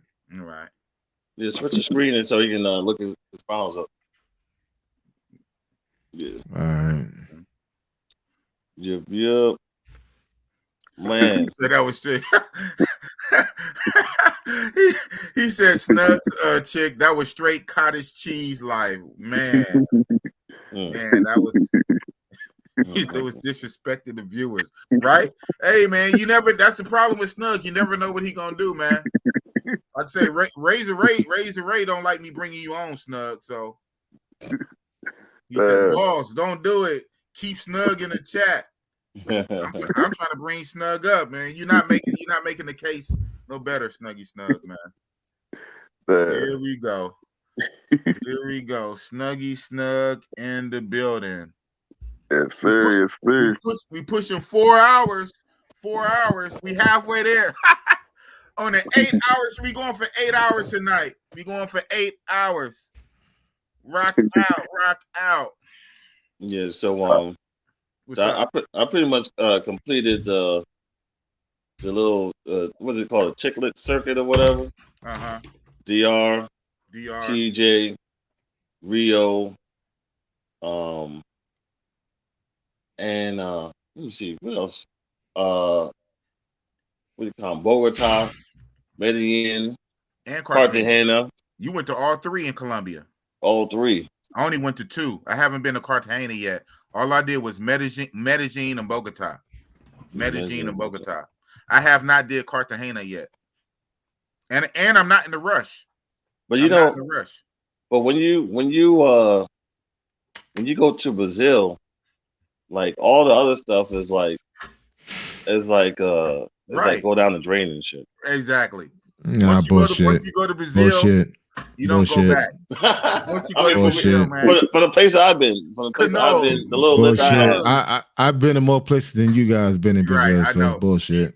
I mean, for me, you know, us put together. Cano been to more places. Enlighten me for the, especially for the Africa. The girlfriend experience or whatever. Hey, you guys gonna call me man? I'm Mr. Receipts. Yes, so I'm about to show you guys something real quick, man. Okay, Mr. Receipt. Hold South up, Africa, SA. What you looking at, Snug? You over there looking at your screen, smiling? You looking at some cottage I've been going back through all receipts. You looking at cottage cheese? Oh man. He said she trying to hide me with a leash infection. Okay, we're gonna open up the screen. Whoa, hey, oh, okay. Was that Thailand? No. Philippines, Thailand, Colombia. Oh wait, oh wait. Yeah, you're washing that cottage cheese out of our brains. Yes. Cottage cheese.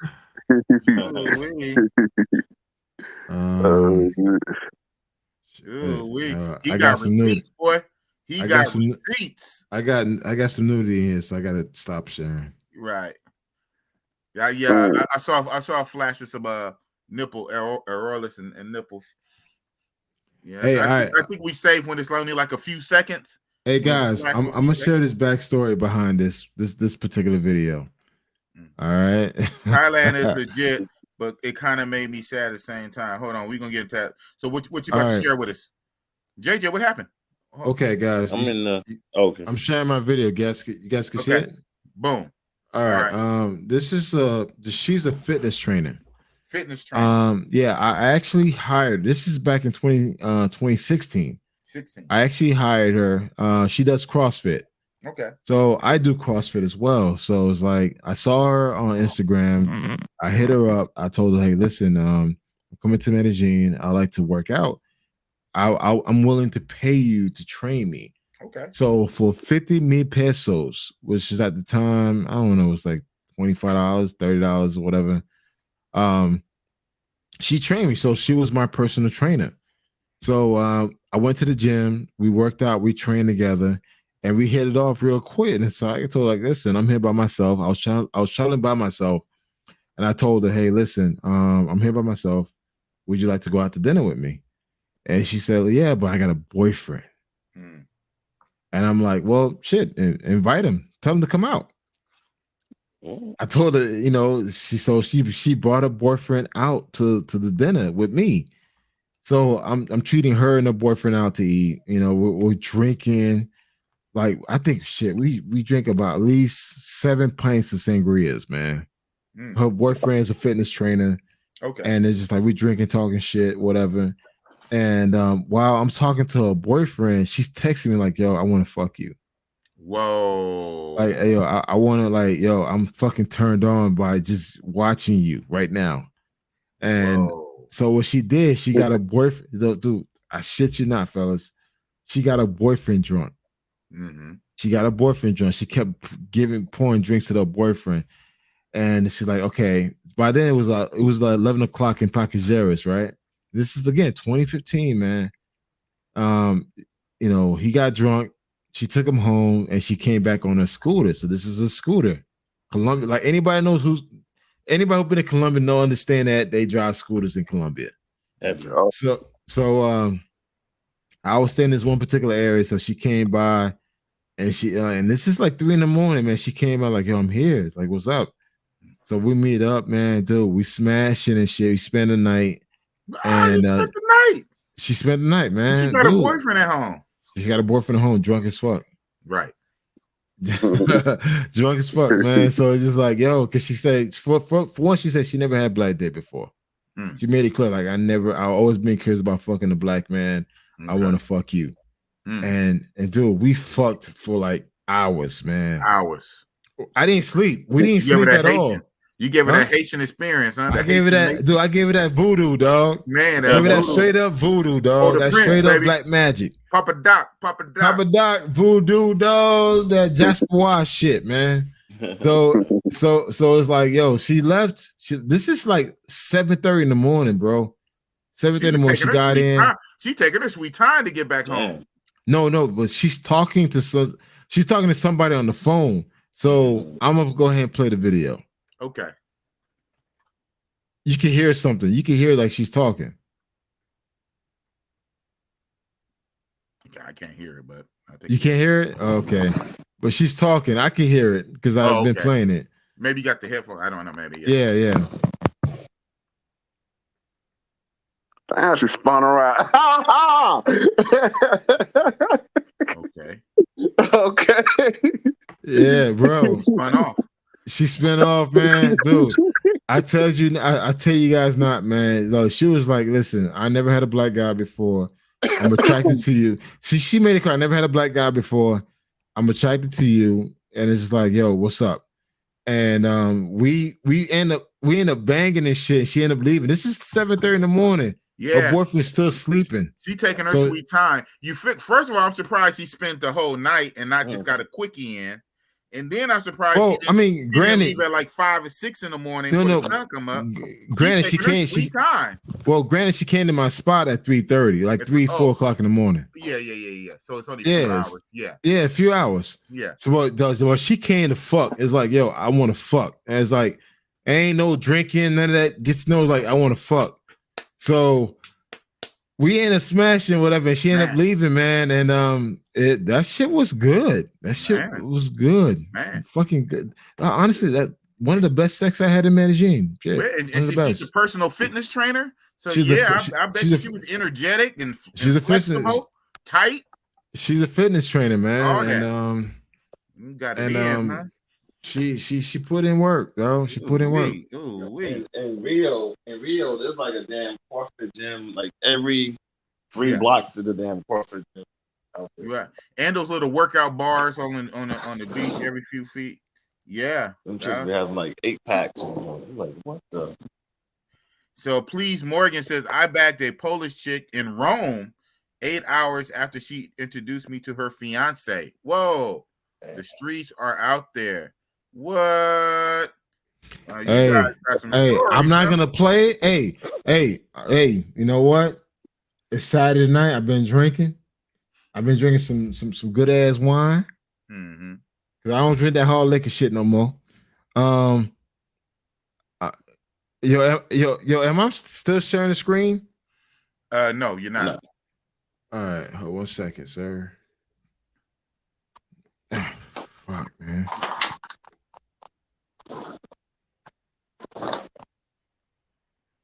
All right.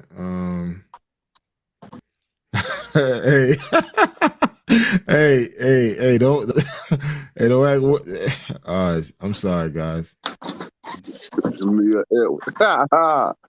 Hey, can you guys see it? Nah. No? What? No, I didn't click it. So what's going on, man? No. Just you good. You're clean. It's clean. Go ahead. That's it. That's all. That's all I'm gonna show. Oh, that's all I'm gonna show. That's her. I recognize the tattoo. That's her, right? That's all I'm gonna show, bro. That's it. I'm done. Oh wow, that's her because I recognize the tattoo on her neck. Yeah. Well, that view, you saw that view. Okay, well, that's it, man. I mean, I'm not trying to demonetize anything, whatever. That's the view. That's the view we like. When you look down. Wow. Man. I believe you, man. Wow. Yeah, these chicks, like he say, 8 hours after she introduced her to fiance, you smashed. And then you out there, you drinking with the fitness trainer's boyfriend. Wow, that is crazy. These tricks. He should have known. He should have known he was about to get done in and jump. He should have known, huh? Yeah. But you know what? Maybe he did know. That's why he just is drunk. Yeah, you know what? He had to know. Big boss. I agree with you because you know what? When I was in Miami, I was living in Miami. I experienced my first cuckold experience. Oh wow, yeah. Chicks be trying to invite me for that. I'm good, man. I did it 2 times. I did it 2 times. I did it 2 times, man. You was the bull. You was the bull. Yeah. I was the bull. I was the bull, man. And I used to get invited to that a lot. No. I was the bull, and I did it. I did a white couple, and I did a black couple. A black couple? I did a black couple. How old was the man on the black couple? Like 60, 70 years old? No. He was like 50, a doctor. There were swingers. They were bona fide swingers. So they're already Chicago. Already. Okay. Yeah. So it was her night, and she chose me to be the one, like, the smasher. So his thing was like, hey, he just wanted to watch. Of course. So I just literally banged his wife while he watched, and he masturbated on the corner. Oh wow. Yeah. Yeah. I've been asked to do that. I'm cool. Hey, JJ, would you do that? Oh yeah. It's big on when you like on a adult friend finder. Yeah, I know. Yep. Yeah. That's when I used to. Yeah. Mm-hmm. Hey, so Snug, I already know. If some woman would have asked you, but I doubt she would. I've already done it. I was in West Memphis, and had a little situation out there, and it was a white dude. He had his girl with him. I was just sitting there chilling. Just in the parking lot. He on his truck. I'm on my truck. His girl came over, knocked on the door. We got to talking and everything. And then she was like, well, my boyfriend, what he likes is for a black man to come to me and for him to eat it out of me. Yeah. Snuggie, eat it. What? Eat the cream. Nah, man. You heard So I gave her 2 good solid ones. Man. He did the thing, and then they actually paid me $115. That's all the money he had in his pocket. $115. He gave it to me. He wanted to eat your nut out her pussy. Oh man! Yep. I gave her 2 solid ones. Hey, Snug. And then made $115. Hey, Snug, shit, you did better than me because I had a white couple. He wanted me to bang his wife. I banged his wife. I come in the mouth. He ended up kissing and shit, man. And drank the cum. Yeah. He was into that shit. And guess what? Black man's cum. That shit turned him on so hard that he ended up fucking his wife after I nutted in her mouth and he kissed her. They made love, man. I was downstairs. Damn. It's a lot of weird shit out here, man. I have another situation. It was a little bit more weird. Do you hear this algorithm? What they are saying? Wow. This right here, girl, is a threesome I had right here. It just, there was a threesome I ended up having that night. That was pretty cool. Okay. They big ones. Oh yeah, I like them solid. Out the country, it don't matter. I know O-Dub. I know O-Dub be talking about, oh no, 150 pounds. Hey, 250 is my limit. Nowadays, it used to be 350, but I'm down to 250 now. 350? What the fuck? 350? Dude, honestly, anything more than 160 is too much for me, man. My limit is I don't know. I don't know my limit. If I'm 350 though. If I'm struggling to pick you up, then it's too much. But see, you got to realize, if I can wrap my hands right, I can pick you up. So if you're 400 pounds, if I can wrap my hands right, I can pick you up in the air. But like I said, I don't calm down. It's 250 and under these days. It used to be 350. Man, what could you do with a woman that's 350 pounds, man? I got a video I could show you right now, but I want to demonetize. Well, funny. Even if demonetization wasn't a thing, I don't want to see no 350. He trying to keep warm in the wintertime. You know what I'm talking about? But see, I would like to see a 150, but then that's demonetization. So please, Morton said, I had a 50-year-old Japanese chick after I got off 4 months of restriction. I ended up diagnosing her breast cancer, and she's still alive for my scumbaggery. Okay. All right. Whatever that means. You doing mammograms? 350. Wow. Yes, sir. Yes, sir. 350. I mean, if it was a point in the video, I could show you, but it ain't no point in the video. I can't. Nah, I'm good. We good. We good. We good. Yeah, 350. We don't want to see that anyway. We good, man. We don't want to see that. No, that's all wagging. That's hardly in the stomach. No, Snug. We good. We've been eating, we've been drinking. We ain't trying to vomit. We ain't trying to vomit, dog. So we good, bro. We ain't trying to vomit, man. So he said 2 bill 200. Yeah, that's about right. About 200. But you know, nowadays I think I might do 220, 230. I don't know. But not no 300, man. I can't. Bro, let me tell you this, man. 160. How tall she got to be too? She can't be 350. Well, no, she can't be 250 at 5'5", man. Nah, she was about 5'8", and like I say, it was mostly wagging. Nigga, she could be 7 feet. Ain't no 350. Hell no. She could be LeBron James, nigga. Not no 350. What you about to say, black man? Anything more than 160 is too much for me. I don't know, bro. Shit, I'm 350. Hold on, let me stand in the light. Okay, hold on. You too big, nigga. You too big, nigga. Dude, where you see the stomach hanging over at? That's the question. Man, 350 and 350, 700. But your lady not supposed to be the same size as you, though. But your lady ain't supposed to be that. Well, how tall are you? I'm 6'1". You don't see no O1 flare. You don't see no stomach hanging over the dick. Okay. None of that. I'm 350 solid. Okay, but you can be that. You a man. Men carry their weight differently. It could be in your bones. It can be in your bones. It can be in your density. So you don't look like you have. It don't look like you have a big droopy stomach. You don't have fat flabby arms. It's probably mostly in your bone. It's probably mostly in your bones. You can have big tree trunk, strong legs. But a woman ain't supposed to. A woman is not supposed to match you pound for pound anyway, though, bro. A woman is not supposed to match you pound for pound. That's true. You can be 300. She don't need to be 300. That's 600. I feel you, sure. That was 600 pounds together, my boy. Oh my y'all breaking beds and shit. Y'all tearing the whole house down. Y'all need to be on some crates. Y'all need to be on the ground. Some cinder blocks. Right, cinder blocks, man. Ain't no fucking crates. Break them crates. Oh man. You just be on nature. You just be on the grass, astroturf, shit. See me, boy. You're here like on the smaller end right here. I ain't in Brazil. That's smaller. Motherfucking Philippines, but you see me working, boy. See your boy to put his pot together. You know your boy be in the goddamn kitchen with assist from a girl. Doing a damn thing. You know, yeah, smaller end.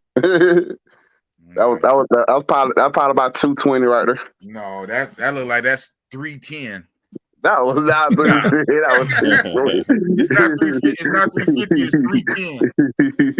295. We're doing better now. We're doing better. We're gonna get it down. We're gonna get it down to 250. Exactly. When you get your channel up and popping, let me know, man. Yeah. Your channel is going to be lit for all the 5 minutes before we get canceled.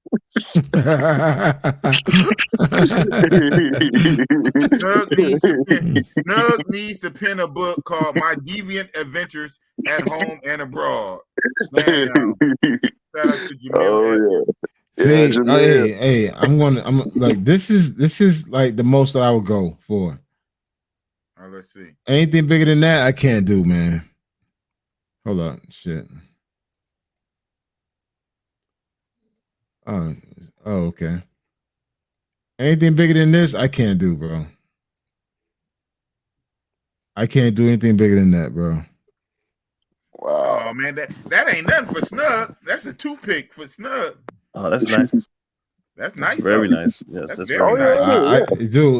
I like athletic size women, man. I can't do anything bigger than that. That whole super thick, fat shit, I can't do, man. Oh man, my dick won't even get hard for that shit, man. That's a toothpick. That's a toothpick for Snug, man. Snug said, "Where the rest of her at?"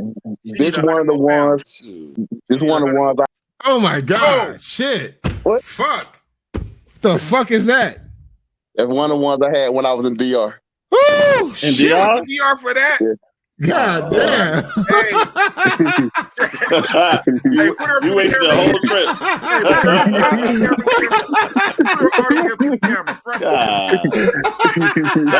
That's why them dick chicks be on the damn beaches though.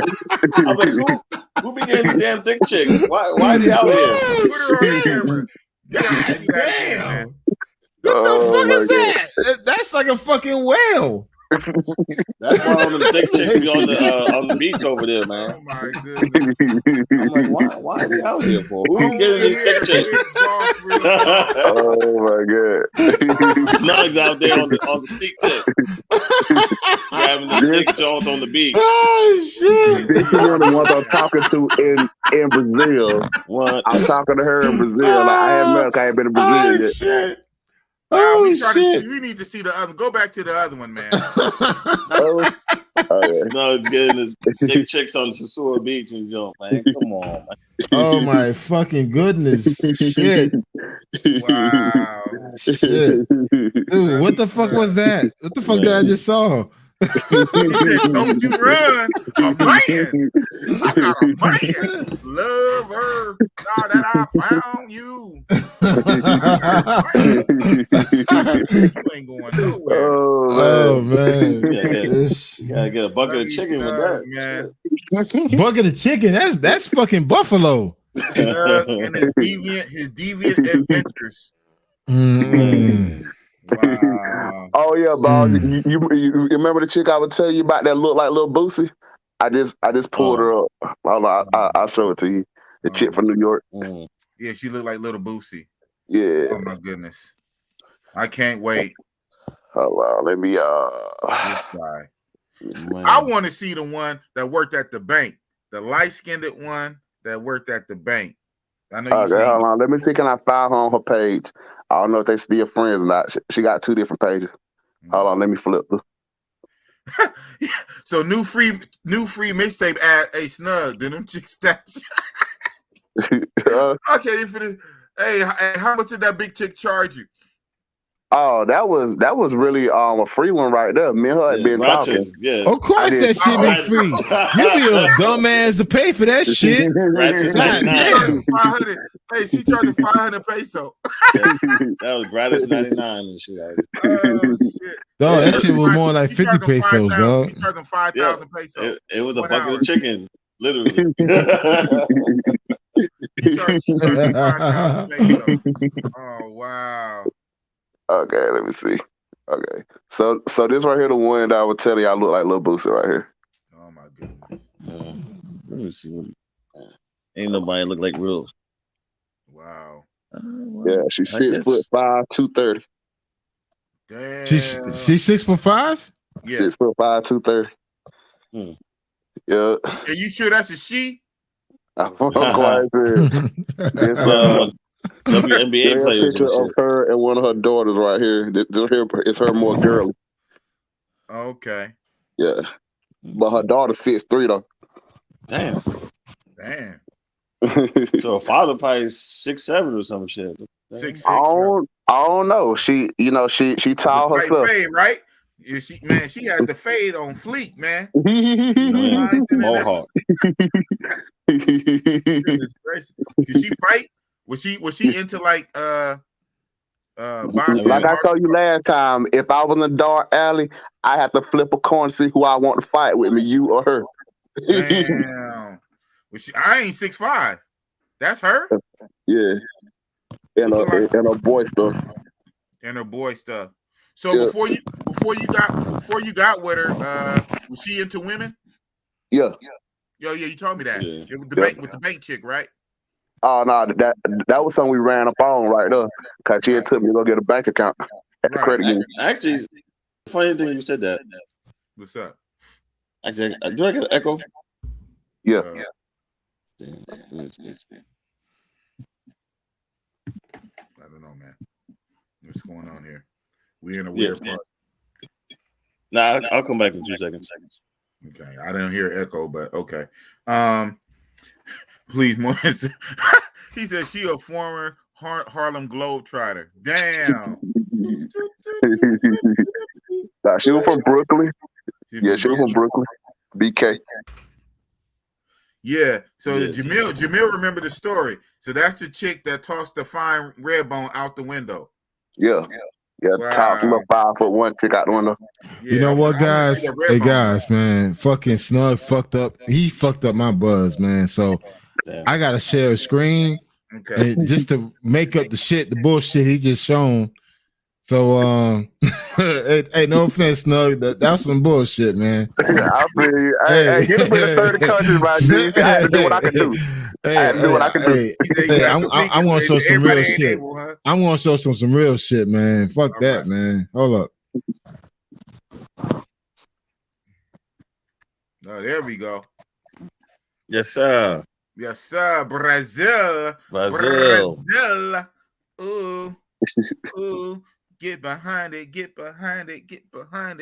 Shit, you're gonna make the damn plane prices go up showing this video, man. And that's at nighttime on the beach. Yeah. Wow. That's Copacabana, man. We had some girls came through. We were smoking weed, drinks, everything, man. You and Starboy Ray. Yeah. Yo. Ray was with me, dog. You know Boss knows everything. Yeah, that's man. Shoot. Once it get warmer, I'll be on the beach at night too. Hey, I don't know if you guys ever travel with Ray. Yo, Ray Starboy, he's a wild dude, man. And we linked up. We were roommates for 6 days, man. We had a good time, man. Oh, wow. Man, I'm on my first Brazil trip. I went out there with Zeke. Shout out to Zeke. Starboy Ray and the crew. We rented out a whole floor of this hotel, this apartment building. Man, we had it lit, and I ain't gonna lie, I was eating off of Starboy Ray because Starboy Ray was getting them, man. He was getting whoa. Okay, what's that? Which that was on the smaller end right there. Okay. God damn, dog. You fucking up my buzz, man. What's wrong with you, man? Snug he's stuck in the matrix, man.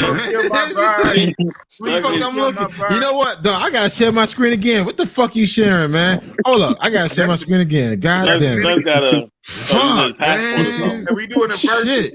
Hey, we doing the verses. Man, what the fuck you showing, man? Travel chicks, man.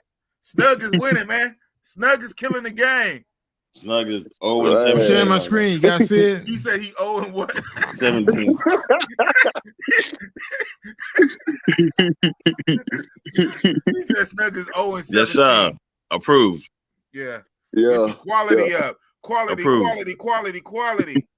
Hey, but see, do you approve, JJ? Approved. Yes, you got if JJ approved, that means he quality then. Hey, you know, it's different out the country though. It's different when you out the country. That's why you need to stay out the country. You know what I mean? Hey. I was feeling simple back with my plane. Every 7 weeks, you need to be going somewhere. There you go, right? Yeah, 7 to 8 weeks. Yeah, about every 7 to 8 weeks. That's the I try to do like every 10 weeks, 12 max.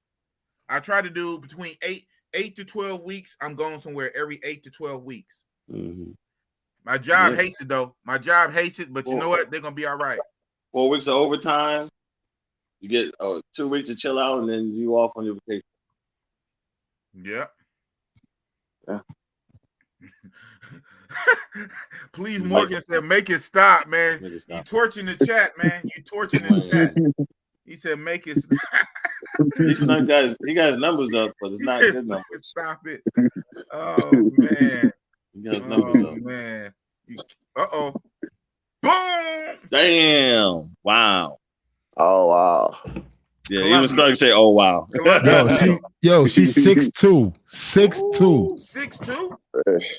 Was that Brazil? Brazil, dog. Man, we going back to Brazil. Man, you could put a drink on her booty, man. Ooh, Lord. Like Brazil is like the only place I've seen like apple shape, like real apples. Hey, so Snug, that's too little. That's too little for you, huh? Nah, that's perfect. That's perfect. Shit, that's Copacabana all day. That's an apple right there. That's too little for Snug. My bad. Yeah. I gotta move up. Yeah, you on timeout now, man. my bad, guys. Yeah. Shit, let me stop sharing shit. God damn. Man, that was an apple right there, man. Yeah. Hopefully the algorithm didn't catch it. Nah. Snug out here looking like Beetlejuice from Howard Stern. Who said that? Please, Morton. Wow, this guy, man. I ain't got no picture of her talking. Right. No picture. At least you on camera. You pulled up. All right, sure. I ain't trying to stand in the mirror no 3 hours a day, but I know I ain't the worst thing on the planet. Too. I don't even know how to share a screen and jump. I go on my Instagram. Oh my God. Yeah, man. You know, so I would have trying to make do. Yeah, man. You know what? On some real shit, I hear you. In the States, man, sometimes it could be rough for some of us in the States, but damn. Yeah, the crazy thing. Hey, boss, you out there in California, so you rhyme all the good stuff. Me, I'm out here scrounging up Georgia, Alabama. Right. Shit, I'm scrounging. Look in DC, man. Booty right there. In DC, even the 60-year-old chicks in the gym want the damn trainers and shit. I don't know, because out here around DC, Maryland, Virginia, it's like the chicks base who they should talk to based on income and shit. You know what I mean? Yes. So they making big money and shit. They need to get the personal trainer, or the guy in the Corvette or whatnot. You know what I'm saying? All that don't mean nothing. If you don't own nothing, all that money and stuff don't mean nothing. You have a doctorate degree, be a lawyer, but if you don't own an acre of land and a paid for house, what is that? All right, driving guys. the beans? It's Columbia from Love, man. Oh yeah. Oh man. Columbia from Love. Woo, look at that brown skin Columbia. Afro-Colombian. Wow. See, that way you got to come with a construction boot so you can lock in. Right. Lock in. The DC track is legit. Woo! She got motor in that booty. Oh yeah. A black Colombian, dog. Yeah, I see. Yeah. Oh. I know it's something getting behind that. Dude, that gotta be Cartagena. She was trying to find that Medellin. Medellin? Yeah, I figured it's Medellin. That was Medellin. You gotta search high and low for that. Even though it is more though it's in Cartagena, right? Because it's closer to Cali and Barranquilla. Mm-hmm. Yeah, it's more Caribbean than Cartagena. It's more Medellin right here. Oh wow! Well, you having all the dark skinned Jones. Yeah, He got it tight. Oh wait, he got it tight. Hey, see that different, though, man. I'm out here making do. That was part of the. That was part of the. I hear what you're saying, but damn, yeah, he's showing the overseas chicks, and you showing Matrix chicks. But goddamn, you showing Matrix whales. I get that. Hey, shit, it better than a Sandlot. He said that's hide your wallet territory, right? Yeah. Listen, the quality goes way down in the state. It does. It does. But goddamn, should be like a limit, like yeah. But see, you out there in Cali, boss. You out there around all the good stuff.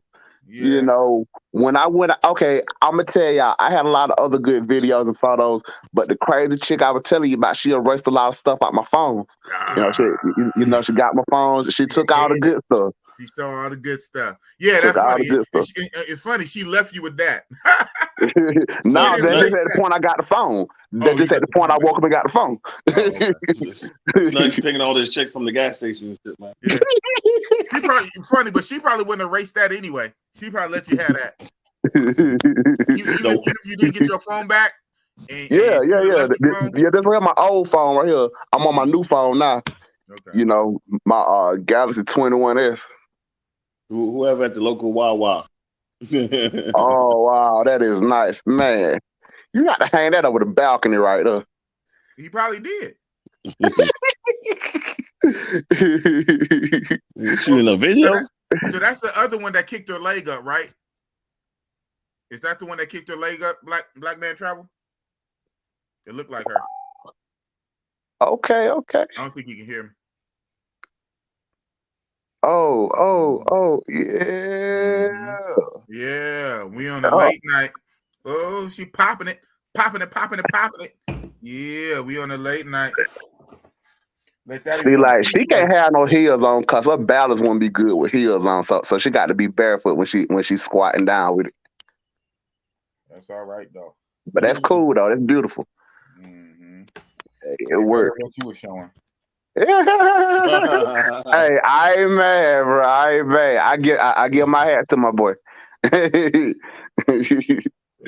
Sure. Seats. Oh yeah.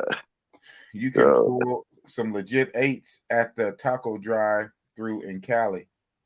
That's what I'm saying. When I was out there and going into Mexico, you know, the game changed up. That's all the stuff that got erased. My Cali stuff and my Mexico stuff and my Texas stuff. You know, I'm left with trash in my phone now. Eggnog in a bag. Stuck with eggnog in a bag, my boy.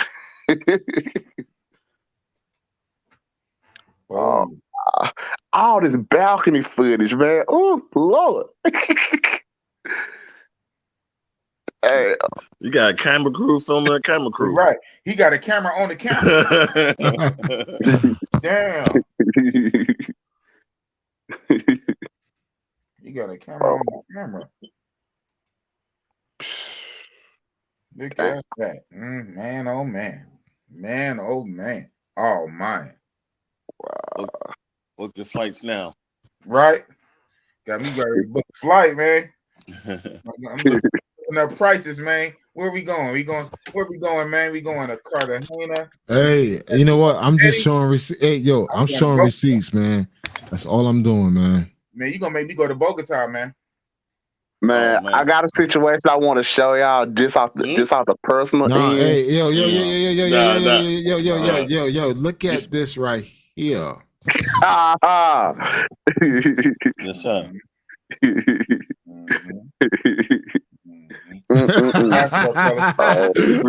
Hey, black women are everywhere. Black women are everywhere. Get your passport. Wow. Now, what you talking about, Snug, man? So this right here, the one who spent the most time with me when I was in Santo Domingo. Okay. Yeah, that's I mean, the most time compared to the other ones, I mean, she's like up arm kind of thick. Yeah, I definitely had fun with that. So wait, so you was in Dominican Republic and you could have choose anybody you wanted. Man. Hey, like, I'm finna tell you how my trip started. Okay, so I called up Henry. Y'all know Henry and Markel? I don't. Markel, I think I forgot what his YouTube channel is. He in Colombia right now, huh? Yeah, go ahead.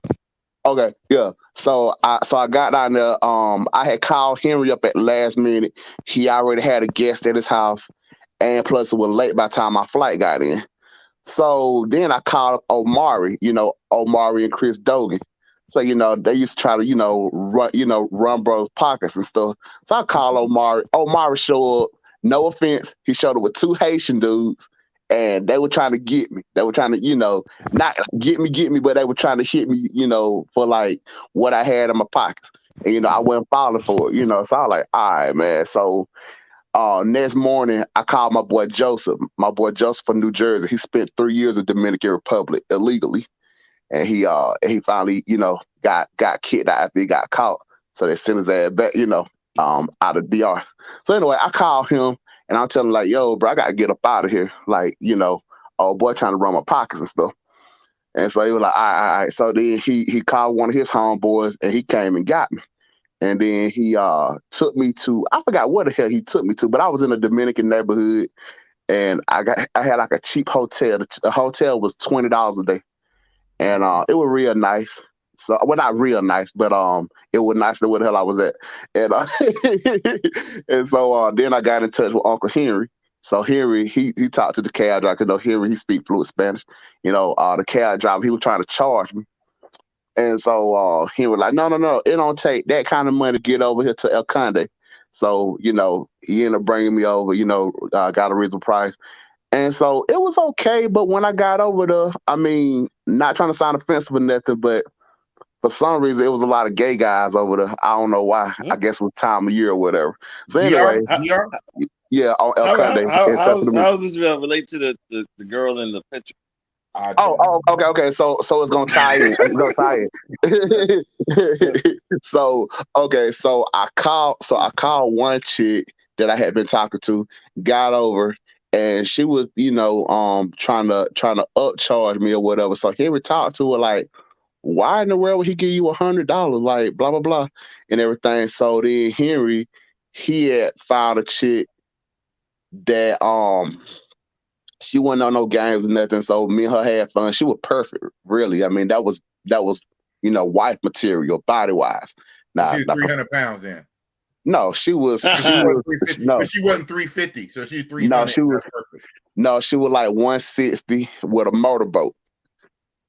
160 with a motorboat. That shit was perfect. So we ended up having fun. We chilled about an hour, and so through her homegirl came out, and we went walking to go get something to eat. So the chick that I just showed you, we saw her walking along the way. So we kind of bumped into each other a little bit. Shoulder graze.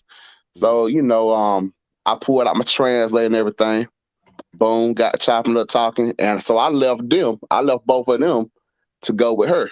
And so got and everything. She, showed me a good time. We went to a spot, so I spent like 3 days with her. Whoa. Damn. Yeah. So just off the whim of thing, didn't have no boyfriend and then had a spot to herself. That was just some lucky shit.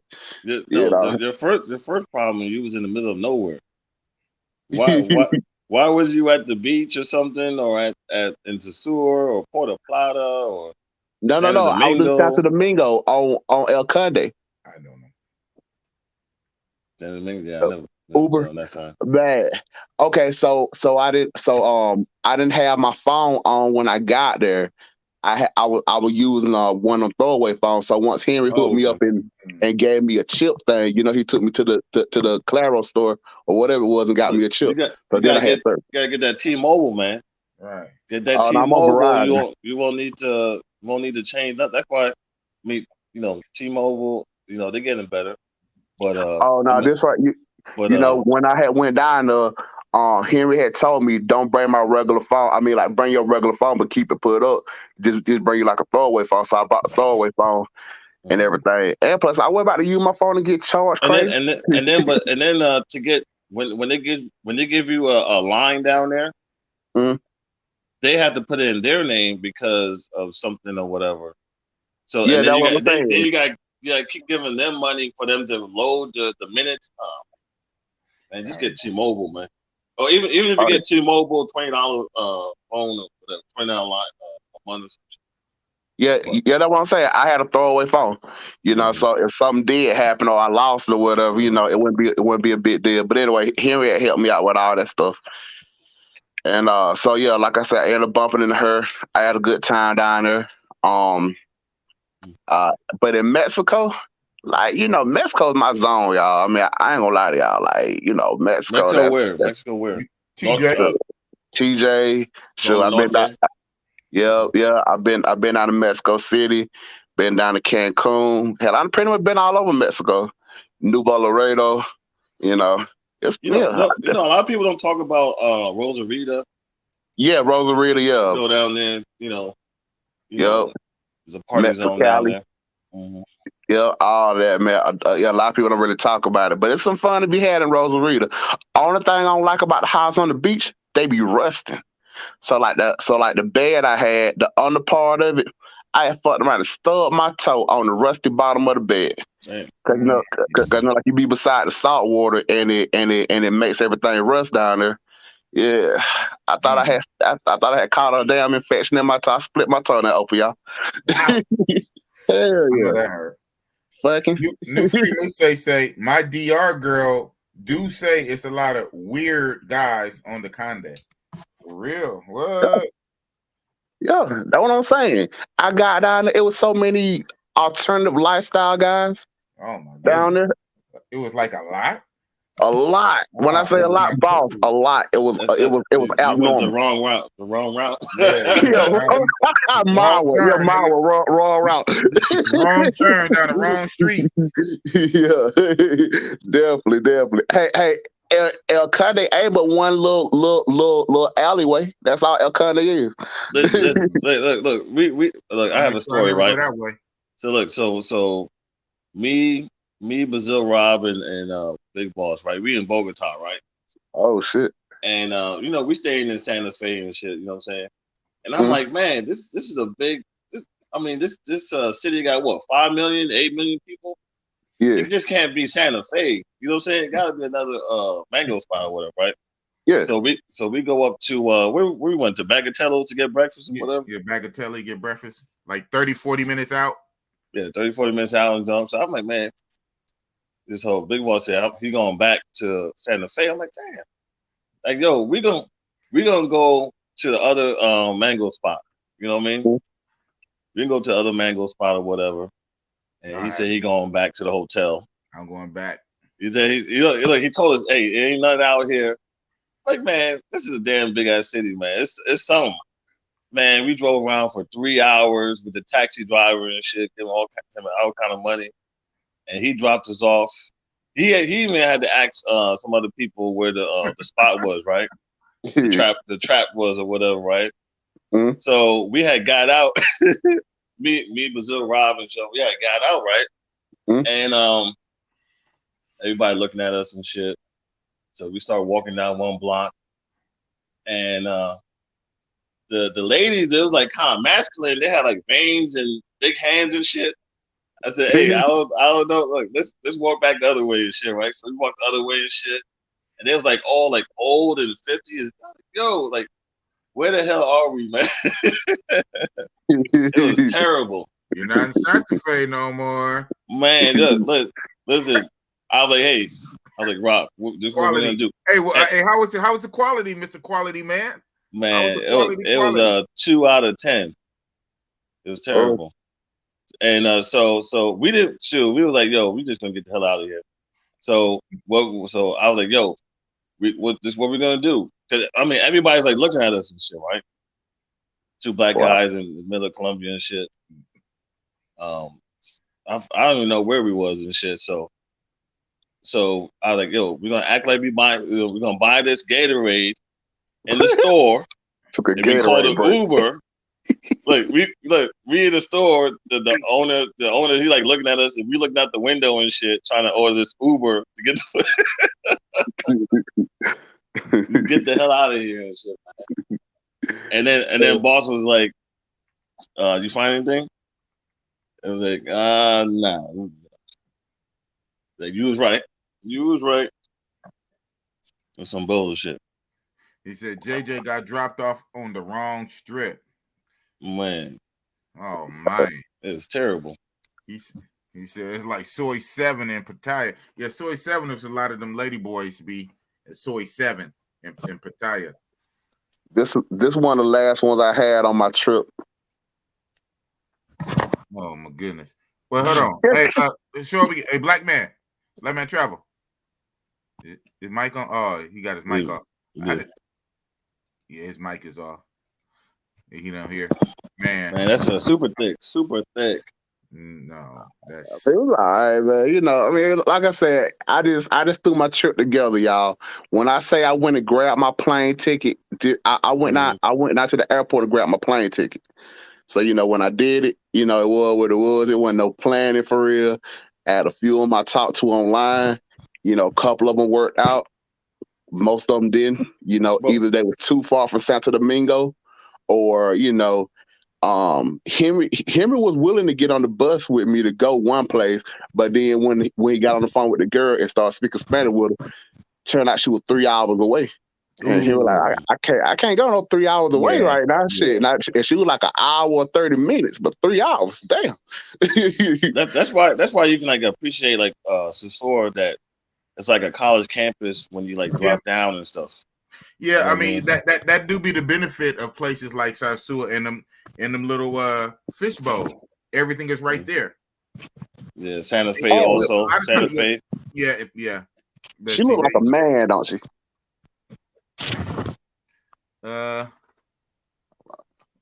of strong. Kinda. Yeah, she look kind of strong. Man, ain't got no hips, none of that. Yeah, that's Santo Domingo right there. Nah, I'm sorry. That's San Juan. Hold on, how you say this shit? San Juan. I can't. Oh, San Juan. What? It's San Juan. That's part. What's the other part? San Juan La Maguana. Yeah, whatever the hell that is. Yeah, why are you out there for? Nah, I was just looking on all girlfriend list that I was just showing y'all. Hey, I clean up in Santo Domingo, dog. Oh yeah, I clean up out there, man.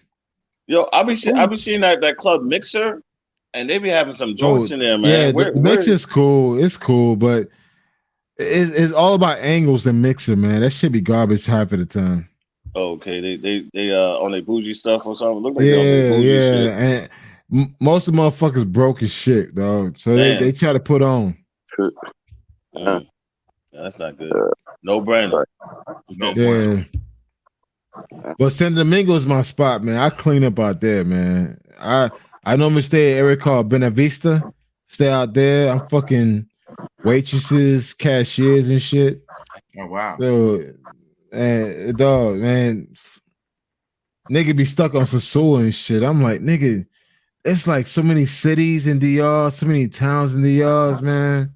Y'all stuck on stupid in one fucking area, man. The crazy thing is that Sosúa, the Puerto Plata from my area is like $600, but if I can fly to San Domingo for like maybe $325, $350. Yo, I'm gonna tell you this right now. I just bought a plane ticket for Christmas and New Year's. I'm gonna spend 2 weeks in DR.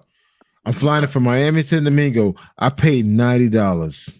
Oh wow. $90 on Frontier Airlines. You using points with it? No, Frontier Airlines, $90. One way.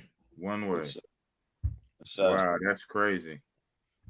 Yeah, so if we find some spots in San Domingo, man, shoot. You know, give Sosúa a break. No, San Domingo. I fly into San Domingo. I stay in Benavista. I hit up the supermarkets. I hit up the malls. I hit up I hit up the restaurants. Dude, I holler at the waitresses. I holler at the cashiers. Yo, what are you doing tonight? Nothing. Yo, come hang out with me. Right. That's what I'm on, though. I'm on some urgency shit. Urgency, man. I'm like, yo, listen. What are you doing tonight? Not fucking tomorrow. What are you doing tonight? Tonight. You got a boyfriend? All right, cool. Don't worry about it. But if she doesn't have a boyfriend, yo, come hang out with me tonight. Tonight, when you get off. Yeah, when you get off from work, yo. And guess what? What? They fucking come through, dog. Oh. Them bitches, they come through, dog. They come through. Hey, King Tao says, Black Man Travel. Thanks for the ad on Facebook. Thank you, man. It's all good, man. Dude, it's just. They come through. I mean, the thing is, a lot of us black men, we don't know our value. like we try to like low key our value outside of the United States. We don't realize that a lot of women value us, man. They do. Understand? We are the trendsetters, dog. We are the trendsetters. We set the trends out there around the world, man. So it's just like for you to like downplay that shit, you're a fucking clown, man. Damn. It's like, yo, take advantage of that shit. Right. So like when I this one girl I was talking to in DR, and I know y'all gonna clown me on it. Yeah, we are. We're gonna clown you. But so here it is. Black Man Travel gives us good speeches, good uplifting speeches. And here comes Snuggy Snug to bring us back down. Show us some bullshit. No. She okay. Oh, okay. So like she had looked amazing to me. I hadn't even considered marrying this girl when I was going down to DR. I didn't get a chance to meet her. This right here was one that was 3 hours away. Okay. Well, yeah, she big. She got some hips that don't. Yeah, she's big, boy. Hold on. Hold on, you see this, JJ? Hold up. You see this, JJ? Yeah. Oh man. He's gonna marry her. I thought about it. Honestly, he look cute in the face. I can say that for real. Hold on, I mean, even though it's kind of small, it's kind of if you can blow it up. She look cute. She might be wearing one of them corsets or something. Yeah, that's a natural shape. That's an absolute natural shape. She looks cute in the face. I give her that. Yeah, wow, she's big. She's big everywhere else though. She a school teacher, and her father is high ranking in the military. So that's why I consider doing that. You're gonna be on child support within a year. That's like 350. Listen. You got it tight, Snug. You got it tight. Versus this right here. Versus what? Okay. All right. Oh yeah.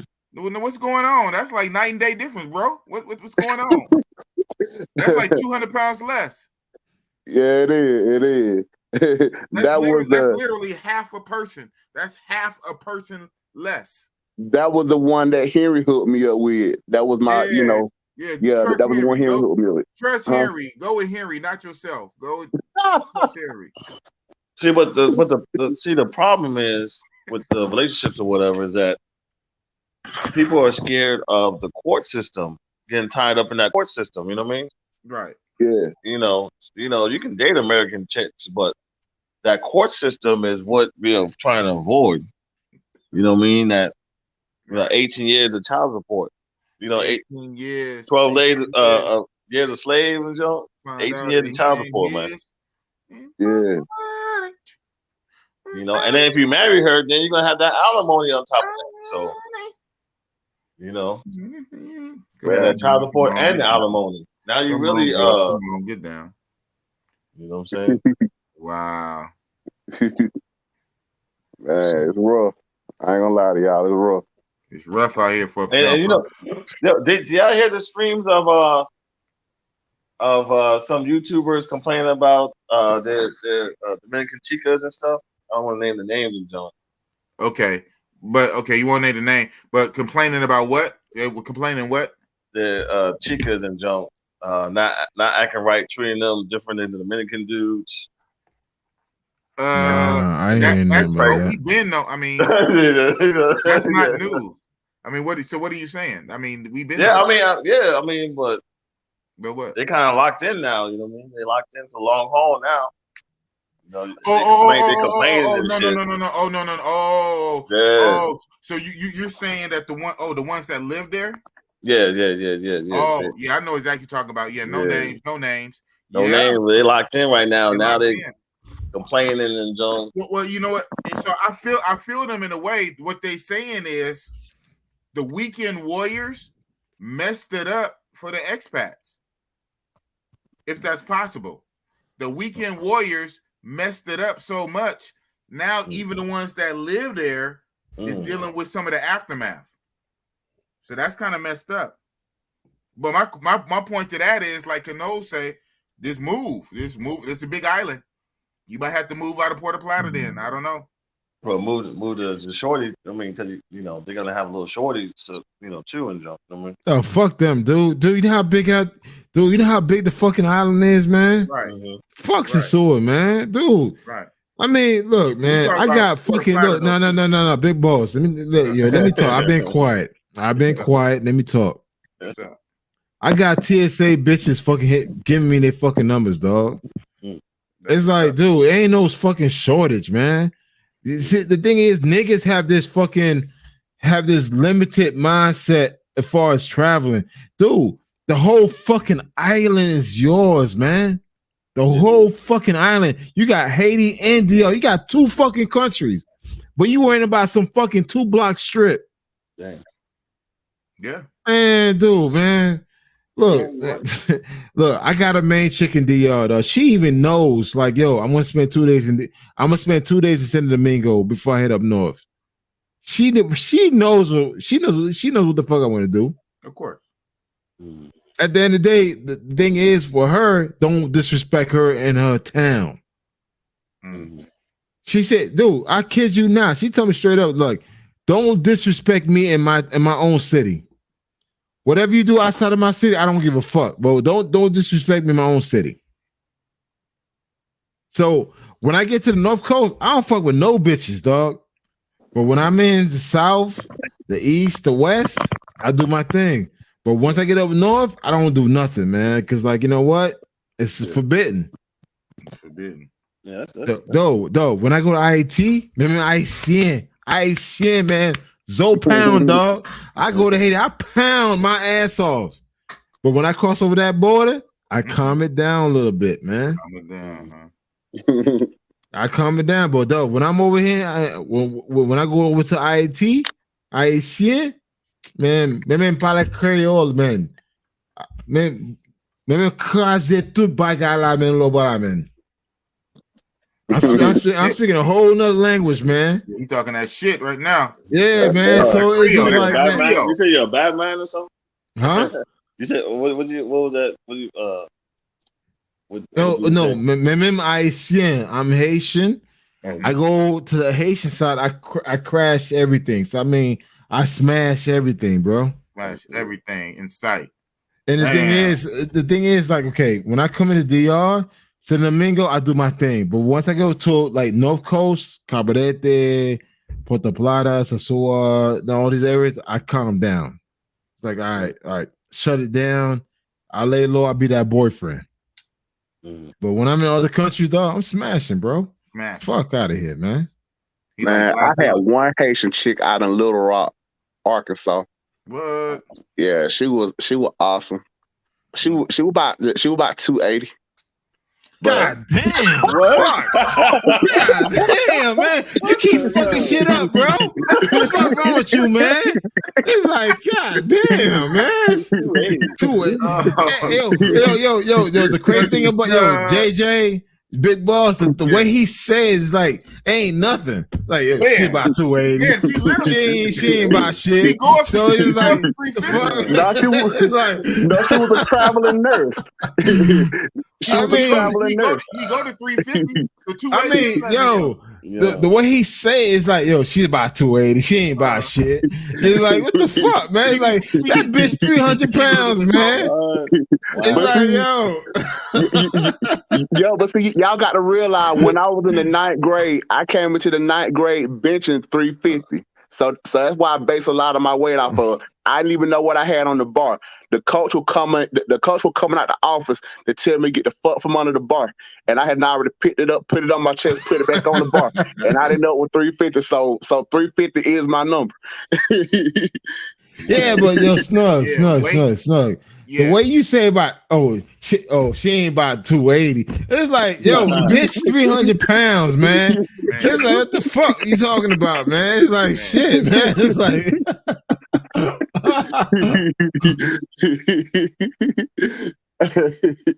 hey, shit. Long as she can fit in the passenger side, that's all that matters. Oh, fuck that, man. Hey guys, tell me. I never fucked a fat bitch tonight. I mean, I never fucked a fat bitch before. Is the pussy worth fucking like a big chick? I mess with big chicks, but I don't know about no 350. Listen, it's nothing worse than a big chick moaning. The head is good.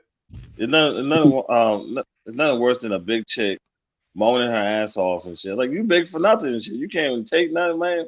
Right. The hell, Jamil Edwards says Snugs keeps it really real.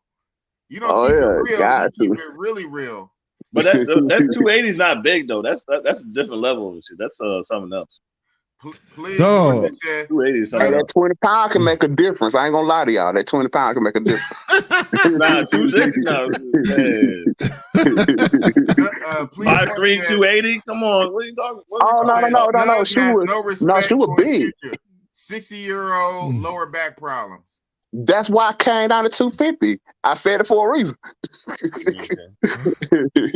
know, 2 tons of fun. Big Mama Jamma, Uncle Sam. Thank you, Uncle Sam. Hey, I just turned 31 a couple days ago, y'all. I got to save my back for when I get older. Plus, it's too late for that, man. You done blew that back out with 350. now he say it. After you showed his pictures of whales. I gotta save my back. Man, that was years ago. I hate to see Instagram and stuff, man. Golly. Now I had erased my Instagram and everything. My Instagram, my TikTok, I had deleted them. But I mean, I ain't gonna lie to y'all though. I mean, you know, I've been on big girls a long time. You know, it just really always appealed to me because I saw my older cousins. But see, you got to realize my older cousins, they 140 pounds soaking wet, messing with 350, 400. You know, crazy shit like that. You know, my cousin Jeff. They getting that free rent. Tax refund coming up. Yeah, they've been doing it a long time. You know, my cousin Jeff, he might be 140 directly soaking wet, but it's his chick that he got with, and she left him some money behind on the insurance policy. Like, put him on the insurance policy and left him like 20,000. He blew through that shit so quick. He was back in the day. Wait. That means she passed away or something? Yeah, she passed away. God. Yeah. Left him 20 grand. He blew through that shit like it wasn't nothing, like it was $1. What, 20 grand or 200 grand? 20 grand. 20 grand. Nigga went and got gold teeth. When it got him. Go through that fast though, but yeah. Man, this nigga went through that shit like it wasn't nothing, bro. Like it was $1, huh? Like it was $1. You know, when it got the next week. He had broke the next week. Pretty much, you might as well say it. Yeah, shit, that money didn't even last a year. Hopefully he ain't more than shit. Oh man, he wouldn't love that girl. Oh man. He had plenty of fat girls. Jamie said every time Snug enters the chat, you should introduce him with the Too Short song Freaky Tales. Damn. I had a girl. Her name was Shell. Booty was big like a big old whale. Homosexuals. Oh yeah. Snug is going to need a teeter. Hang up. Wow. But yeah, man, you know, so basically I got that from my older cousins, you know, dealing with big women. You know, I always saw them with them, you know, when they were talking to me, man, get you a big girl. And I was always bigger than my cousin. Cause when I was in the 8th grade, going to the 9th grade, I was 6'1", 250 solid. Damn. You know? Yeah. Listen, I told my baby mom, if she go over 150, I'm gonna leave her and jump. Yeah, I remember you told me that. And she was pregnant. That's let you know the dedication of JJ when he said get your quality up. I didn't have my first. He was going to leave his pregnant baby mama pregnant if she got over 150. He don't play that. Yeah, he don't play that. She was 130, 135 for the. So you got 20 pounds. I'm gonna leave you. I don't even care if you pregnant with my baby. I'm gonna baby only gonna be 8 to 10 pounds. So you know what I mean. Hey, she said she only had about 10 to 12 pounds wiggle room. Damn, Jay. Hey, I didn't have my first skinny girl until I got to Texas in 2010, and she might have weighed 110 pounds soaking wet. Man, I know you was in culture shock. I was, cause like like I couldn't even get hard at first with her until I got ready to take her home, and then me and her got in the back seat. We did it in the back seat, and then I was able to do it. But I couldn't. I had on the bed. I couldn't get hard for nothing. She's too little. She's only 110 pounds. So what? I can't get jiggy with this. 110 pounds. Where's the rest of you? Right. So basically, we attempted one more time. We pulled her to an apartment. Then we got in the back seat, and then I was able to get right. I don't know what made the difference, but that who's in my bed? That head, she sucked you up. Oh no! She was doing that anyway. But I'm saying I just couldn't get right. Oh, even with the head, you couldn't get hard.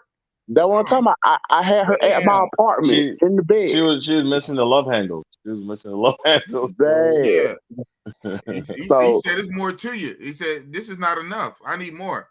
Where the rest of you at? Right. So then we pulled her to her apartment, and I was like, you know what? Let's try one more time. So we got in the back seat, and then I was finally able to get right. And I was like, damn, I guess I needed the pressure of being out in public or potentially getting caught to get hard. So man, I'm with Please Morton. He said, I used to mess with this big girl named Dawn back in the VA Beach. Her head game changed my whole attitude. Shout out to big girls. For real, man. Big girls got that fire head. And a matter of fact, Uncle Sam says, hey, BBW's got the fire head. I can't lie, big boss. I know. That's the one saving grace. That's a 1-7 grace. I met this one chick in Petersburg, Virginia. I was up there with my cousin. I don't know if any of y'all familiar with the porn star The Butt. Y'all can look her up. Just type in DA and Butt. The Butt. Yeah, The Butt The Butt. You talking about Cherokee? No. The porn star named The Butt. That's what I was thinking about too. Yeah. Cherokee The Butt. Because she got the butt on her, like tattoo on her butt. Yes. Hold on, I'm thinking I find that ass. Yeah. Hold on, I'm thinking I find a regular picture. I ain't talking about no X-rated picture. I'm thinking I find a regular picture I can put up for y'all, so y'all see what I'm talking about.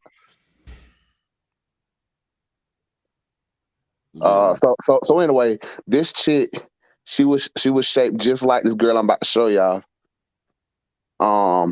I mean exactly when I say down to the T. Above 250 or below 250? Above. Okay, like I was saying, you got you said 250? Oh. Yeah, 250. Okay, so here go a picture right here. She's definitely above. Okay. See, I was just watching the video. Like I said, carry all that in the hips. Like I was telling y'all about the other one. That I was dealing with, carry it all in the hips. It wasn't really no stomach. It was just all ass and thigh. So anyway, she was built just like her, and so like my cousin, she put him to the side, like, damn, cuz, how she wipe her ass? Like that's how big I am. Like that. Oh man. I don't know, but I'm finna make her take a shower regardless, though. So we both hopped in the shower. Then we went on here and got down. I had to make sure everything was right. So I watched it myself. There's a lot of sweat going on and shit. Ooh. Oh yeah, it was winter time too, man. The heat would turn up in the room. Yeah, man. I had to turn that heat off so I could breathe, man. Step outside, smoke a cigarette, came back in, got back to work. Got back to work. Got back to work. Yeah.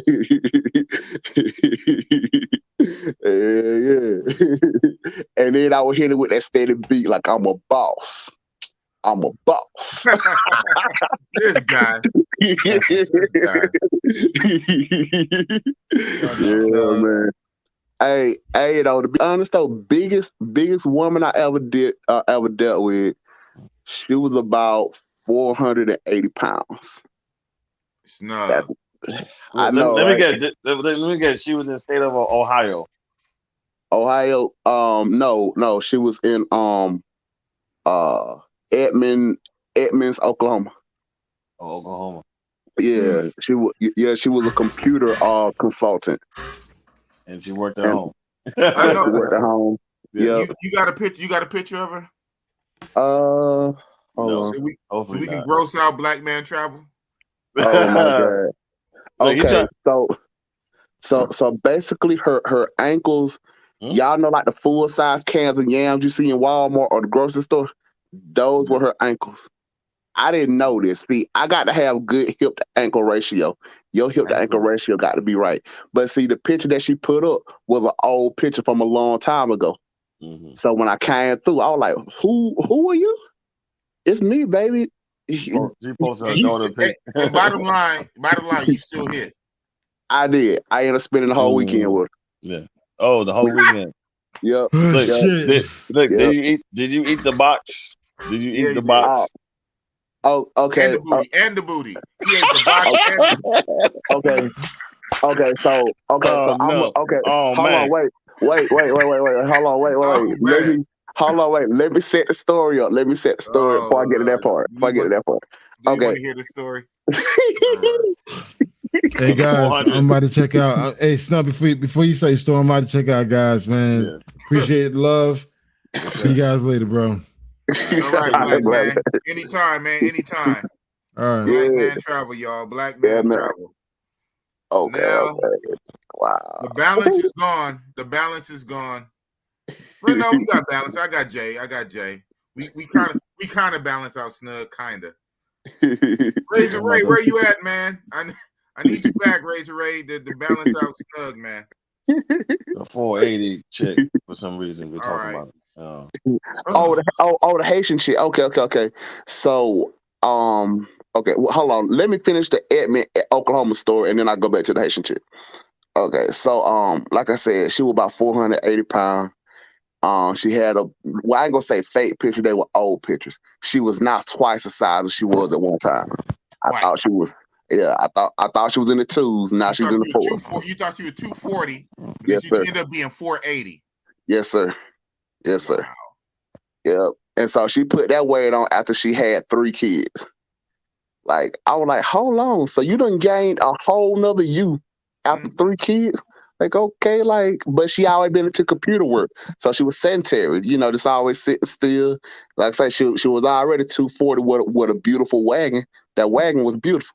But now she done doubled the wagon. So I had to use my elbows to open that thing up, boss. I literally had to go big boss 5.5 and use my elbows to open it up. How did it smell? Oh shit, she was on point. Now she wasn't nasty. She didn't have like one of them big old hanging out stomachs. She had a stomach. You used your elbows to spread her cheeks. Yeah. And it didn't stink? No, she was on point. She smelled real good. Oh man. Snug. Yep. Get the cat. Get the cat. That don't go together, Snug. That don't go together. Impossible. There we go. You use your elbows to spread her cheeks. All that flesh flapped on each other. You spread it, and it smelled like roses. Look, maybe he had a good 5-minute window, but after that, it was a wrap. No. She was on point, man. I can see maybe you spread it and then you wash it. You spread it and wash it. It can't be closed up smelling good. Hey, she was on point. She was really on point. Well, she knew you was coming over, right? She knew you was coming over. You was on your way. Yeah. Okay. Maybe she might have just went in there. She didn't have no dirty house or nothing like that. Holds herself. Had the Febreze or something. Had the summer breeze or something. No. She had she had the Bath and Body Works. She took care of her house. She had a big old jacuzzi tub in her room with a shower to it and everything. So she was on point. Now, she wasn't she didn't really have to leave and go nowhere. She just stayed in one place. Yeah, that's what I'm saying. And just kept growing. Yeah, that's what that was. So like you said, she went from 240 solid fit to doubling that. Let's get back to the international travel. This is an international travel. We going from state to state hearing horror stories. He got Matrix horror stories, man. We going from state to state. This ain't supposed to be a horror channel. Okay, so let's get back to the international thing. Mexico. Mexico, it's a total opposite experience in Mexico. The biggest chick I ever messed with in Mexico might have been 200 flat, but she carried that in them hips. I ain't gonna lie, y'all. A tranny almost got me.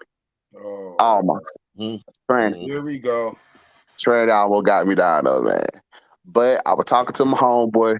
And he was like, don't you look a little bit like a man to you?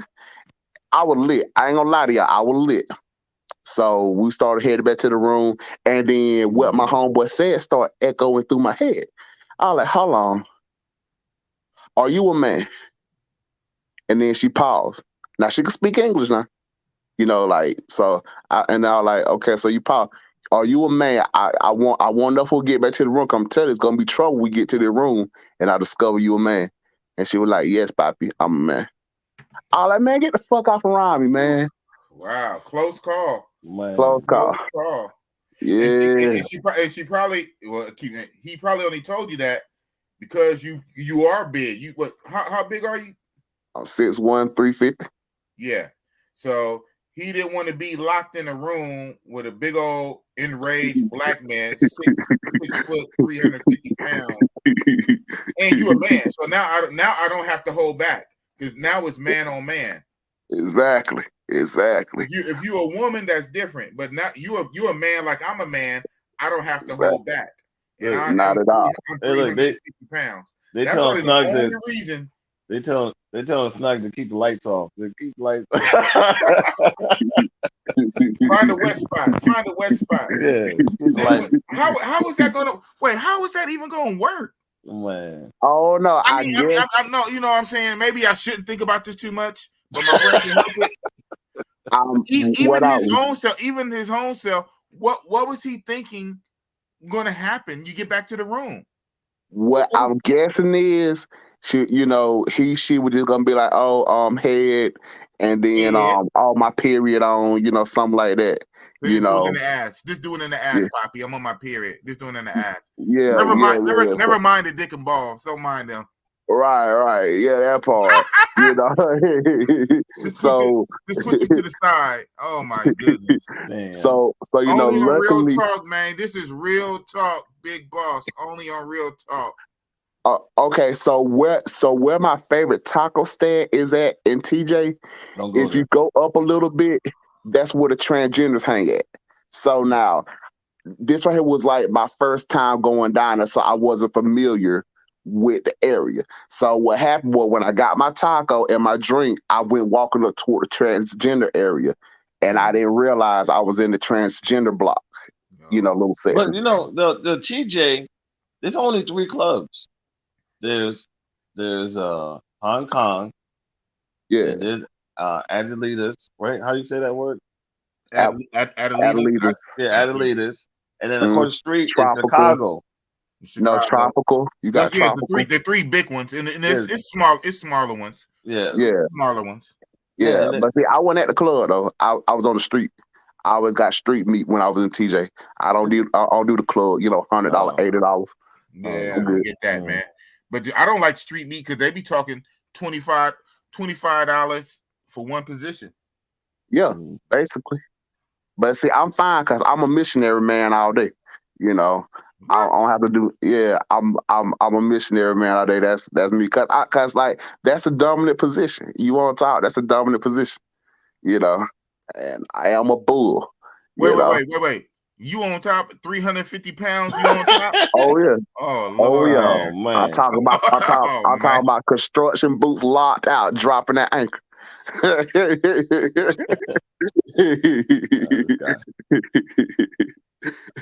Wow. Oh man. But see, like I said, at the same time, I'm a solid 350. I'm not a jelly belly 350.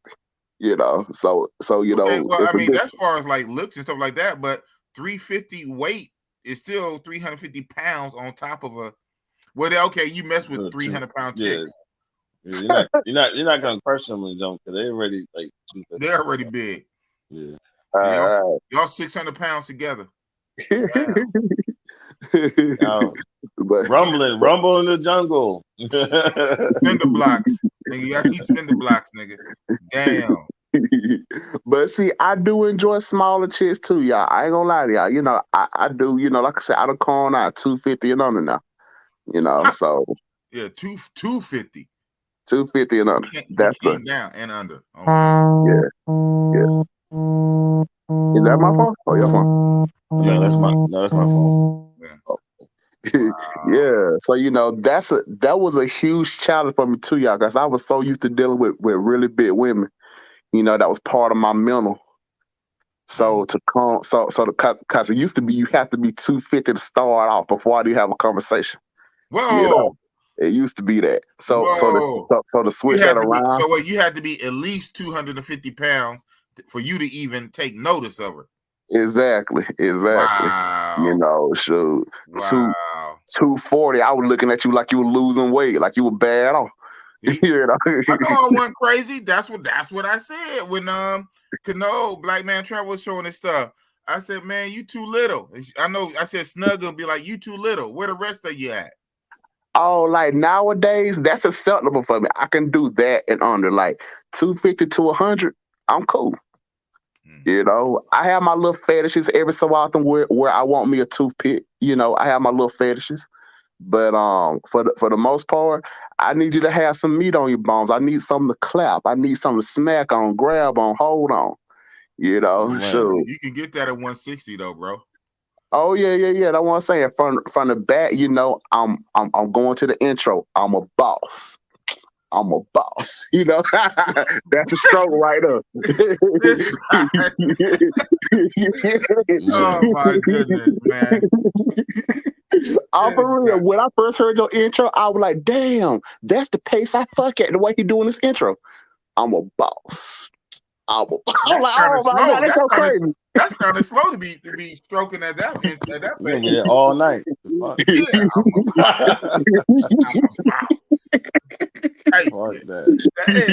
that's kind of slow. That's slow stroke, nigga. Yes, sir. I am not a fast beater.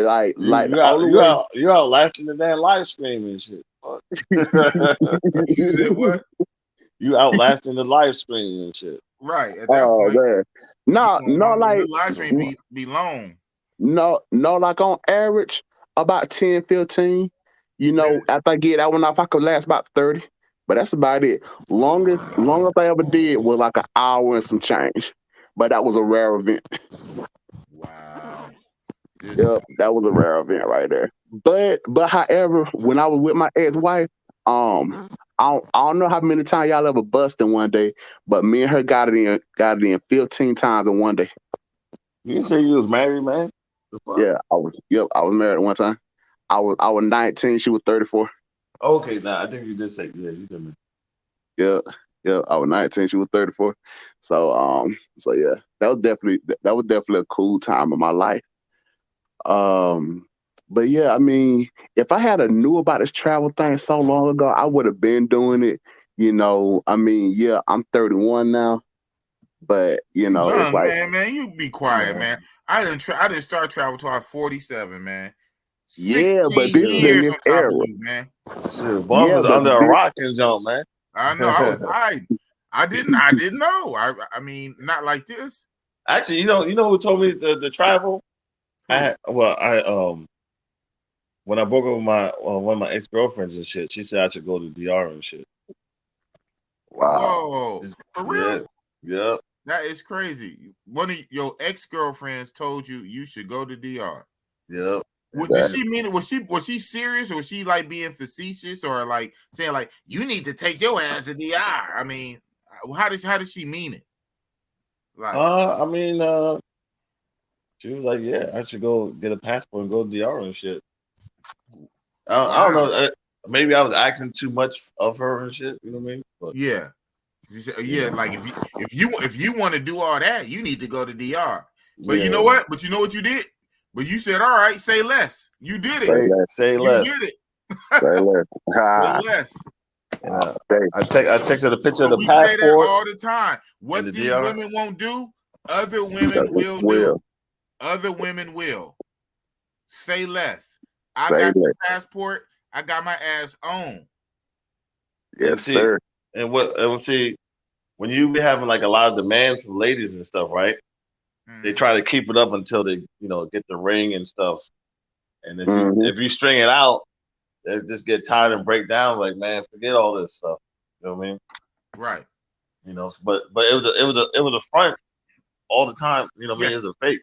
Yeah, until they get what they want.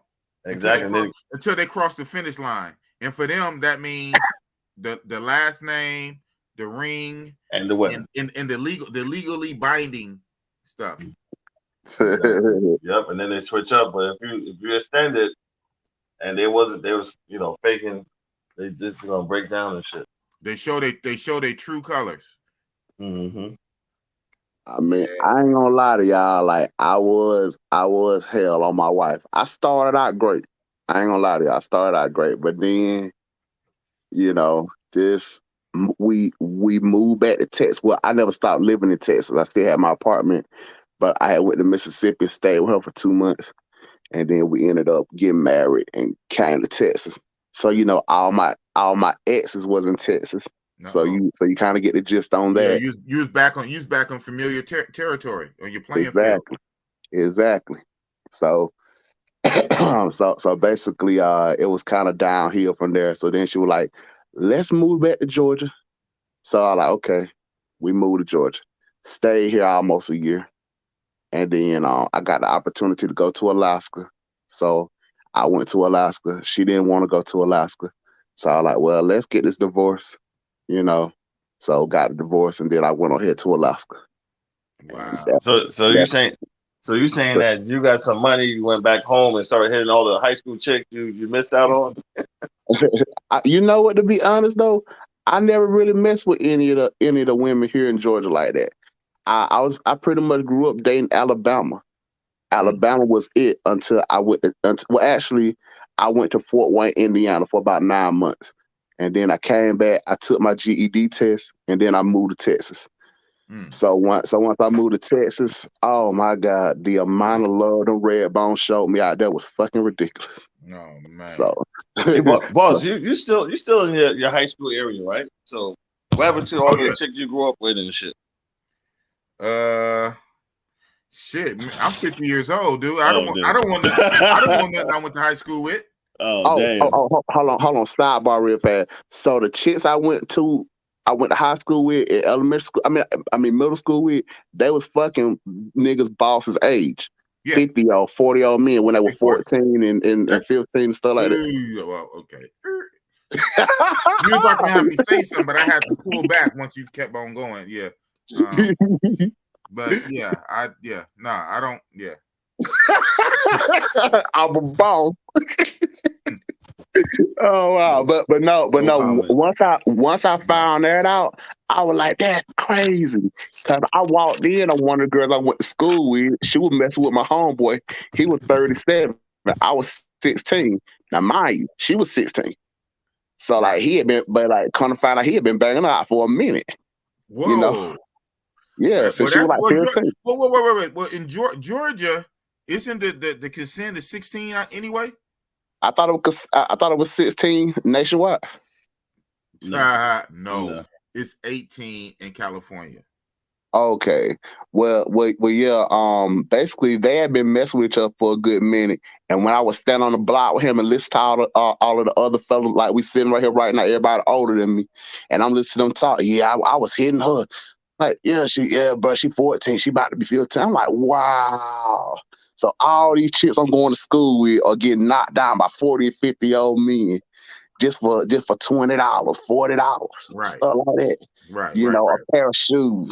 That's long time ago, man. Yeah. Sure, that's still happening today. Ain't no telling, but you know what? It ain't no $40, $60. It's iPhones now. Oh yeah. Yep. Sure. Yeah, I mean, like, don't get me wrong. I'm about to head out and jump. All right, man.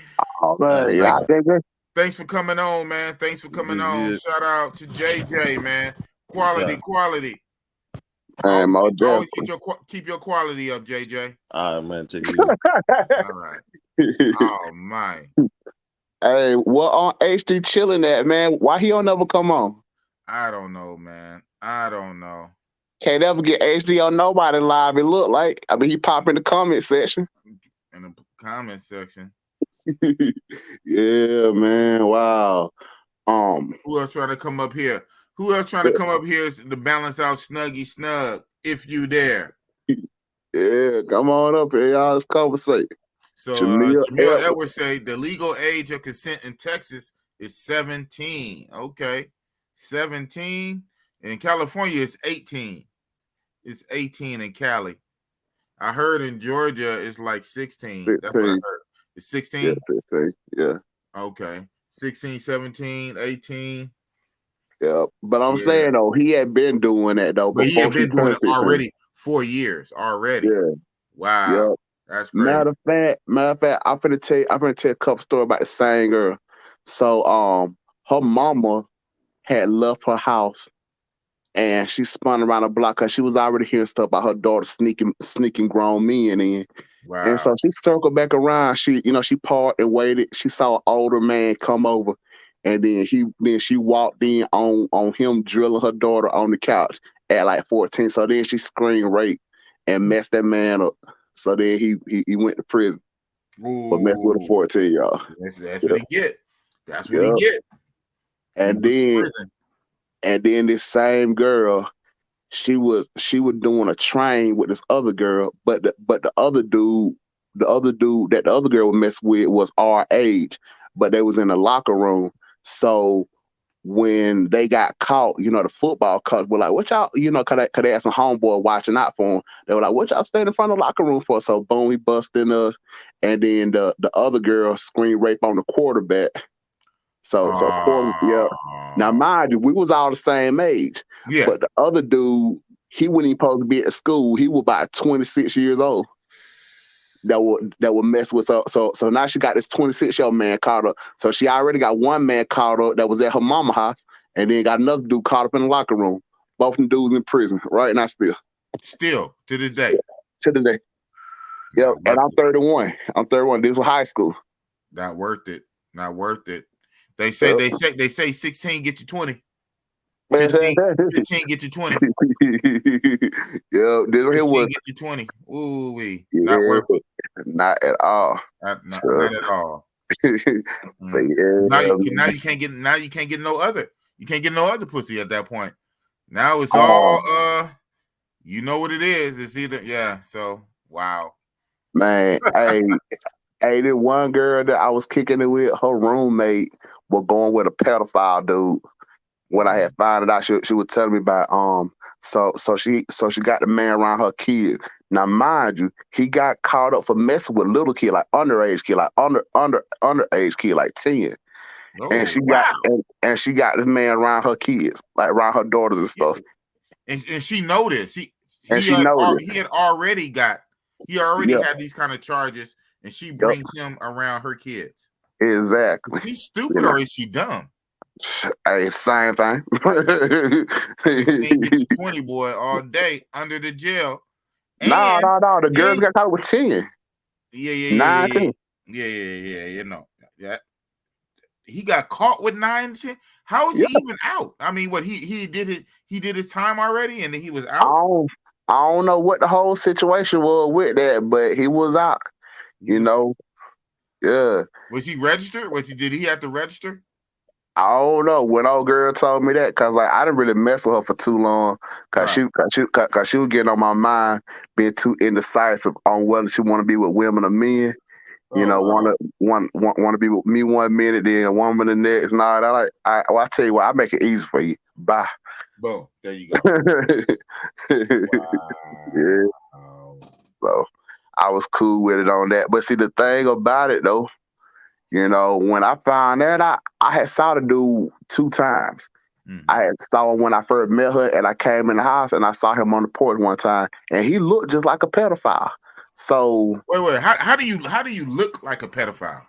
He just had this real bug-eyed look. You could just tell how he looked. Like he don't look like he looking at you. He look like he looking through you. And this is the black man? This is the brother? Yeah, he was black. About how old was he? I think he was like 48, 49 at the time. Oh, shit, almost 50, huh? Damn. Yeah. Yeah, so you know, of course, we like to think as black people we don't do nothing wrong like that, but Right. there's plenty of them that do it. I know we don't like to admit to it, but it's a lot Yeah, of them that do. you're right, but you're right, obviously, but that we're still not known for that, though. I mean, Right, that's a it white happens. thing. Yes, that is still a white thing, but yeah, wow. Exactly. You know, like a lot of the white guys, they go to Brazil to mess with the young boys and stuff. You know, and it's crazy, but and you know they go to South Africa to mess with the young kids and stuff. You know, coming out of Europe and all that, but I don't know, man. I mean, you know, like I said, I know we don't shine no light on it, No, but hey, it is a thing that happens in the black community. right. Yep. Okay, so I got a question from Benjamin. Big Boss, can you give a breakdown on how to operate in Bogota? Do you bring mangoes to the crib, etc.? Yeah, so I do. Bogota is big, so I'm assuming if you're asking me about Bogota, the way I do Bogota, I stay in Santa Fe. In Santa Fe area is not for everybody. Everybody is not gonna like it. Now, most people are gonna like the price, but you like the price, and then you're gonna bitch and moan about other stuff. So that Shower goes, too small, yeah, outdated. yeah, that goes with the price. That's one reason why the price is there. So, you know, you can't have everything. You know, it's sacrifices. It's a trade off. But that being said, the prices are dirt cheap. We're talking sometimes not really $8 or $9, but we're talking $11. We're talking $13. You're not paying $20. So we're talking dirt cheap. And what they do have, though, they do have a lot of those day casas. It's kind of weird. They're like little tiny brothels. The women, it's almost very similar to TJ, to the street meet of TJ, where the Mm-hmm. women basically line up in front of the buildings, and the buildings that they're in front of are the same buildings that they trap out of. And Right. even though these buildings are different, they all kind of similar, where they have a drive port, like a big driveway, like where a car can drive in at, but Mm-hmm. the space is normally empty, and the girls stand inside of there. And so you can do it that way. They also have a lot of clubs strung up and down the street. In the clubs, they're real actual clubs, but the clubs also have rooms either upstairs or downstairs where you can pick a chick in the club and go upstairs with a chick in the club. Also, of course, tons of street meat. Now, so the street meat you could take into any of the little short time hotels they also have. They have a lot of short time hotels. I normally stay in a hotel Santa Fe. The rooms are pretty much cheap. In a hotel Santa Fe, you can bring your street meat upstairs to your room.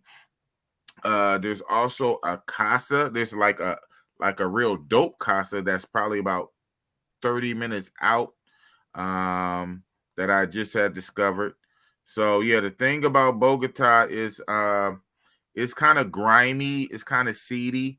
There's not much to do. There's no beach. It's kind of like a real inner city. It's like a ghetto part of an inner city with graffiti on the walls, trash on the street, a whole lot of police. Like, it's almost overly police, which is a good thing. It's a whole lot of police always around. It's women always around. It's always music. It's always lights. It's kind of lit. It's like real lit and grimy at the same time. So, and it's not going to be for everybody. So there's a lot of videos on YouTube that people got, and I looked at them, right, and from going there a lot of times, a lot of those videos are very accurate. Well, they're videos. I mean, it's just straight raw footage.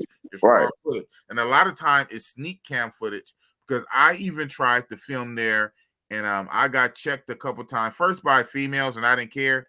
But then actually some dudes actually came up to me and checked me, because that's also a cartel area. And believe it or not, that's one of the things that makes it relatively safe. On top of the heavy police presence, it's ran by the cartel. So again, very similar to TJ Mexico. So it's very funny how a lot of these places are very similar, even in different countries. Right. So that actually makes it relatively safe. So yeah, it's a trip. It's very similar to also to people that have been that would know the difference. In Brazil, it's a place called Villa Mimosa. Villa Mimosa. Yeah, Villa Mimosa in Brazil. So Villa Mimosa in Brazil is very similar to Santa Fe. Santa Fe is more like a city version of Villa Mimosa. Villa Mimosa is like squeezed in one little tiny area, whereas Villa Mimosa is like a neighborhood. It's like a neighborhood of that. It's more of that. And again, a lot of people that go to Brazil are not going to like Villa Mimosa, and I can actually see why. But if you like the cheap prices, if you don't mind like the ghetto-ness or the edginess of it, so yeah, so the way you move in Bogota basically is the casas, it's the short time hotels, and if you stay in the right hotel, you can bring them up to you. But what a lot of guys like to do, they like to try to have a cake and eat it too. So they want to kind of mess around in Santa Fe, but they might stay in a nice hotel like a half hour away or something like that. But then what you have to do, you have to taxi your Uber into Santa Fe, and it's kind of hard to bring the girls out because the girl's not really going to leave that area. So then you're still going to end up smashing on site at one of these short time hotels. So, yeah, I hope I pretty much answered that. Safety it's relatively safe. I mean, believe it or not, I've heard of like one guy was saying someone tried to take his phone at one point. I don't know. To me, it's a hell of a lot safer than Medellin, especially the Park La Aris area. They're not drugging you. They're not putting dragon's breath or scopamine. They're not drugging you. They're not pulling up on the motorcycles and the mopeds trying to rob you. So actually, it's a whole lot safer than Medellin. Good question, Benjamin. Also, boss, I didn't even read this yet, but I'm just so me flowing and going, I'm answering this question. So athlete, it's actually safer. It's safer than Medellin. You don't have that bullshit yet. Now, you know what I'm saying? The shit is starting to spread. I'm hearing now they're starting to use the devil's breath in Cartagena. So maybe it's spreading, but it's not there yet. Did a story on that the other day. Debbie did a story on somebody getting drugged in Bogota when he was there. In Bogota? Yeah, okay, he did a story about 2 days ago, 3 days ago, something like that. I had watched it. Oh, yeah, wow. He said like 6 niggas got. 6 niggas in Bogota. Okay, so there you go. So it sounds like it's starting to spread then. So I'm glad that you corrected me on that, because up until this point, I haven't heard of drugging in Bogota yet. The drugging normally is a Medellin thing, and it did start to spread to Cartagena. So now you're saying that OW said 6 people got drugged in Bogota. Wow. Yeah. Well, I guess it's spreading. And he said the only reason they couldn't get him because, of course, he be drinking water instead of liquor. Right. So, you know, how you gonna get the man with a bottle of water unless he put it down and take his eyes off of it? Wow. Good question. But yeah, so I wonder, you know what, I'm still thinking, so I'm glad you said that. OW is actually going to come on the show soon. We just haven't nailed down what week. Yeah, what week, but he's actually going to come on the show soon. And I know normally how OW moves. And so was he with a bunch of guys, like 5 or 6 guys in a group or something? I could go back and watch the story again, but I know he was saying like 5 or 6 guys. He was trying to tell them. I think he said in the story he was trying to tell them, but they weren't listening. And next thing you know, the hoes and got them for watches and phones and money. And you know, they done woke up 2 days later. Right. Well, I'm gonna talk to him and get his side of the story, and probably bring him on here on this channel too. But even I bet you, and I'm going to go on the limb and say it. I bet you, if they most likely wasn't Santa Fe chicks, and I'm sure it didn't happen in Santa Fe. I bet you and I'm gonna say this without knowing it all the way. I bet you they did what a lot of guys try to do. What they like to do, they like to stay in these hotels, and they call up chicks on the website. A lot of website escort website girls.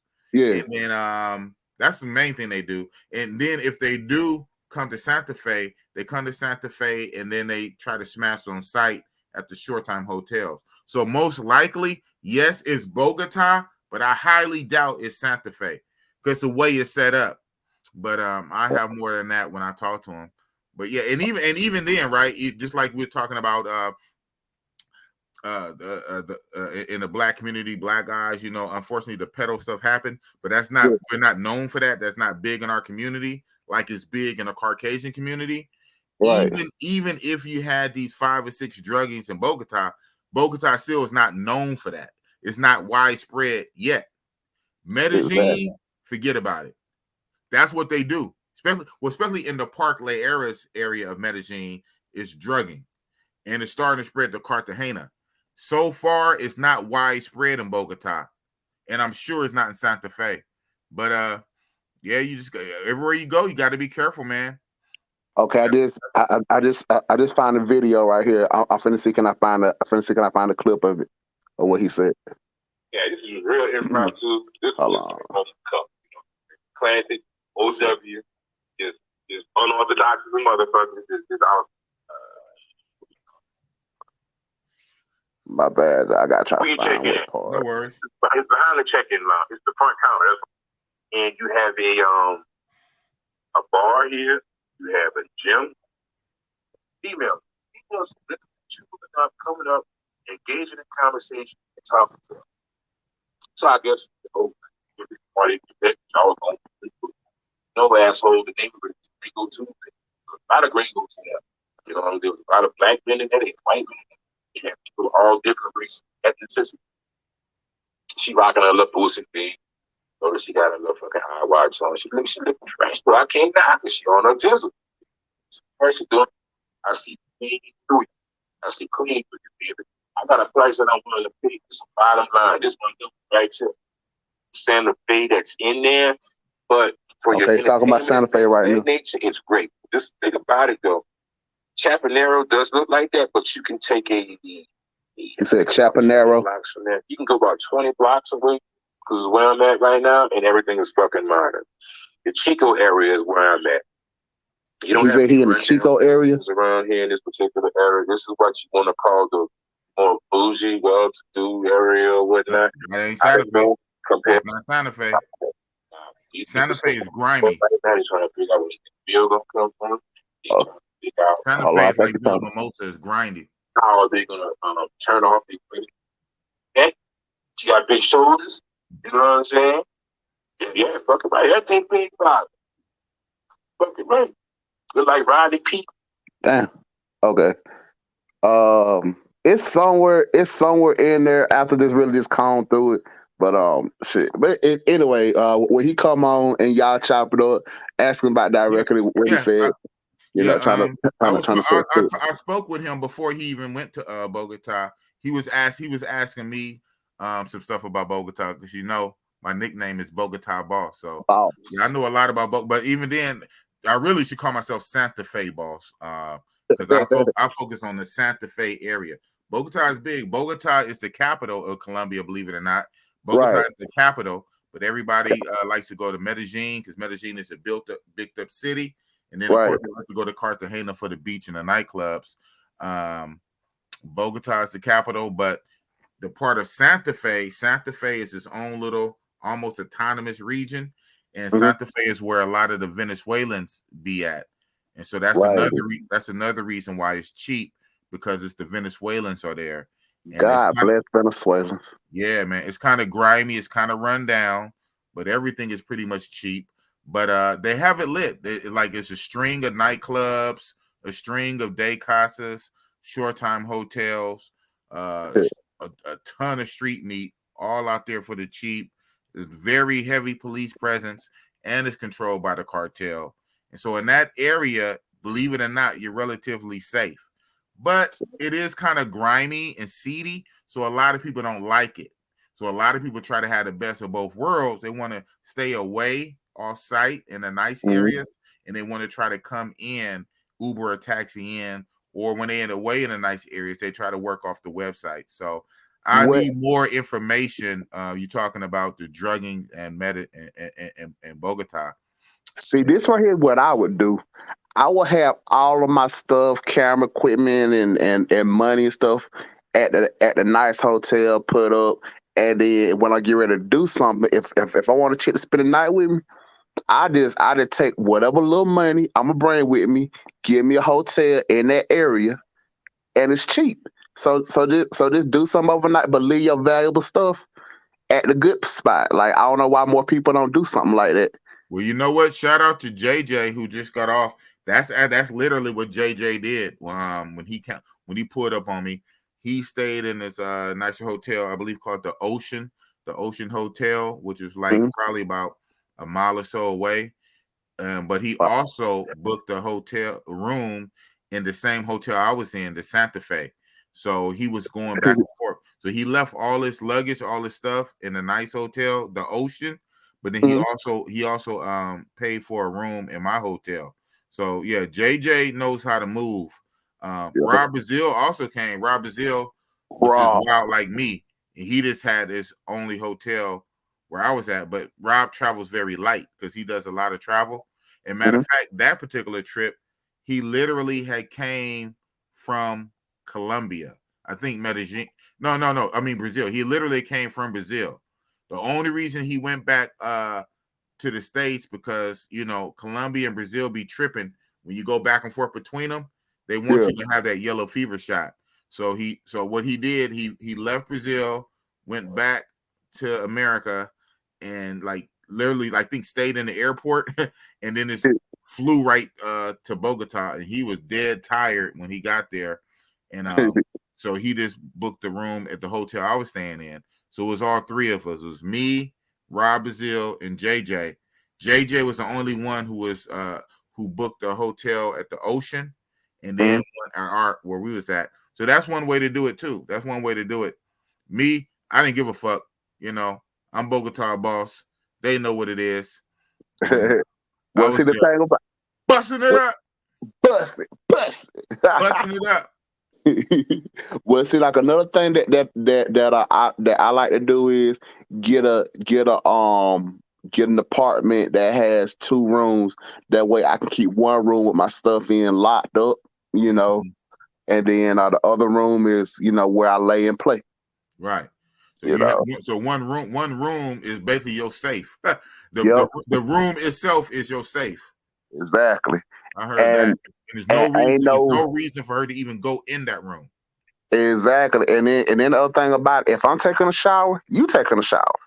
Like ain't no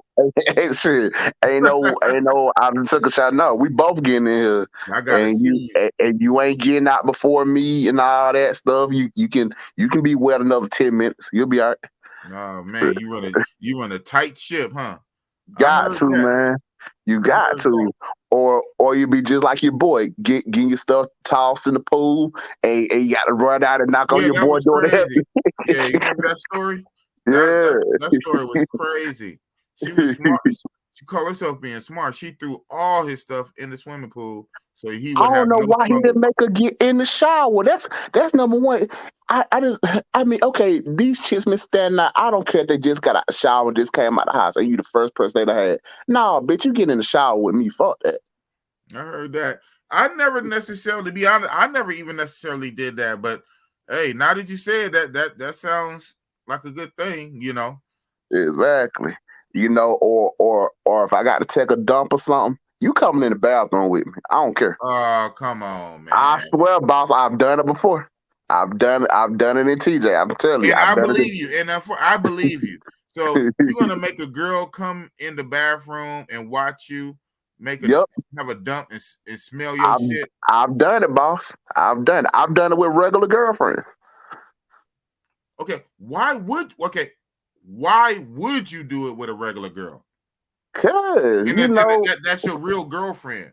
Yeah, like I was telling you, like I was telling you about crazy ass I was dealing with. Man, you know, she was with me when I was on the semi truck. So we ride until 24 day, taking the shit in front of each other, got there fart in front of each other, shower with each other. So you know, that was life. You know, I don't mind taking a shit in front of a girl. Hell, I can fuck in front of anybody. I don't give Well, a damn who. well, even if you don't mind, she might mind being in there smelling your shit. Hey, if you with me, what woman wants to be in the bathroom while you shitting? Bro, this something I've been doing a long time, since I've been like 17, 18. I've been having girls be in the bathroom with me. I'm in the bathroom with them. I don't care, bro. I really don't. I just be HD chilling.